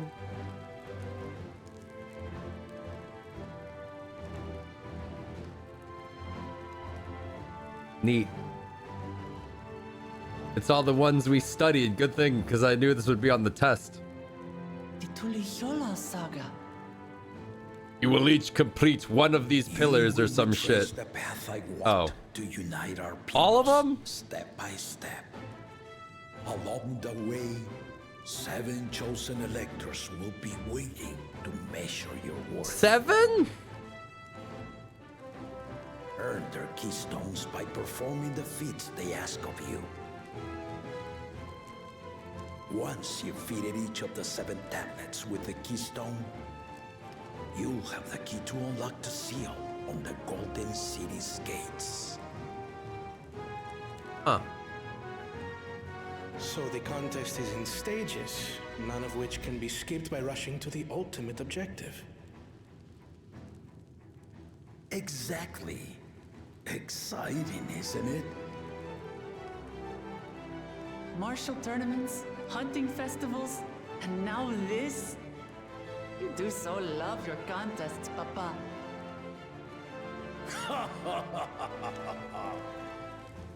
Were I a few years younger, I would have joined in myself, giving you a proper challenge.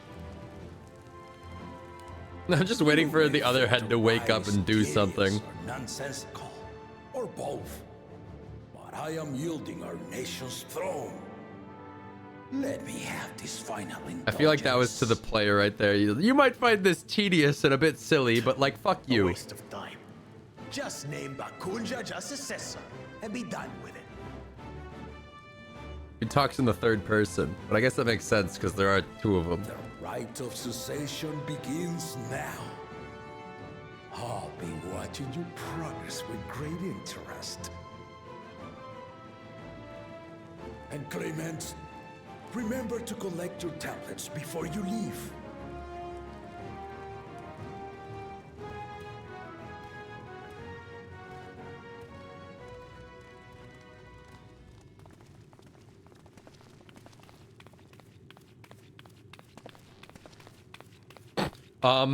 Trial, chill. Oh, right. She wants to ask about her grandpa. You are one of Lamachi's allies. Or her father, or whatever. Speak freely. I am Cryle Baldessian, representative of the students of Baldessian. My name is perhaps familiar to you? Ah. I have this letter. It would seem you sent this letter to my orders some years ago. The ink has since faded and much of the writing is illegible. Even so, we managed to determine the essence of it. A request to investigate the Golden City. Addressed to my grandfather, Galuf. Galuf. Included with the correspondence was this earring. A fairy tale and a piece of jewelry were enough to convince my grandfather to sail halfway across the world. So there is surely some greater mystery at work here. On behalf of the students, I've come to seek clarification on the matter. Explain. Have you any knowledge you might share with me? Well, you see, my wise head would know what the fuck you're talking about, but I don't. No, not at this time. I have tasked the claimants with finding the Golden City. To fulfill your request would afford one of them an unfair advantage in the right of succession. This is bullshit. But once the contest is decided, I plan to entrust the entire truth to my successor. If you want to hear it, then you have... Charles like, I just won't participate in the trial. Can I know now? And he's like, oh, okay. Very well, Dawn Servant. On Keep my your honor secrets, as a then. student of Baldessian, I will find your Golden City. Wait, so we don't need to find the Golden City, though, because he found the Golden Thank City. you for hearing my petition. It's not like some secret, like he's been there. It's just a fucking place we go to, probably. Like he's given us the keys to the place. Initially, it was like, is it even real? Are we just going for a fairy tale? He's keeping it a secret? Well, he's fucking lame. I have flying mount. How about that? She's grown into a remarkable young woman. You should be proud, Galuf. Aww. The Golden City is the friends you made on your journey.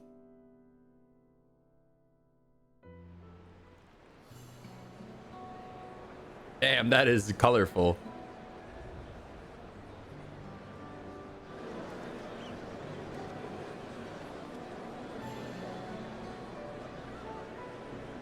Too late to change your mind now, I suppose. But are you sure you wish to be part of this?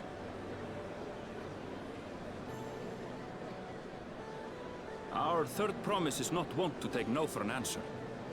Though you may have agreed to help, I worry that you were swept up in a relentless enthusiasm.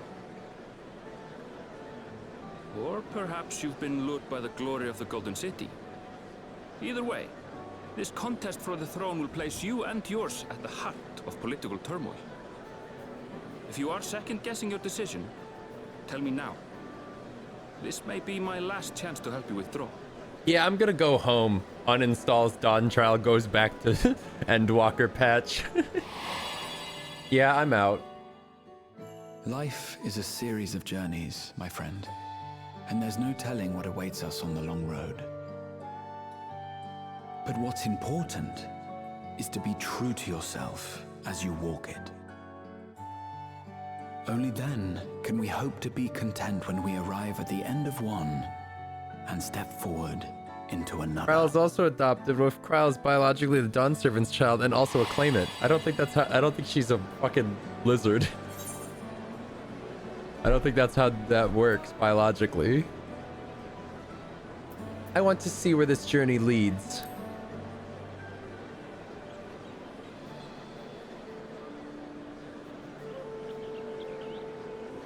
So you are committed to your path? You never know with Fantasia. Oh god. I will speak no more of it then. Fantasia canon just breaking the continuity. As for my own involvement, I can no longer conduct myself as a mere guide, I think. Not after the Dawn Servant's revelation.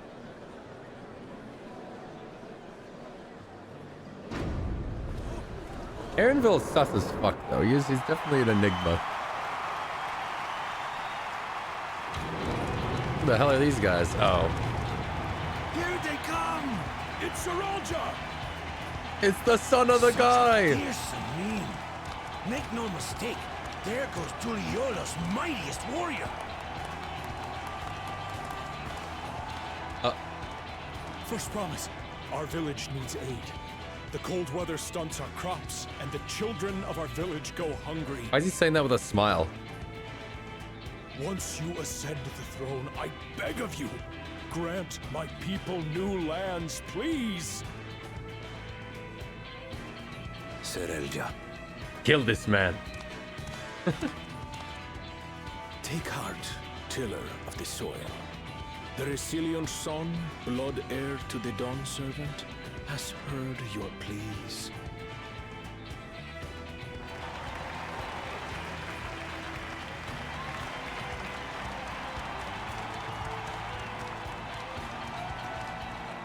Soralja, the first promise and commander of the landscape. Serelja, the palaceer. As he was so careful to remind the crowd, Soralja is indeed the natural child of Gulul Jaja. I thought that was a skink from Warhammer. Close enough.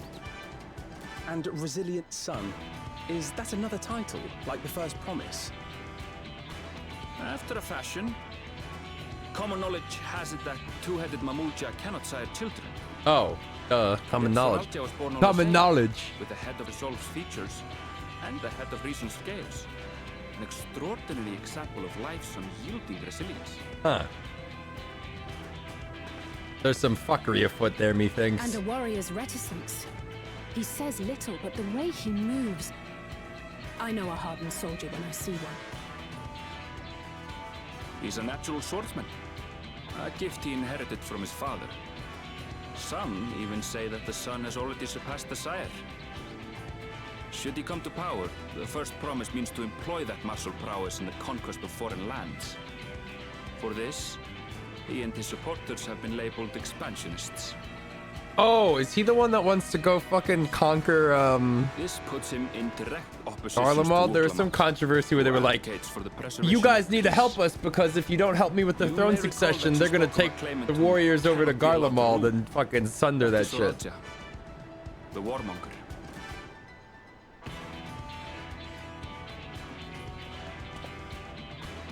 What's up with you, girl? Are you alright? The echo. It gave me a glimpse into Zoraja's ambitions. Deep and unknowable, like an abyss. Yet at the same time, a roaring, unquenchable fire. It was a trifle terrifying, to be frank. Huh. Anyway, come on down, contestant number 2. Weighing in at 110 pounds and standing at 5'6". Second promise, you must bring us more marvelous conveniences, more dirigibles and trains and the like. We need you in charge to make trading easier. Are Pelu Pelu just humans in funny clothes? Or are they like a different The elders, they complain about abandoning tradition. But we're not like them, afraid of everything foreign and new. You have our wholehearted support. Like, is that a beak or is that part of the hat? Knowledge, you're sure to win the contest. Forgive me, but the rite of succession is barely begun. I will hear your petitions. It really just dude, imagine if I some guy emerge runs out of the docile. crowd and just like stabs one of the claimants. If They're you really will just letting excuse me. anybody run out and say whatever they want. It's fucking crazy. There's no security. Plain spoken, as always. That's Arcona. Practical to a fault.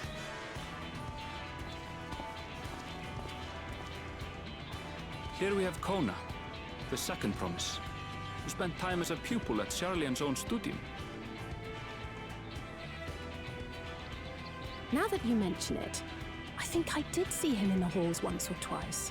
There was nothing to suggest he was Turali, much less from a royal family. That was by design. He forwent his usual garb and took an Eorzean name to avoid attention. So it was Kona who introduced the dirigibles. I wonder if And you the could have railway found too, him given what in we described. Charlian. I wonder if he like existed as a model. In furtherance of his goal, to enrich Tuliolal with every bright notion he learned of in Charlian. He is the hope of those who prize innovation. As aloof as he may seem, Kona and Wuklamat actually get along rather well. They bicker and banter as only close siblings do.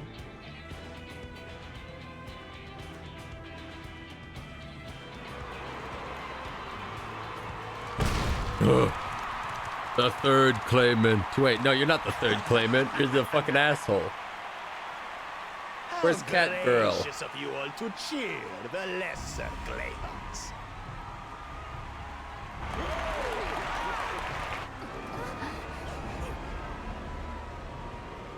Ooh. You suck.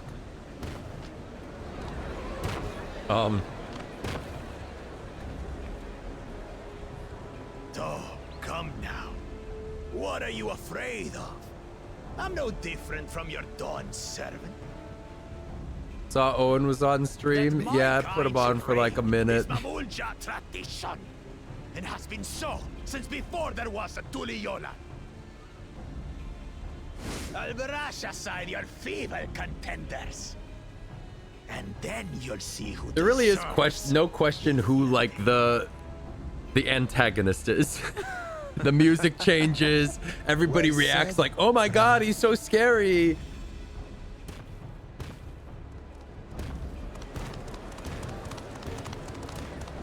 I'm just like the current Dawn servant. I got two heads, even though we're just both assholes. Fanatics are intent on keeping that tradition alive.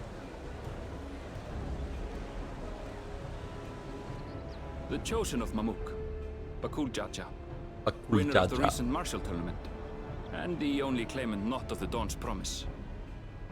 The child decides where they walk. I don't know how that shit works, dude. But It's probably like see how it is. Octodad. a few devoted Mamulja are his only supporters.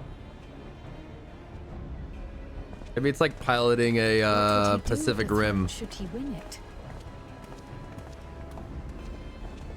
His policies and so forth. I doubt he's thought much beyond winning the contest itself. But one thing seems certain. If he does become Dawn Servant, he will see the Mamulja exalted as the ruling class, and all others forced into subservience. Sounds like another that cannot be allowed to rule. So Ammon in the Tower of Syracuse is bugged at the moment. I saw some social media post about him not making ice blocks to hide behind or some shit. So it has to be a party wipe or some bullshit.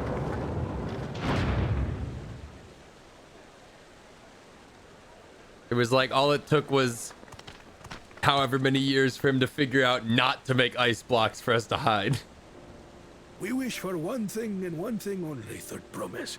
To abide together in harmony with our neighbors. And you can tell we're the good guy faction because the good guy music comes on. It is our way, the Turoli way.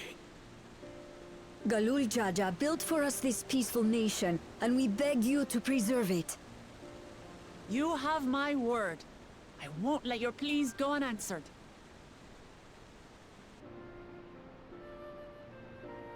Until Tuliolal was founded some 80 years ago, this continent was ravaged by war.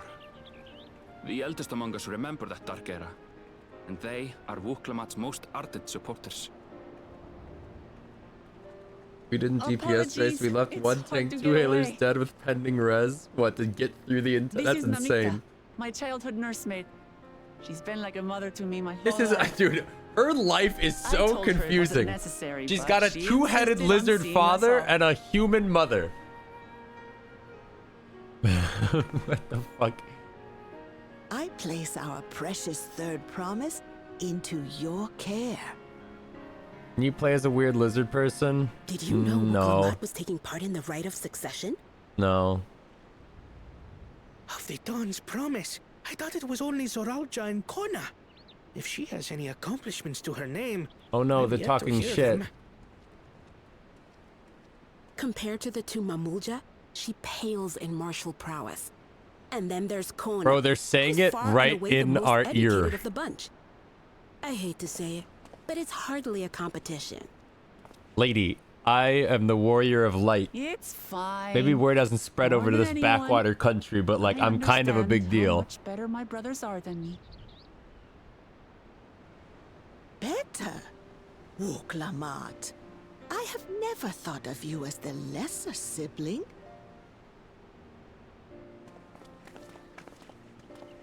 Your brothers may excel in their respective ways, but you boast qualities that both Get lack. this, Wuklamat. You're not an asshole. That's where you. That's what you got going for you.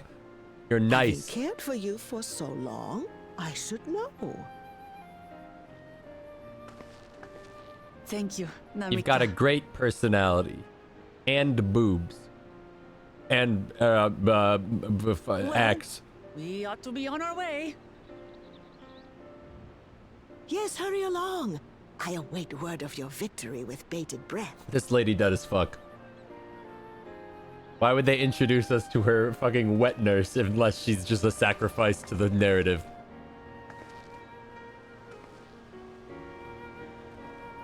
Bye, Mom. I'll never see you again because something tragic's gonna happen.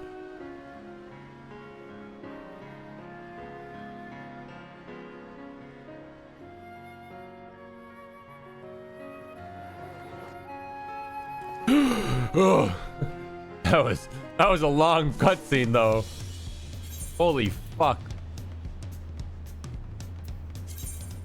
What did he say about 3D resolution? Put it to 99.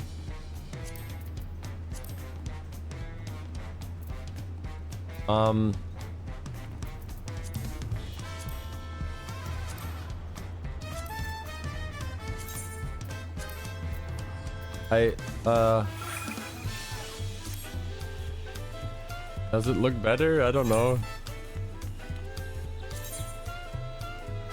Wait. Oh.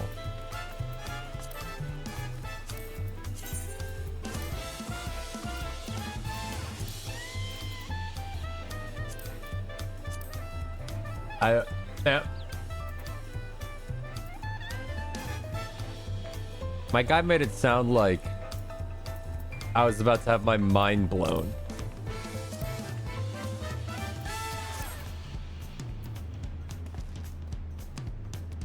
Oh.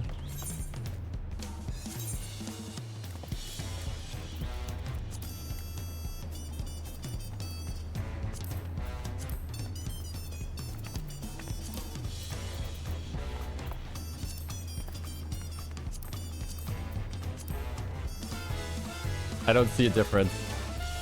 I saw a difference between 50 and 100, but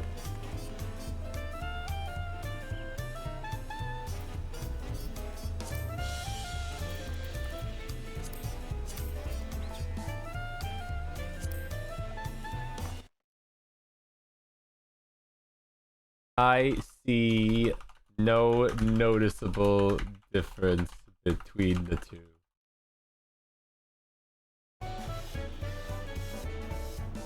Also, I feel like I should be using DLSS, right? Because I have a fucking NVIDIA graphics card.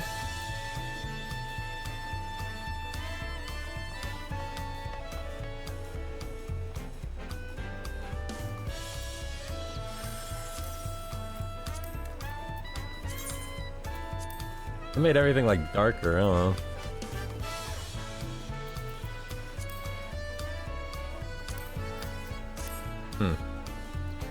Oh.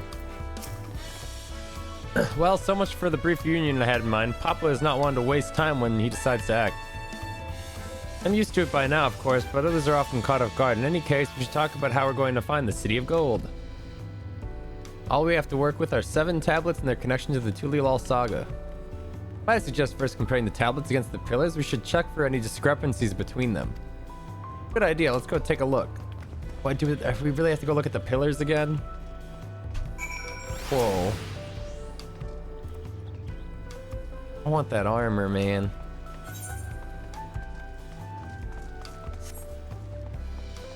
Can I jump off? Oh my god. I thought there'd be invisible walls.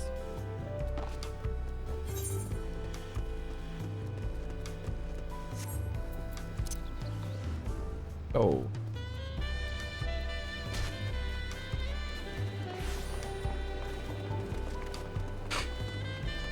That guy's ready for his beach vacation.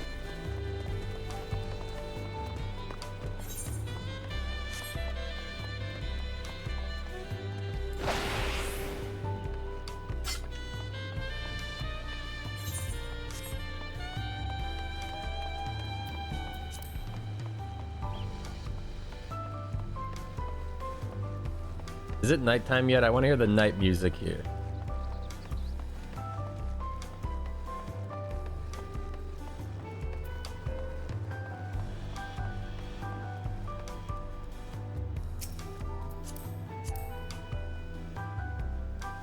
I don't want to say this character looks bad, but like, I don't like that. That makes everyone. Well, come on, the tablets if you would. Of course.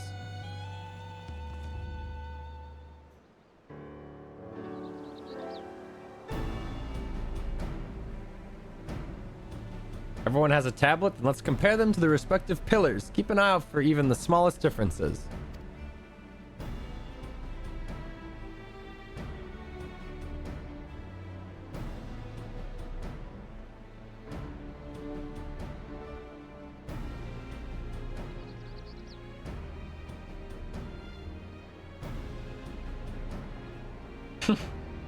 We all look ridiculous, just stood there with a tablet in our hand. Spot the difference. Looks exactly the same.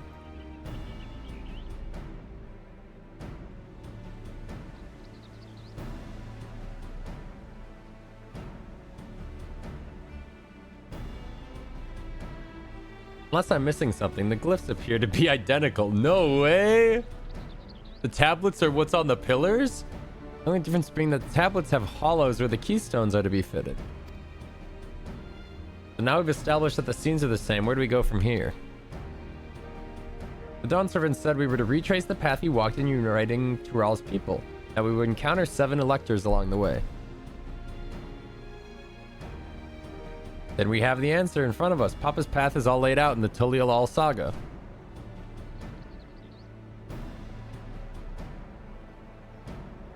The event of the glyphs portray. Do we know the exact locations where they took place?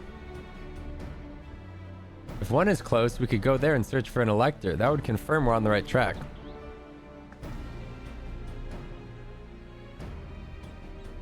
Let me think. The Lay of Reeds was in the nearby Hanu settlement. Papa took me there once. It was during the festival season, and the whole village was alive with good cheer. There's also the Lay of Gold. That one involved the Pelu village, which is about the same distance from here. Then let's split up, gang. Before going anywhere, we should ask around about the road ahead. I heard a lot of talk as we toured the city about the storm we passed through the sea. Apparently it ravaged Yaktural several days ago. Our roads are not as well paved as the Eorzea's. They're more susceptible to damage from natural disasters. If you want to avoid wasting time taking a dead-end trail, I suggest we spend a few moments making inquiries.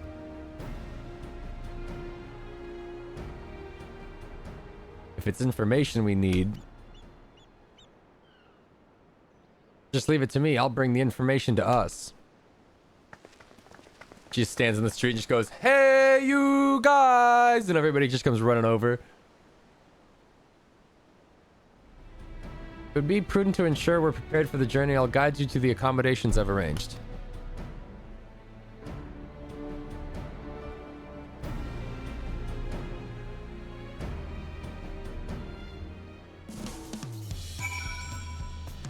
Whoa, look at that.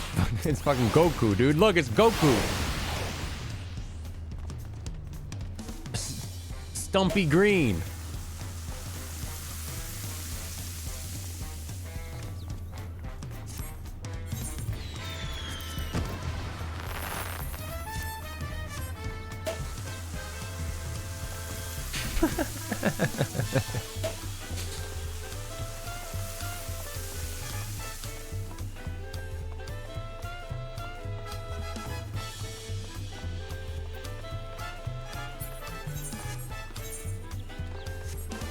How do I get this one?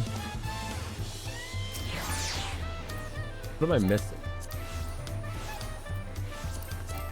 Oh.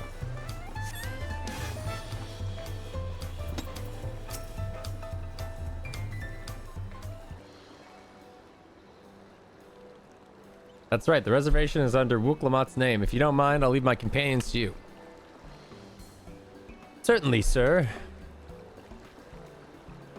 I'll go and track down the third promise. Once you've finished organizing your gear, you can meet us outside Zebele of Tai.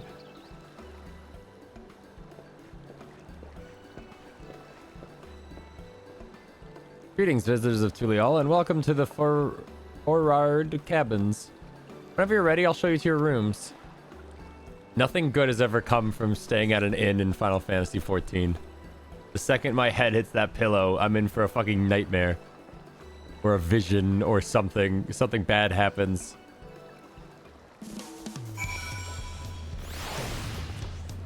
These are cool little houses, though. Although, holy fuck, it's a long walk if you're at the end. Dude, there was really no consideration for being the furthest one off the...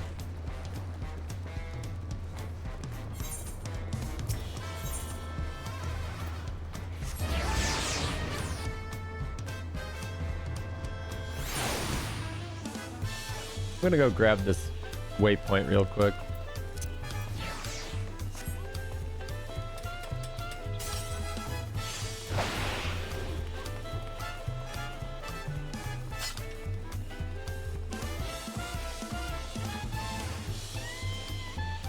Also, I realized it's the capital city, but I'm only getting like 40 FPS. Not great.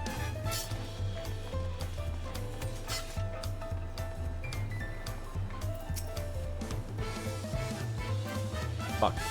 These guys all... What are they all looking at?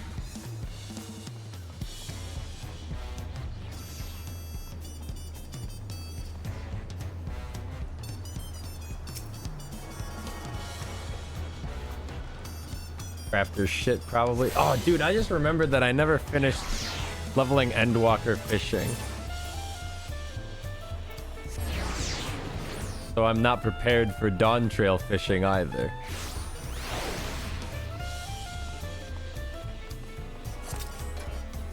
Is there no physical marketplace in 14?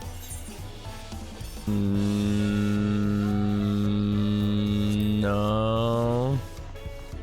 Not really. You just kind of go to market boards.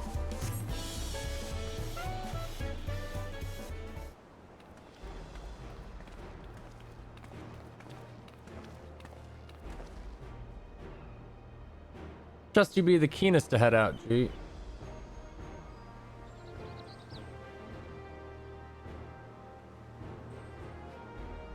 But where are Erinville and Wuk-Lamat, I wonder? What the hell? Who are you people? Oh, right, you're the information. Oh, good, you're all here.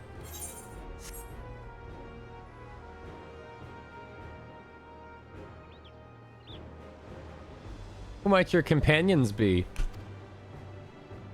Auction houses and WoW? I mean, it's the same. Just a fucking NPC you interact with and do trading. Like, nobody is physically trading with others in the marketplace. These two hail from the villages we're thinking to visit.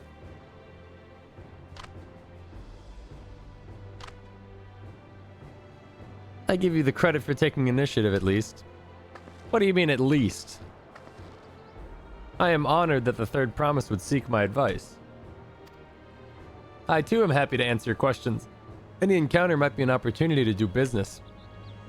Thank you both for your help. Before we begin, there will be doubtless other occasions where we need to act independently. I brought these for the two of you.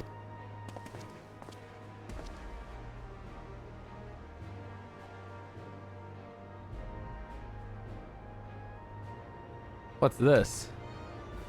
It's called a link pearl, a gemstone harvested from a special shell. When linked together, they allow people to communicate across great distances. That's so, what a handy thing to have.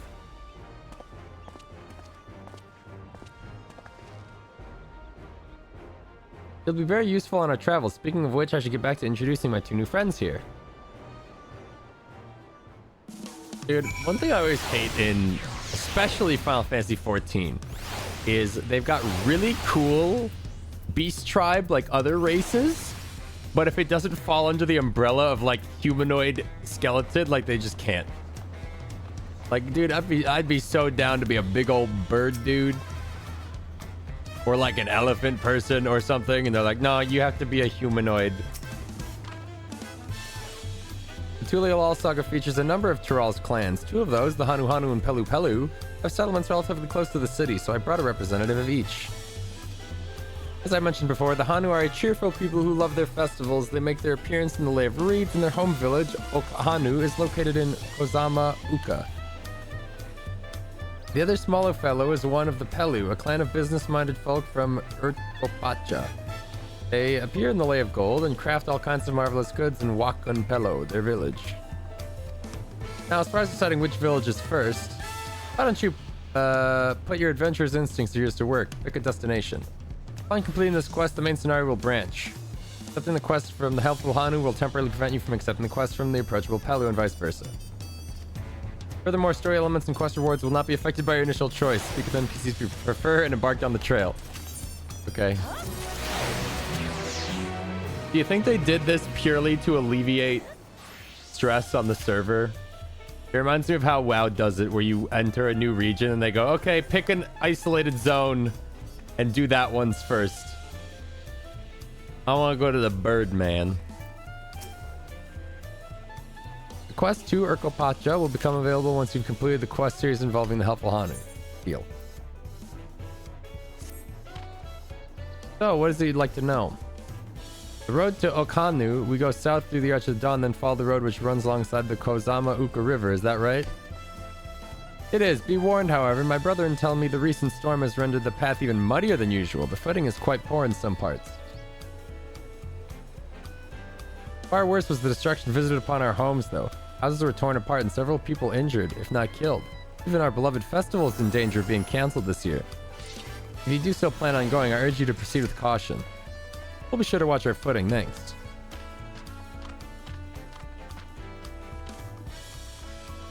Now, I'm worried for the Hanu. It sounds like they were hit hard by the storm. Anyway, if we're bound for Kozama Uka, we should head over to the Arch. We'll be able to talk to you in a good time, Master Merchant. Meanwhile, you can eat and drink your fill in Zabai of Tai. It's all been arranged. You stay here, NPC. We'll be back later. Trust. Sam just messaged me back. Question mark, question mark, question mark. There is no graphical difference to me between 100 and 99.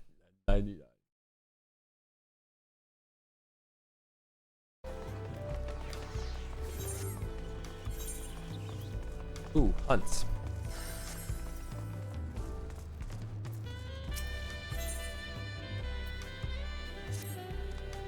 You there, you are G-Mart, are you not? The adventurers from across the water who have been lending the third promise his strength?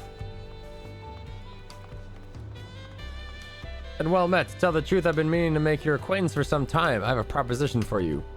You are familiar with Eorzean hunts, yes? We have something similar in Tulialal. And having heard much of your philanthropic spirit, not to mention your capacity for violence, we should very much like to recruit you to our cause. If you're interested, speak with my associate, Bal Alga. The Zerbal is a master of the hunt. The administers the to the bills in the square overlooking the port. Tell him the Wing of Protection recommends you. Out here to say yes, 99 is a big upgrade. You guys can't just keep telling me that when, like, I can sit here and look at them side by side and it doesn't do shit. 100, 99. Like, like a little less smudgy, I guess, but like, I'm not looking at that shit. I don't know.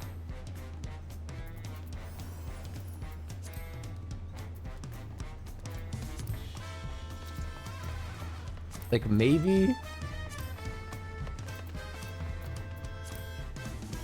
I mean, actually, now that he mentions it, it is a bit crisper. Look at the floor.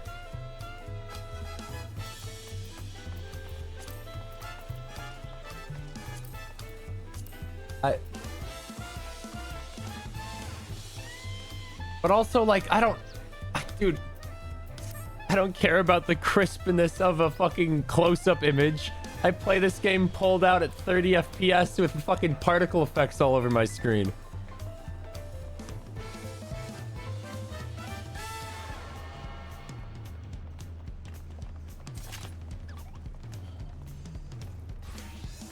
Yeah, I guess Sam does play the game like this, so like, it makes sense actually. What do we have here? Your posture could use some work, but you've got good eyes. Eyes that have seen a few things. You here to sign up? The Wing of Protection recommends you, do they? Well, we're always on the lookout for new hunters. If you're good enough for Wook Lamat, you're good enough for us. Pleasure to meet you, G. Suppose I better get down to the introductions. Or maybe I don't need to. The whole idea came from your side of the sea, after all. It was Koana who showed us your ways. Either way, I'll keep it brief. Our hunts work much the same as they do in Eorzea. We put a bounty on the beast and... Yeah. You kill them and bring us back proof, you get a reward. While your reputation precedes you, rules are rules. And the rule is, I have to test every hopeful on a beginner bill. Can't have every youngling with nothing to his name but a plowshare and a dream of glory skipping merrily away to his doom. Prove yourself in Tural and I'll give you something bigger. Okay.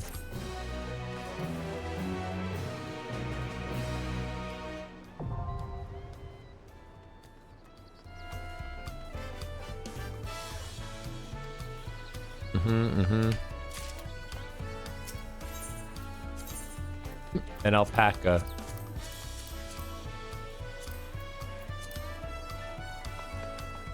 Go, kill an alpaca.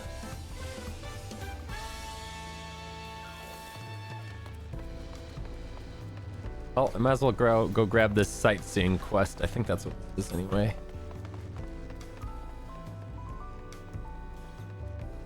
I don't know, man. Like, it's a little crisper. Still runs like ass.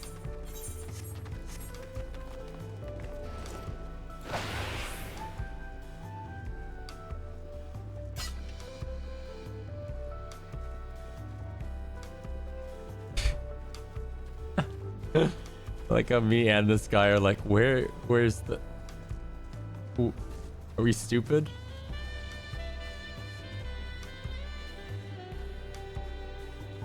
Where the fuck is this guy?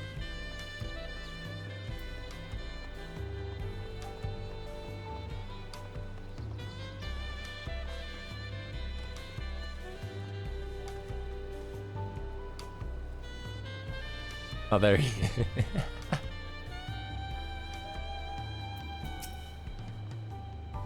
Ah, fellow Eorzean, am I right? Do you fancy yourself much of a sightseer? Sometimes. Your old Millith gave you her journal. My, what a small world. It just so happens I'm her cousin. Elsby Ironheart, at your service. Well, if you met cousin Millith, I'm sure you can guess why I've crossed the salt, as they say. This continent is positively brimming with sights unseen by Eorzean eyes, and I'm here to discover them all. My twin sister and I, that is... You see, I had more interest in Yok, while she was drawn to the vistas of Zek. It was... so it was that we parted ways at the bridge, each of us touring half of Tural. So, give me your sightseeing log, then.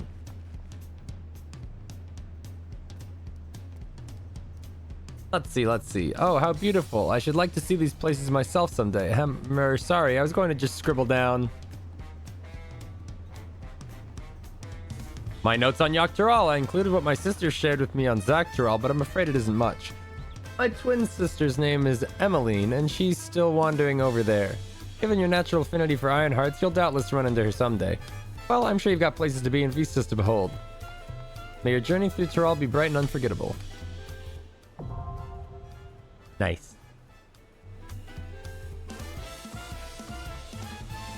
These are wits and notes. I ain't reading that shit, but I'm happy for him.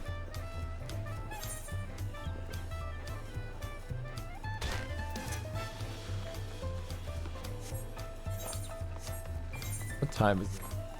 7:30. It's kind of crazy how many hours I've put into this expansion so far and how little I've actually done.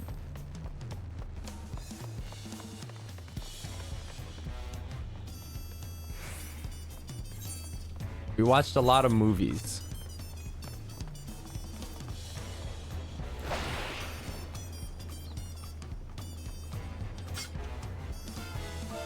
Look out.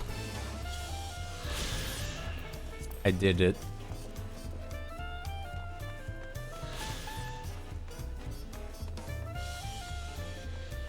Rookie numbers, servers have been online for 14 hours. Yeah, I'm not gonna wake up at fucking 4. I went to bed when the servers went online.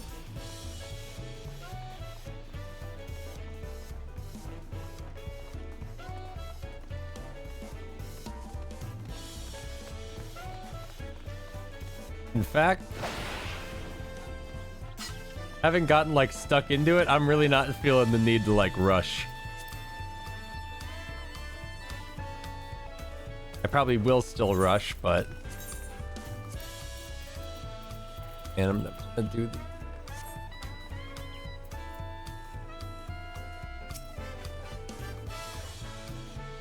Are we all ready to leave? Yeah. Then onward to Kazama Uka. Open the way.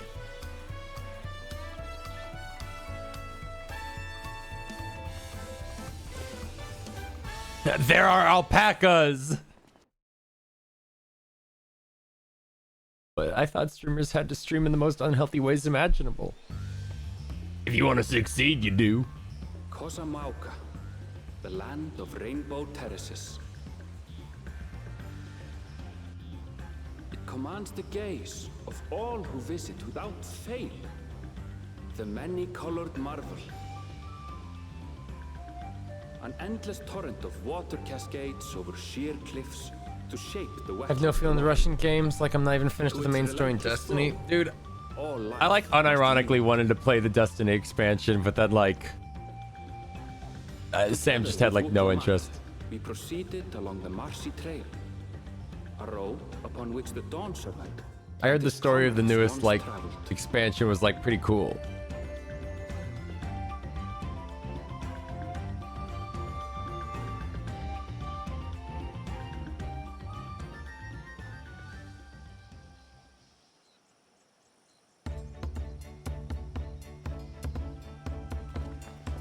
Yo, Aaronville, you gotta get a fucking class, my man. you need a job. Falls. Even from this distance, you can feel the weight of that water.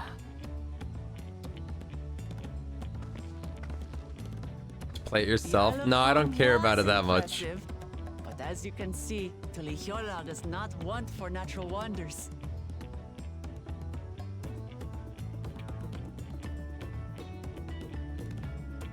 The ground is swampy, so watch your step. You wouldn't want to fall into a bog. I won't. I told you I've been here before. Come on. Okanu isn't much farther.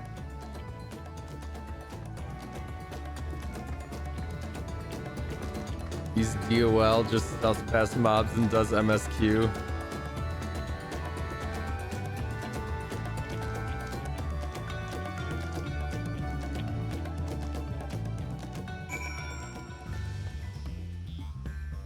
I will say, this is the first expansion I think that I've just played by myself so far, and it's kind of lonely.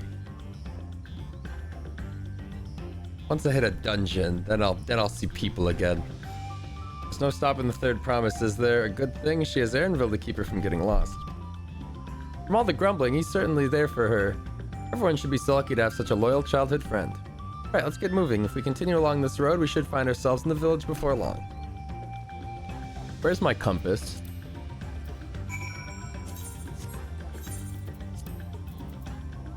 Do we still do that? Is Aether Compass still a thing?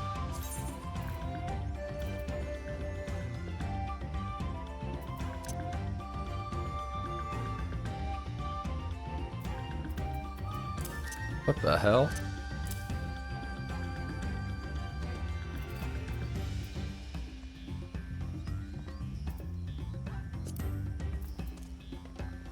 Do we have compass? Compass is in collection. Collection?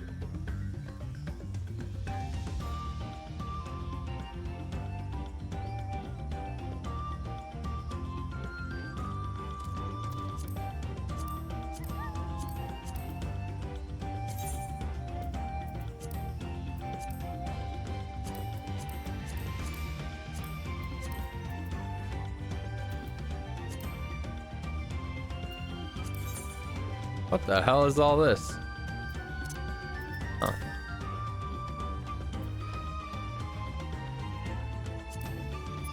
What the hell?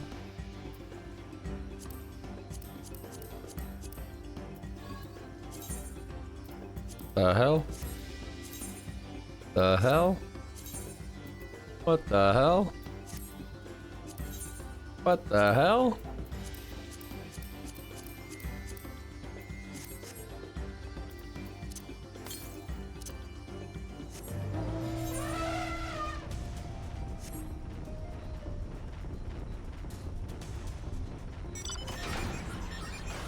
Big elephant.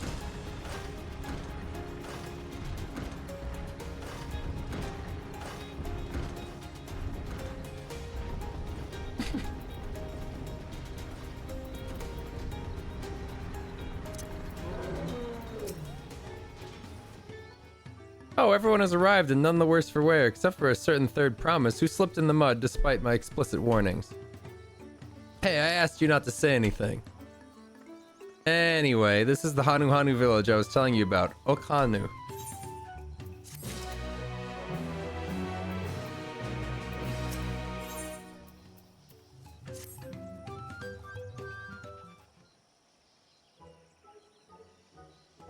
Yo, this place looks cool.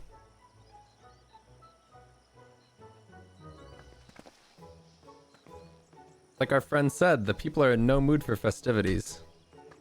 I can only assume they're still recovering from the damage wrought by the storm. Indeed, well, let's do what we can and find this elector.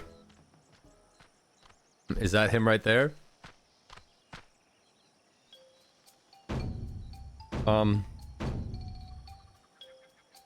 Ohokali. Oho, what now? It's a Hanu greeting. Surely you heard it the last time you were here. Well, I was busy enjoying the festival. Greetings to the third promise and her entourage. I, Zanu Hali, welcome you to Okhanu. As elder of my people, I shall also be fulfilling the duties of elector during the rite of succession. That was easy. Your idea about the electors was correct. We just do as Papa said and retrace his path from the saga. I'm ready. Give me the feat and test my worth. All in good time, all in good time. In fact, I came to let you know that we are not quite ready to begin. For the moment, please enjoy the hospitality of our village. What? You are here early. Come back later. Should we poke around a bit then? We might pick up some clues about the feat, you know, prepare ourselves. That's surprisingly prudent of you. What, you think I'm too cautious? No, I'm impressed is all. You admire and respect your father, who is prone to decisive action. So I expected you to rush in first and ask questions later, or never.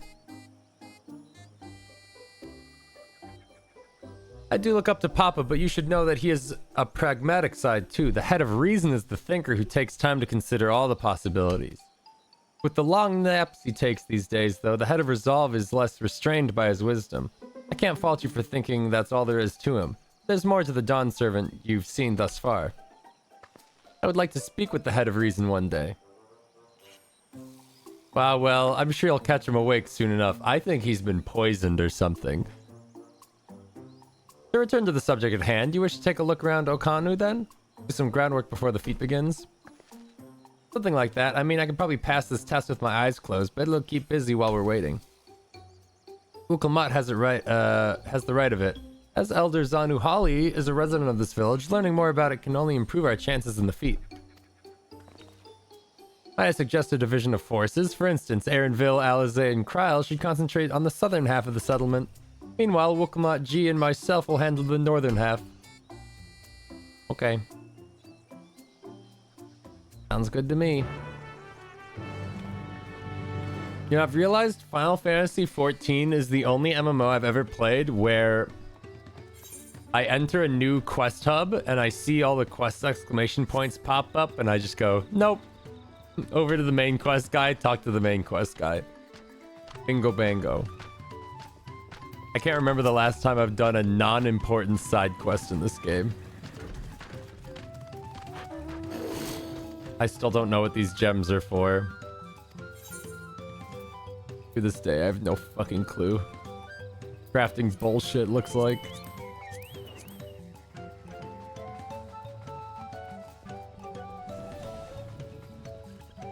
Any other game? Dude, any other game, I have to do it. This game, I'm like, I don't need the XP. I don't need the gil or the XP, and I don't give a shit about the story, so... You heard about the storm? I've never seen the likes of it before. With the supplies and help from the Dawn Servants sent, we're making progress repairing and rebuilding our homes. But while roofs and walls can be patched, there's still so much that was lost for good.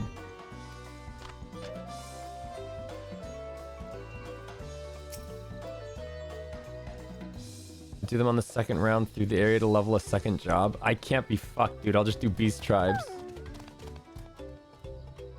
Anything with a blue quest, anything with a blue plus though isn't a side quest. That's like an important quest.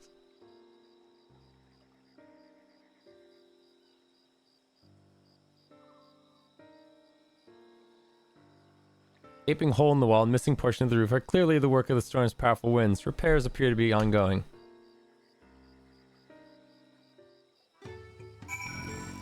One was when they hide a plus quest behind one. They do that? That should be illegal. Wait, what? Aether current quest? Those ones don't... Those aren't side quests, though. You guys know exactly what I'm talking about. A lot of the houses are still damaged, and the Hanu I've spoken with are not their usual cheery selves. The storm broke more than the wooden reeds. There must be something I can do to help them. I'm going to look around a bit more.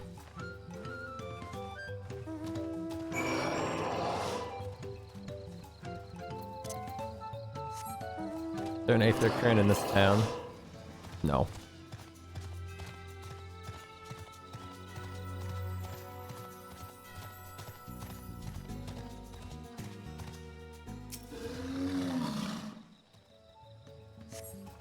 Dry and shrunken bundles suggest the reeds were harvested some time ago.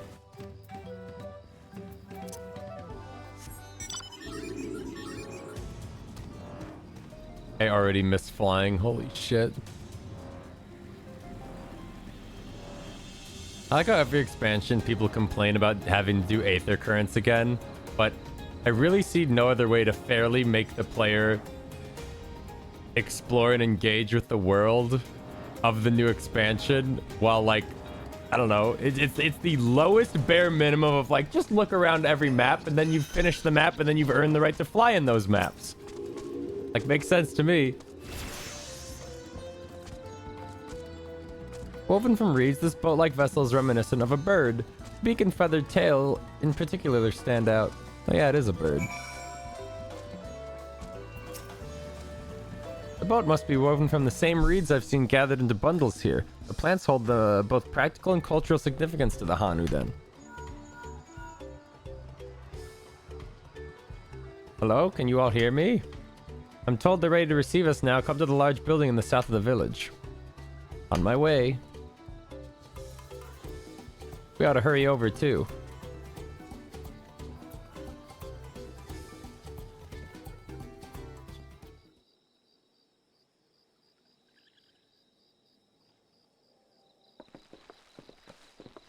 Ether's really easy in this expansion. I spam compass and grab them. That's every expansion, isn't it? Just ride around, spam compass. No sign of Zorolja or that oversized lout.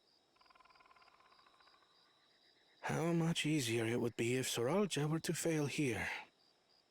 But that isn't likely to happen. I gotta pee, but I got headphones. Honored guests, I am Zanuhali, Elder of the Hanu.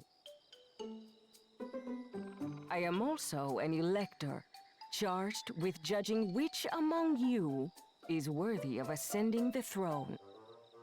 Without further ado, let us talk of the feat. Not so fast. Surely you couldn't begin without us.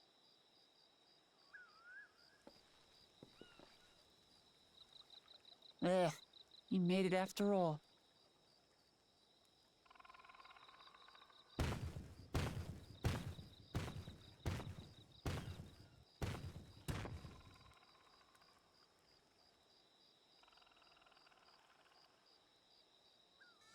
No need to fuss.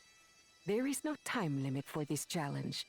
Now, if you would allow me to proceed. I'm confused why we would have to wait for this motherfucker. Aren't there like 7 locations they could go with these tablets? We all happen to show up here at the same time. During our own chapter of the Tuli Yolal saga. In homage to those events, I have prepared for you the Feat of Reeds. In fact, where's the other motherfucker? Where's the biological Reeds seem prince? to be of great importance to the Hanu. I wonder what this feat entails. You must go gather reeds and bring them back here for reconstruction of our village. We use reeds in every part of our lives, be it as food or weaving material.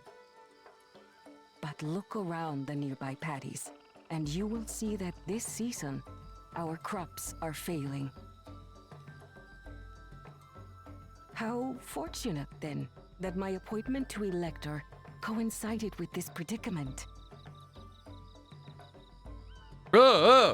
Surely, Never those who smile aspire again. to be Dawn Servant would find the matter of an ailing harvest a mere trifle to resolve. Did you guys see that? It is indeed the duty of a ruler to. Did you guys see that address people's robot woes. thing that the robot with like flesh on its face? Exactly. Where they're like, for the first time ever, we have a robotics that like and you simulates earn like that keystone. human flesh face movement. And it's just like this slab of baloney on like some fucking wires. Why bother? And it's got eyes and it like and like smiles and like We can take the stone by force. Oh, mercy me. You are a hot-headed fellow, Bakul Jaja. Agul Jaja. Some electors may enjoy going toe-to-toe with scrappers like you, but I refuse to entertain your base instincts. Arrangements have been made. Should you attempt to engage a feat giver in combat without their consent, word of your immediate disqualification will be sent to the palace. If you're still feeling feisty, then by all means, draw your weapon. He's actually thinking it. He's like, maybe. This contest is presided over by cowards. There's no sport in fighting you. Then we can return to the business of earning my keystone. Anyway, you're done The Feat of interrupting. Reeds is begun. Claimants, I wish you the best of luck.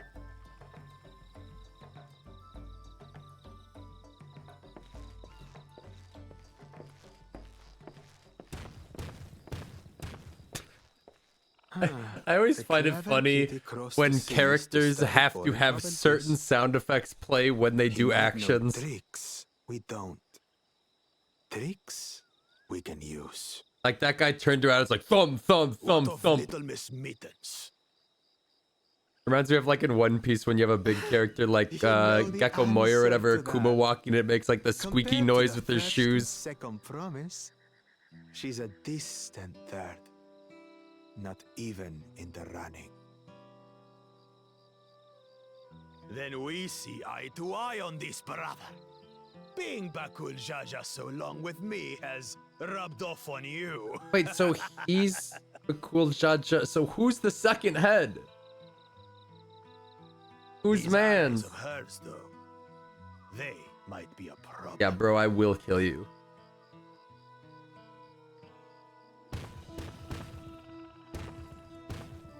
Like, I am Bakul Jaja, and you are Jeff. Damn it. I'm just as qualified to be here as they are. I'll show them. I am. Easy now. I am a contestant. There's no time limit, remember? Let's keep calm and think things through. Right. You're right. I won't win against that lumbering Vidrol by losing my head.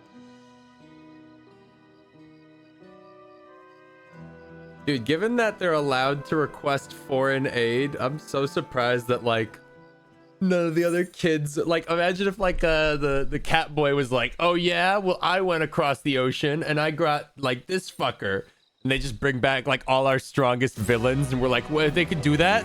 Like, yeah, it's not against the rules. There are no rules that say dogs can't play basketball.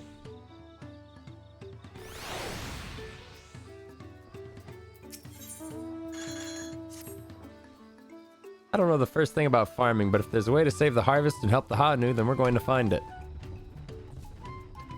Yeah, digs up Xenos or some bullshit. I'll make Bakul Jaja eat his words. Understanding the nature of the problem will be the key to solving it. We need to examine the reeds themselves, then deduce the cause of their poor condition. Aaronville, you take us to the fields where the reeds are grown? Of course, follow me.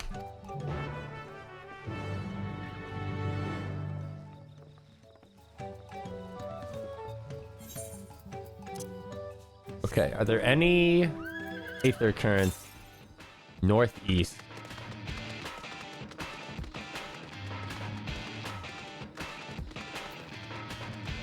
I thought it was a chill golf situation, but now these guys just be two dudes. I think they aren't Cho'Gall two guys? One's Cho, one's Gall. Right?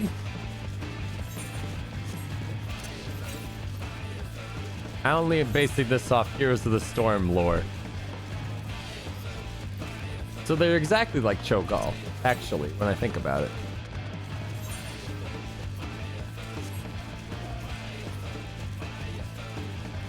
Fire fruit, fire fruit. Gandalf.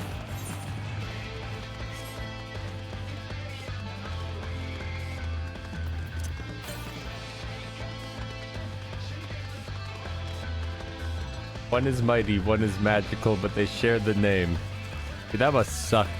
Not only are you a Siamese twin, but you don't even get a unique identity. We are Bakul Jaja.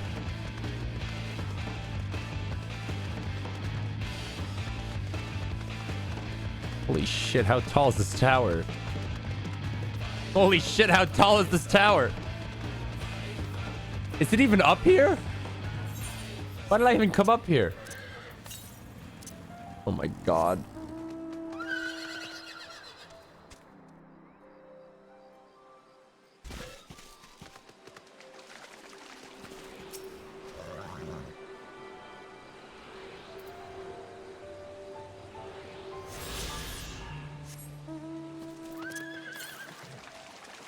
Southeast. Yeah, let's just go do the quest.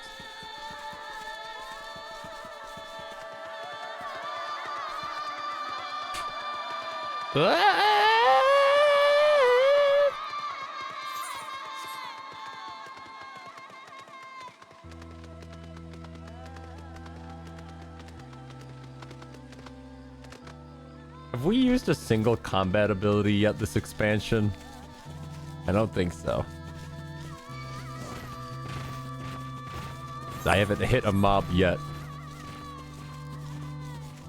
And these are not on my hunt.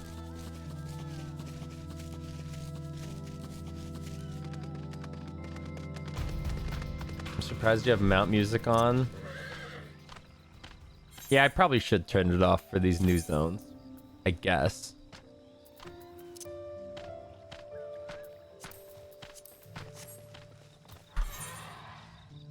Wait. Oh, that's... I'll take that.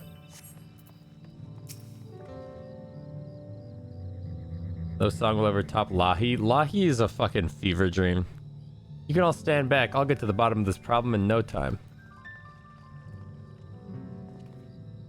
Give me strength. Let us all scour the fields and help our bold leader identify anything unusual.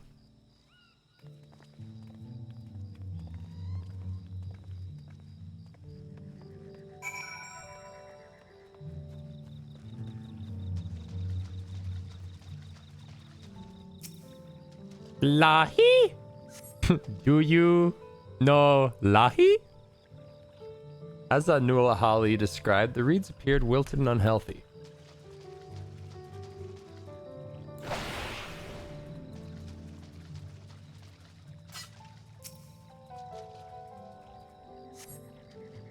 The water contains no obvious contaminants and looks fresh and clear at a cursory glance.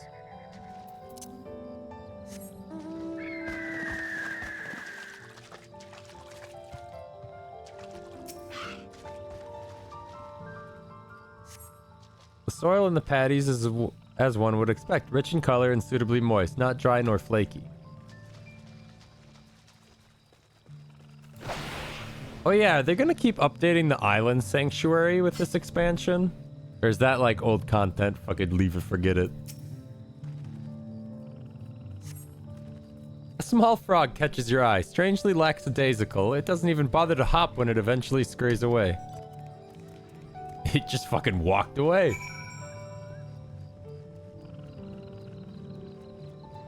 Didn't get an update with the expand. I have no idea. I as much as I like to consider myself a player of this game, I really don't actually play it all that much. Island Sanctuary's confirmed dead. They even had a nice funeral last quest for it. Sag. Soon enough, I'll call everyone together and we can share our discoveries.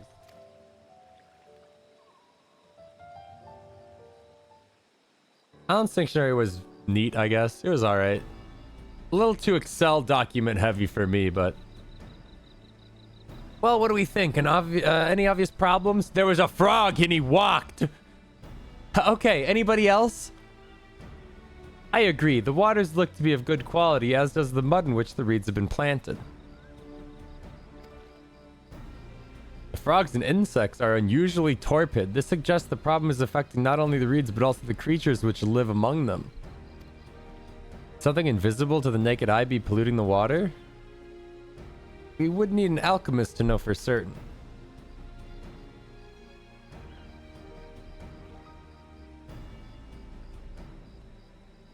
I don't have much to add about the fields, but something else occurs to me. When you were describing how the creatures seemed lifeless, I couldn't help but be reminded of all the listless villagers. They've suffered a terrible tragedy, I know, but there's another reason for their flagging spirits, I believe. Go on.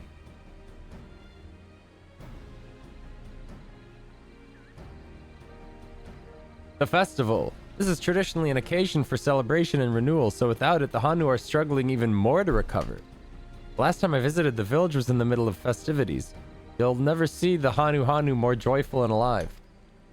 An indispensable part of their culture, and its absence will only compound their woes. So I say we help them put on their festival. Give them a reason to cheer in these sad times. Who knows? Maybe fixing one problem could lead us to the solution for the other. I don't know how to fix the crops. Let's just have a party. Stranger things have happened.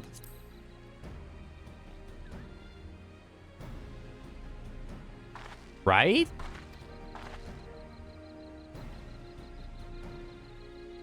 I fail to see the relation between festivals and fields. Let's not be too hasty in dismissing the idea. Things that seemed unrelated can later prove to be connected in surprising ways. True, and being bereft of ideas as we are, any proposal is worth entertaining. Also, there's beings outside of our control that are dictating the narrative of this story, and they decided that we're going to do a party quest line, so we're going to do that. And it'll somehow tie to the fields. Besides, this is Woklamat's journey. It's only right we follow her lead.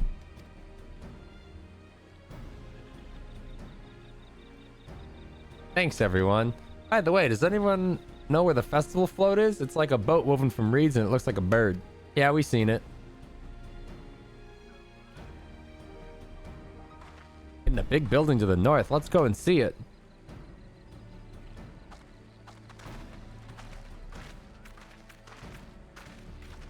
What are you thinking, Aaronville? You're not walking. There's much less debate when I'm traveling alone. Dude, he's got like fucking early villain seeds going on, man. Like, what do you... I don't know if that was a joke or not. He just seems weird. He's gonna reveal that he's like an Ascian or something. He's been laying low.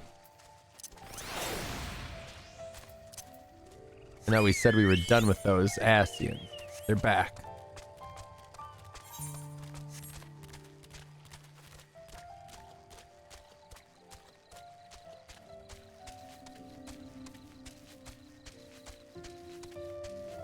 But it's already 8 o'clock. I want to see a I'm not going to get to a dungeon. Who am I kidding? I was trying to think when they usually give you the first dungeon. I want to say it's like 91 or some shit. Maybe 92.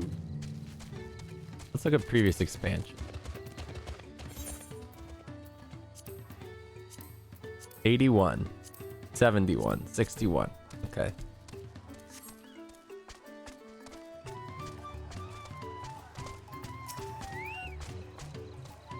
Yes, this is the float I remember.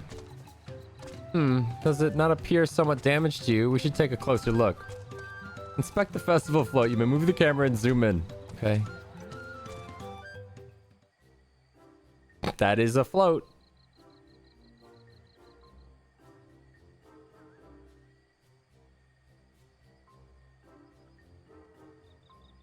How does it move? Missing an eye. Oh dear, one of the bird's eyes seems to be missing a gemstone.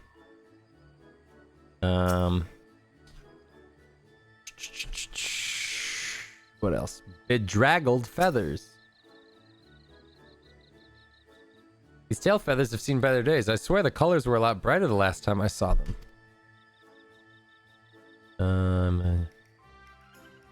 The snapped carrying pole. Oh, that's definitely broken. How will they lift this great big vessel without all the carrying poles intact?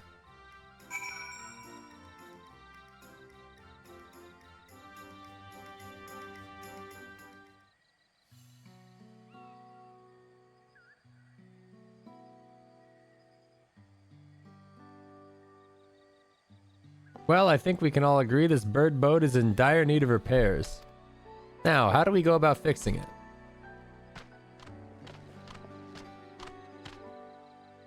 What is going on here? We were admiring your festival float. 'Tis a shame it's in such poor state due to the recent storm, I gather? Yes, we had to leave it exposed while we ushered our people to safety. With the float in this condition, there can be no lifting of wings, no ihihana. Ihihana, that's what the festival was called. I want to help you hold it. Have you not seen our village? Homes are ruined, we're struggling to make repairs, and you want us to hold a harvest festival? I know how it sounds, but giving into misery never improved anyone's situation. A celebration of life and growth may help give you the strength to work through the tragedy. I really don't think it's the time for a party, but like... The role of festival leader is mine this year, and there's nothing I would like more than to lift everyone's spirits. But we don't have enough materials to repair the float. We need abakiksa for the missing eye, uyuipo wood for the poles, and feathers from the winds chosen to adorn the tail. 2 of these I know. Abaxika is a precious stone used in arcane equipment, and uyuipo wood is essentially for crafting instruments. These chosen feathers, they're killing me. This expansion is fucked. There's like, here's every word you can't possibly pronounce. The winds chosen is the victor of a competition in which the contestants see who can blow a feather the furthest using wind magic, and that's something of a problem right now. Why? We Hanu Hanu are gifted at employing such airy sorceries, but expend a great deal of mana when doing so. We are soon exhausted by the effort, and having no reeds to eat will only make it harder. I think I understand. Your vibrant reeds grow quickly and vigorously, so much so that they stifle the development of nearby plants. They must be a potent source of the energies you naturally lack. They are indeed. Owing to the poor harvest this year, we've been left enervated. If we cannot gather the correct materials as dictated by custom, we cannot repair the festival float. Is enervated really mean lacking energy? I thought that meant like innervated? Is it innervated? Wait. Oddly enough, we may have stumbled upon our solution. Innervate means full of energy, and enervated means lacking energy. Fuck. The winds chosen would, by necessity, have a natural gift for manipulating magical energies, which means any feathers taken from the victors should be high in ethereal conductivity. The float's construction also requires a stone used in arcane equipment, as well as timber favored for ceremonial tools. The demand for such specific materials must have an underlying reason. Okay, I'm not following.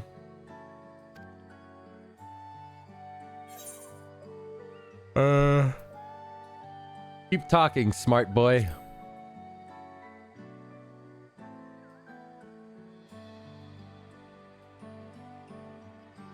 I imagine you've already reached the same conclusion, but I believe this boat of reeds is in fact an arcane focus of some kind.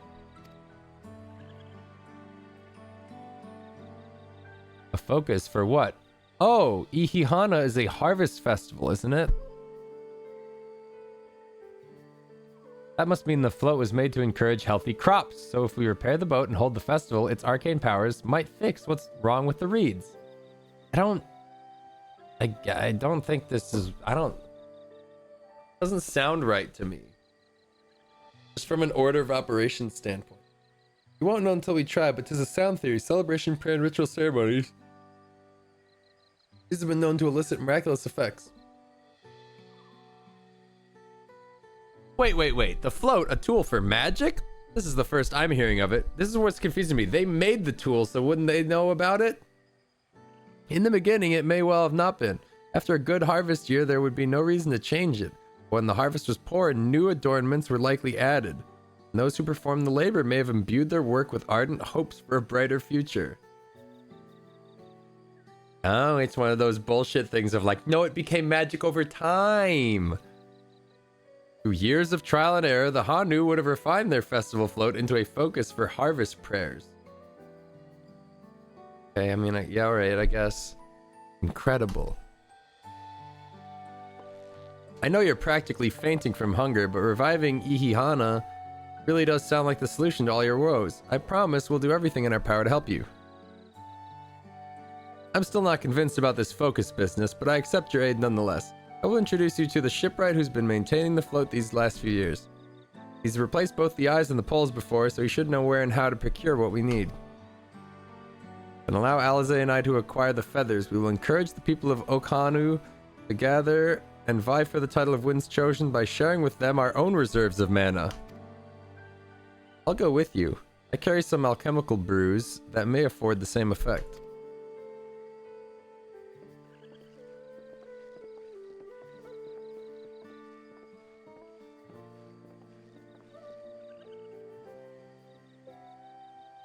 The three of us will visit the shipwright then. Not without me. I've worked hard to fix the float as best I can, and the responsibility is mine after all. I've not introduced myself, have I? My name is Linu Hanu. Nice to meet you, Linu Hanu, and certainly let's all go together. I'm trying to like keep my eyes peeled for what NPCs are going to be the ones that keep talking to me in like the post patch where I'm like, oh, you're like a character that matters, like the elephant girl in Endwalker. Are you Benihana? Thanks to Wuklamette, we found ourselves a promising way forward. Experience and knowledge are valuable assets, but there's something to be said about following one's instincts. New shoes just dropped.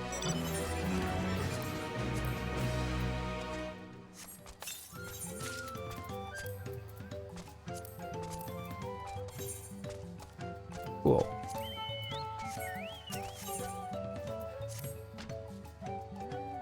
The shipwright's name is Wook Ivu.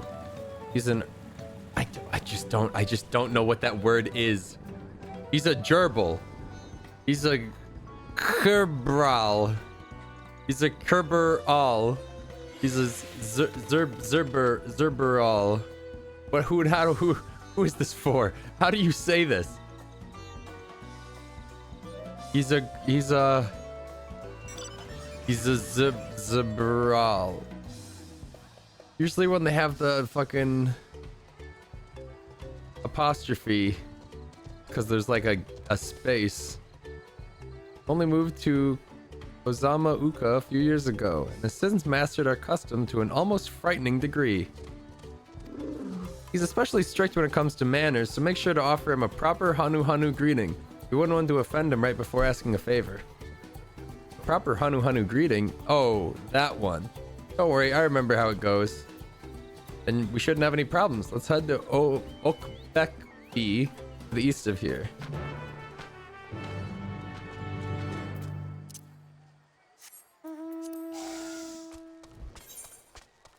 See, like, these quests pop up here, and I'm just like, I don't give a fuck.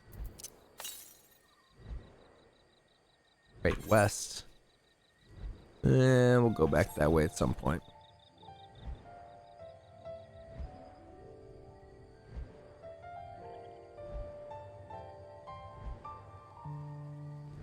You pronounce X as a certain way in Central America that I can only assume is based on that. No, I get that. I just have no idea how to read that with my fucking English language brain. And then, of course, they have the audacity to do all these funny words and then have it not voice acted, so I have nothing to latch onto.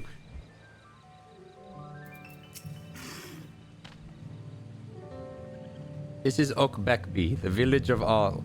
Those who drift into Kozama Uka from Tuliala...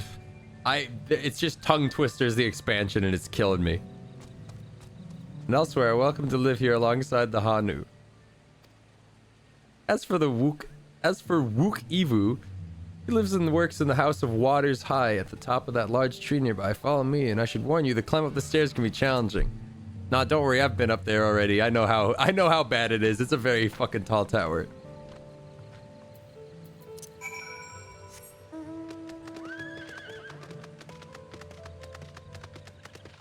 Red Dalsha.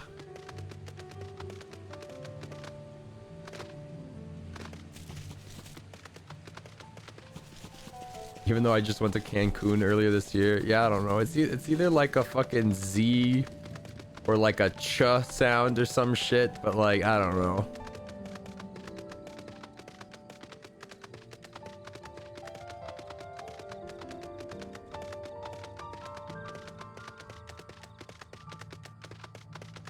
Oh my. Hello.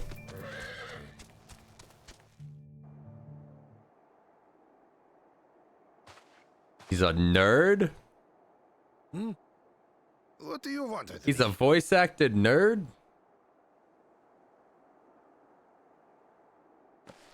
Right. The greeting. Do the roar.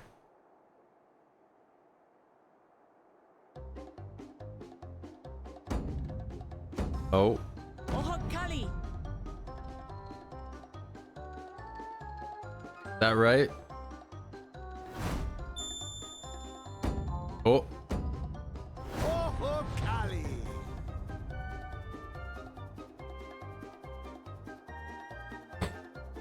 Do we pass? Now what? Now what do we do from here? Good. You brought your manners with you.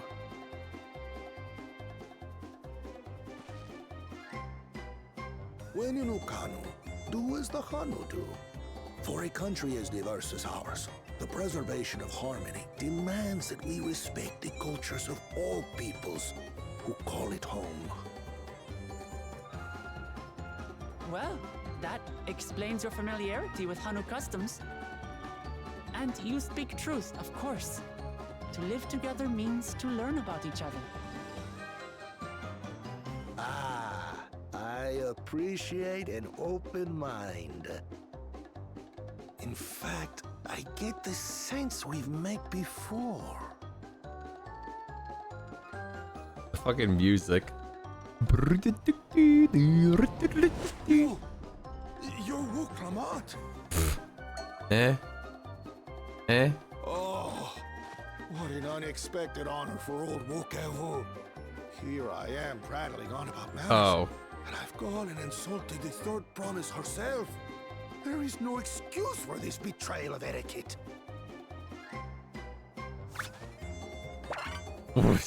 Dude, the cutscenes have gotten so much more cartoony since I last paid attention. With like the animations and the sound I hate effects. formalities anyway, so forget about it, all right? All right then. Well, Consider it we got over that fast. How prompt. Huh. We're actually here about the Ihihana float. It's in bad shape, and we need you to craft new carrying poles and a new eye. I'm told you work with Uyuipo wood and a certain kind of stone? Abokisha? That I do. But while I would like nothing more than to offer my services, I just used the last I had of both those materials. My lumber in particular went to fixing homes damaged by the recent storm. I'll need 10 days or so to restock. 10 days? We can't wait that long. If you tell me where to go, I'll gather them myself. What? Fucking sound effects. Out on an errand like some common lackey? That's utterly unconscionable. A gross violation of social protocol. Dude, if only every NPC who's ever asked me as the Warrior of Light to do a fucking fetch quest had the same self-awareness. Vine boom. They did use the vine boom noise. What's with your Hanu friend there? I am festival leader this season. Didn't think he'd sound like that. Along to oversee the float's repair. As strange as it may sound, Wuklamat and her friends believe the float is an arcane focus, meant to encourage the growth of our struggling reeds. Too many Hanu have forgotten it. Oh. Okay. But that It was is the youth. indeed the true purpose of the lifting of wings. Your education is impressive, Third Promise. They have no idea what the fuck a Warrior of Light is here. Do my exploits not deserve like world acclaim? Well, I went to the end of the universe. Allow me to show you where to procure Uyuipo. We can leave the Abokisha to your friends, I presume? Take yourself to Cave Kikitola or thereabouts, and you should find the stones you need.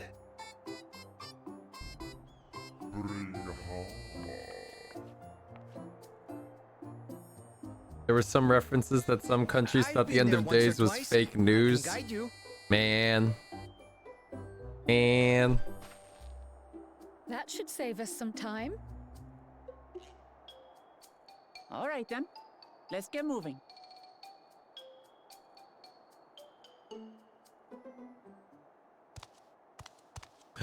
Oh no. That guy works for the he's a crony for the bad guy. Oh no, and there's the bad guy.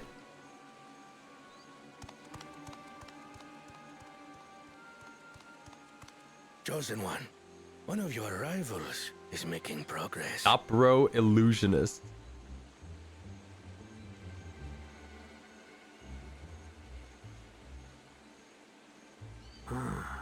Ihihana, you say? Ihihana. Should our first choice fail to deliver, it might be wise to let this play out.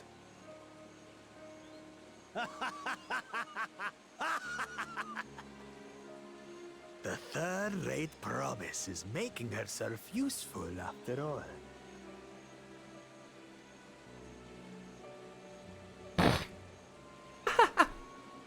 Something about the way they all just stood there like, yeah, yeah, yeah.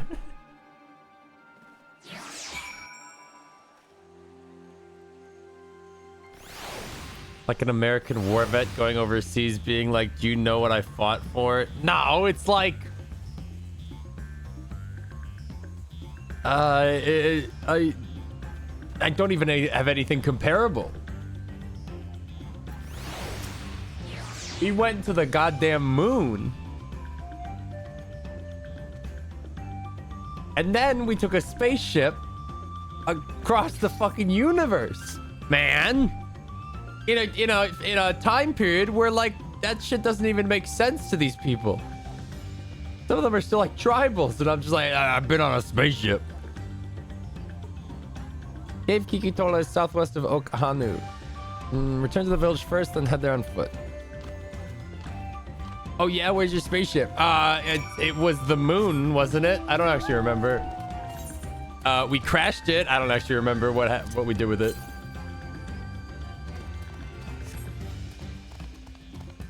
Like Neil Armstrong going to South America? Yeah, but Neil Armstrong only went to the moon. I didn't attune. I went to the moon and even further beyond.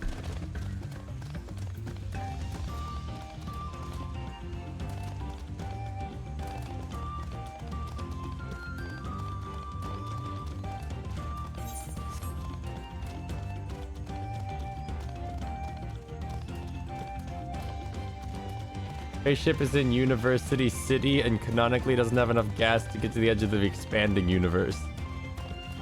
Okay.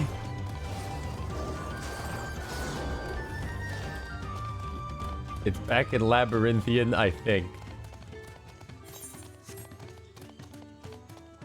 Shit like that feels like just a MacGuffin waiting to come back out. We put it in cold storage for when we need a spaceship in the story.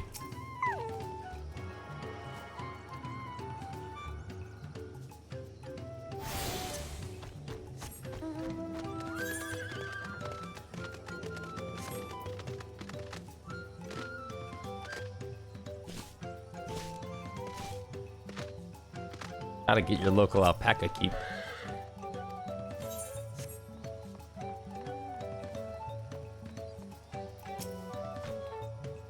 Southwest of here, was it? Let's be on our way.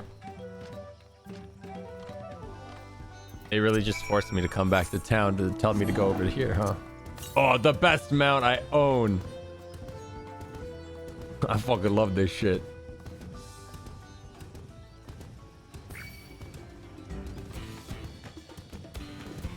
Whoa. What is that? Is that an A rank? Oh, that's what the guy said, Kuchucha. Level 100.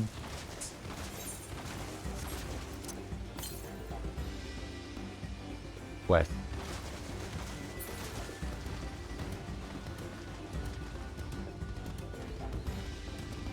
Already happened in the post-expansion. We also took the spaceship to drive a Loperit to the edge of the universe to start a beast tribe. I don't think I did that. Not in my canon. Go kill that S rank, guys. Come on. Cave Kikitola has promised home to many deadly creatures. Venture inside if you feel confident, but I'll conduct my own search out here. You can spot raw Abakita in the green-hued glimmer. Bring everything matching the description to me.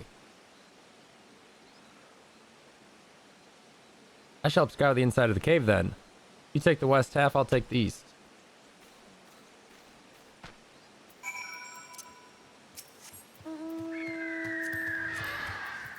Cool mog.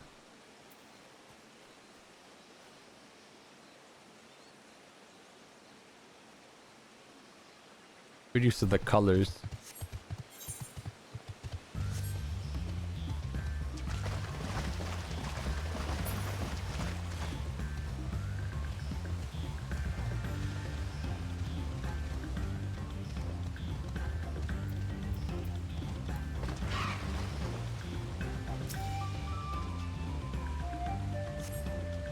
On closer inspection, you find that the glimmer you spied was just light reflecting off the water. My first combat!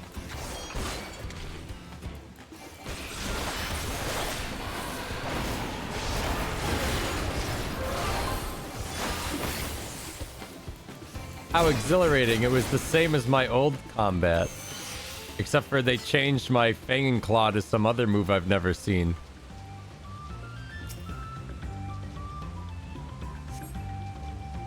Find a chunk of stone glowing a distinct shade of green. This seems like the exact kind of mineral Linuhana was looking for. Oh. Oh.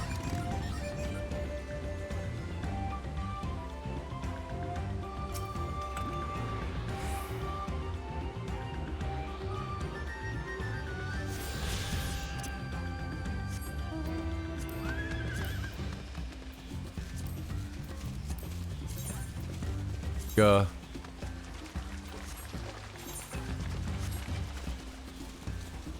The alpaca knife back when you hunted it? I haven't hunted anything.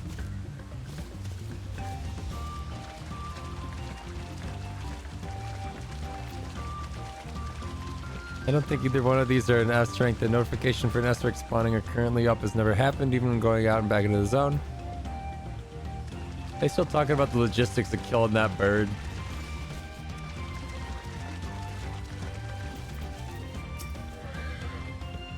I picked over the ground near the cave, but found nothing. Did you have better luck inside the cave? Yeah.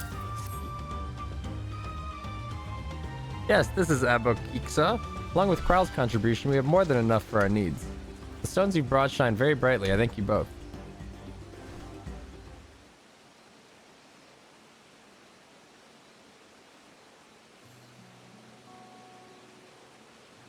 He would have been happy to know we were putting things right. Truth be told, a good friend of mine was meant to be the festival leader for this year's Ilhihana. When the big storm hit, he did not survive. It fell to me to carry on in his stead. That's why you agreed to Wuklamat's request, despite your initial reluctance. Yes, it hurt to hear, but she was right. Though I must mourn, I cannot let my grief consume me. Her words made me realize that the path to my recovery, our recovery, is already laid out before me. I will walk it for myself and for my friend.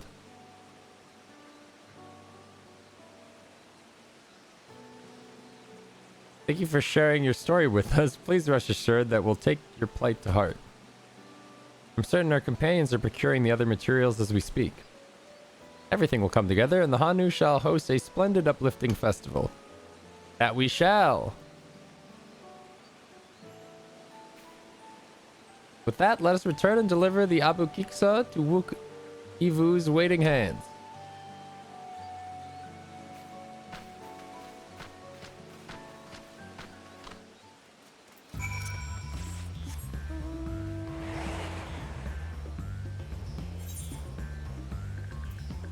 Wait. Oh, we have to go all the way back there.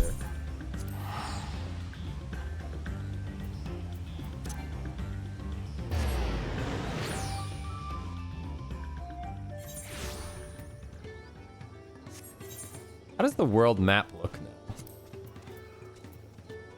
Okay, so we can see the capital city. 1 region, 2 region, 3 region. And then there's Zaktaral, which is 1 more region.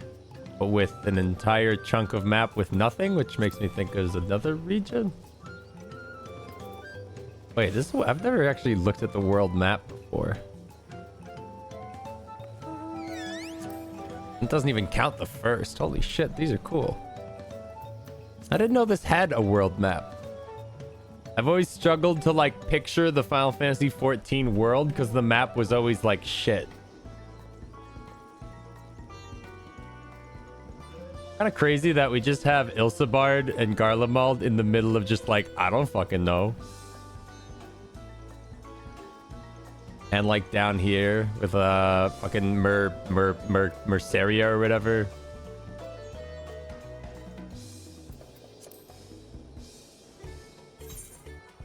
That's gotta be its own expansion.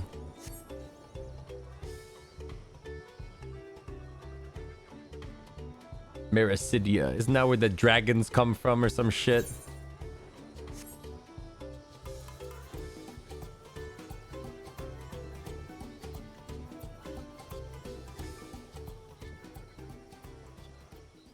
Also Australia. Yeah, I kind of just forget that this is just Earth. More or less. More, actually. More so than less.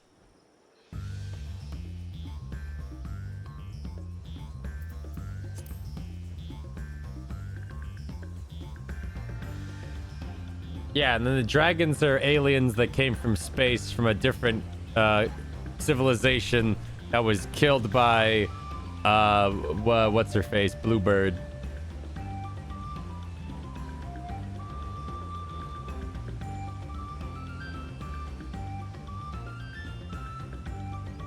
Endsinger, yeah, that one.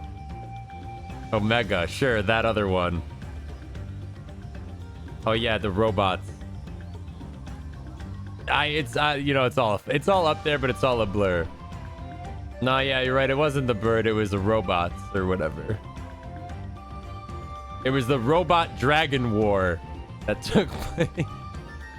Oh man, what is this game?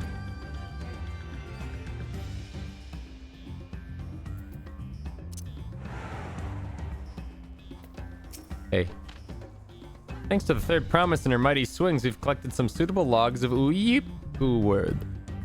What of the Abakiksa? Here you go.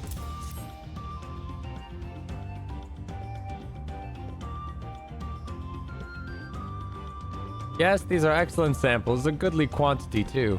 At this stage, you'll likely surmise that the lifting of the wings encourages the crops to grow, but not exactly how, eh?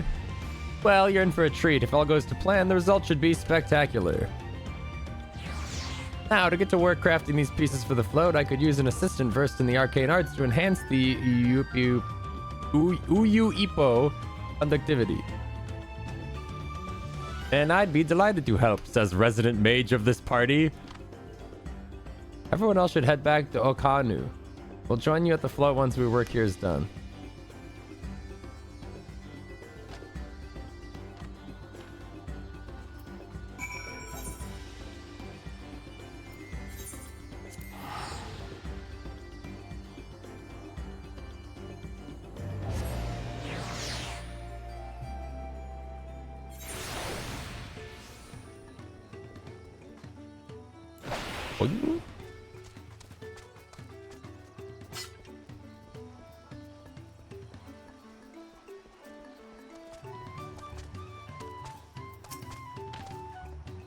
Gathering the Uyu-Ipo was a trial in and of itself. At first, Wook Ivu criticized everything I did. Then he suddenly yelled, "I've spoken ill of the third promise and must punish myself," and proceeded to slam his head into the Uyu-Ipo tree. I told him not to worry about it again, and it was like snuffing out a candle. He's an odd one, that's for sure. At least we've seen to the poles and now the new eye. Now we just have to wait for the feathers from the twins.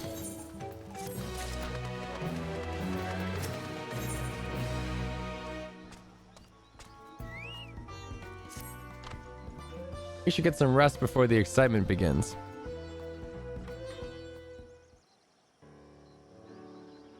Alright, I got like one more quest in me and then I want to get dinner.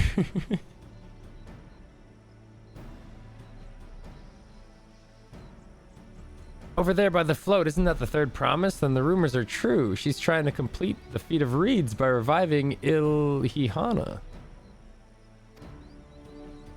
The festival is a prayer for healthy crops, but does she honestly believe that we'll have enough to save our harvest? The second promise, meanwhile, barely glanced at the fields before leaving Okuhanu altogether. Maybe we asked too much of our young claimants. Bro took one look at the field and was like, nah, I'll go quest in the other zone.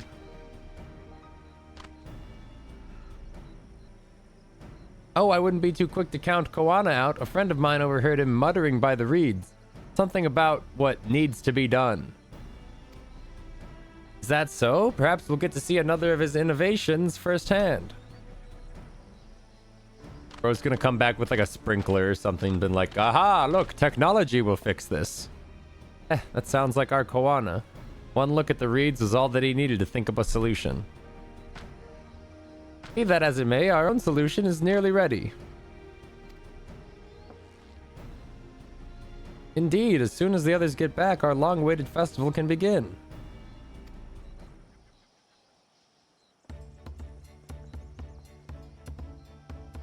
Took some doing, but we managed to gather competitors to vie for the title of Winds Chosen. The winner was only too happy to donate his feathers. You should have seen it. He called forth an incredible gust that sent his feathers sailing for Malms. How did we get tasked doing the shitty, boring part of the quest? We had to turn ourselves, but it's more difficult than it looks. Poor Anvil's twirled in the air for the moment before landing on his foot. I gotta go into a cave and pick up a rock. I am a gleaner. Magic is not part of our training. As for us, we've brought the wood and gemstone replacements crafted by Wook Ivu. All that's left is to attach them. Has it been decided who will ride the float? Me! Papa was the guest of honor last time I was here. I remember being surprised they would even lift the thing with his hulking weight on top of it. How did he fit? The rider must be a personage of great esteem, which is why an invitation is usually extended to the Dawn Servant. This time, however, I have another in mind. Me! Oh, who is it? Me! Me!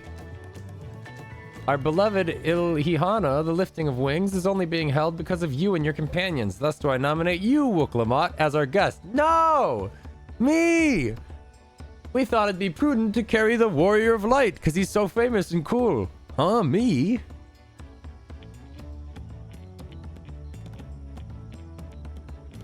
This is bullshit. This boat won't make me seasick, will it?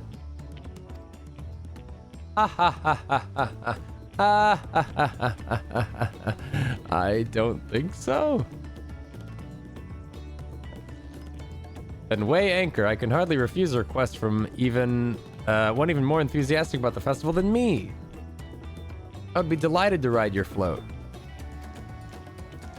Thank you, Wook.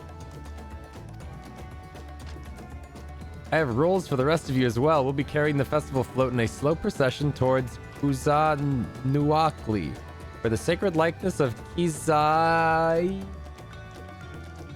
is ensconced. What I'd like to do is clear the path to dangerous wildlife so that the procession can move along unimpeded. You are not the protagonist. I mean, I could be. Consider it done.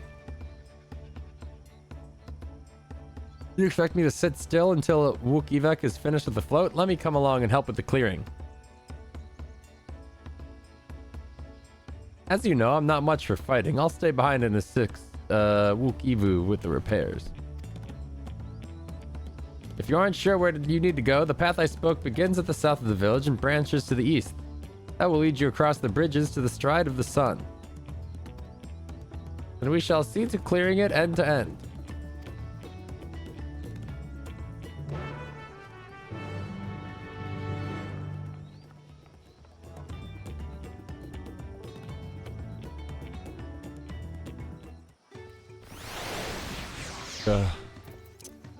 Alright, what time is it? Alright, it's almost 9 p.m., dude. I gotta get fucking food. I gotta eat dinner.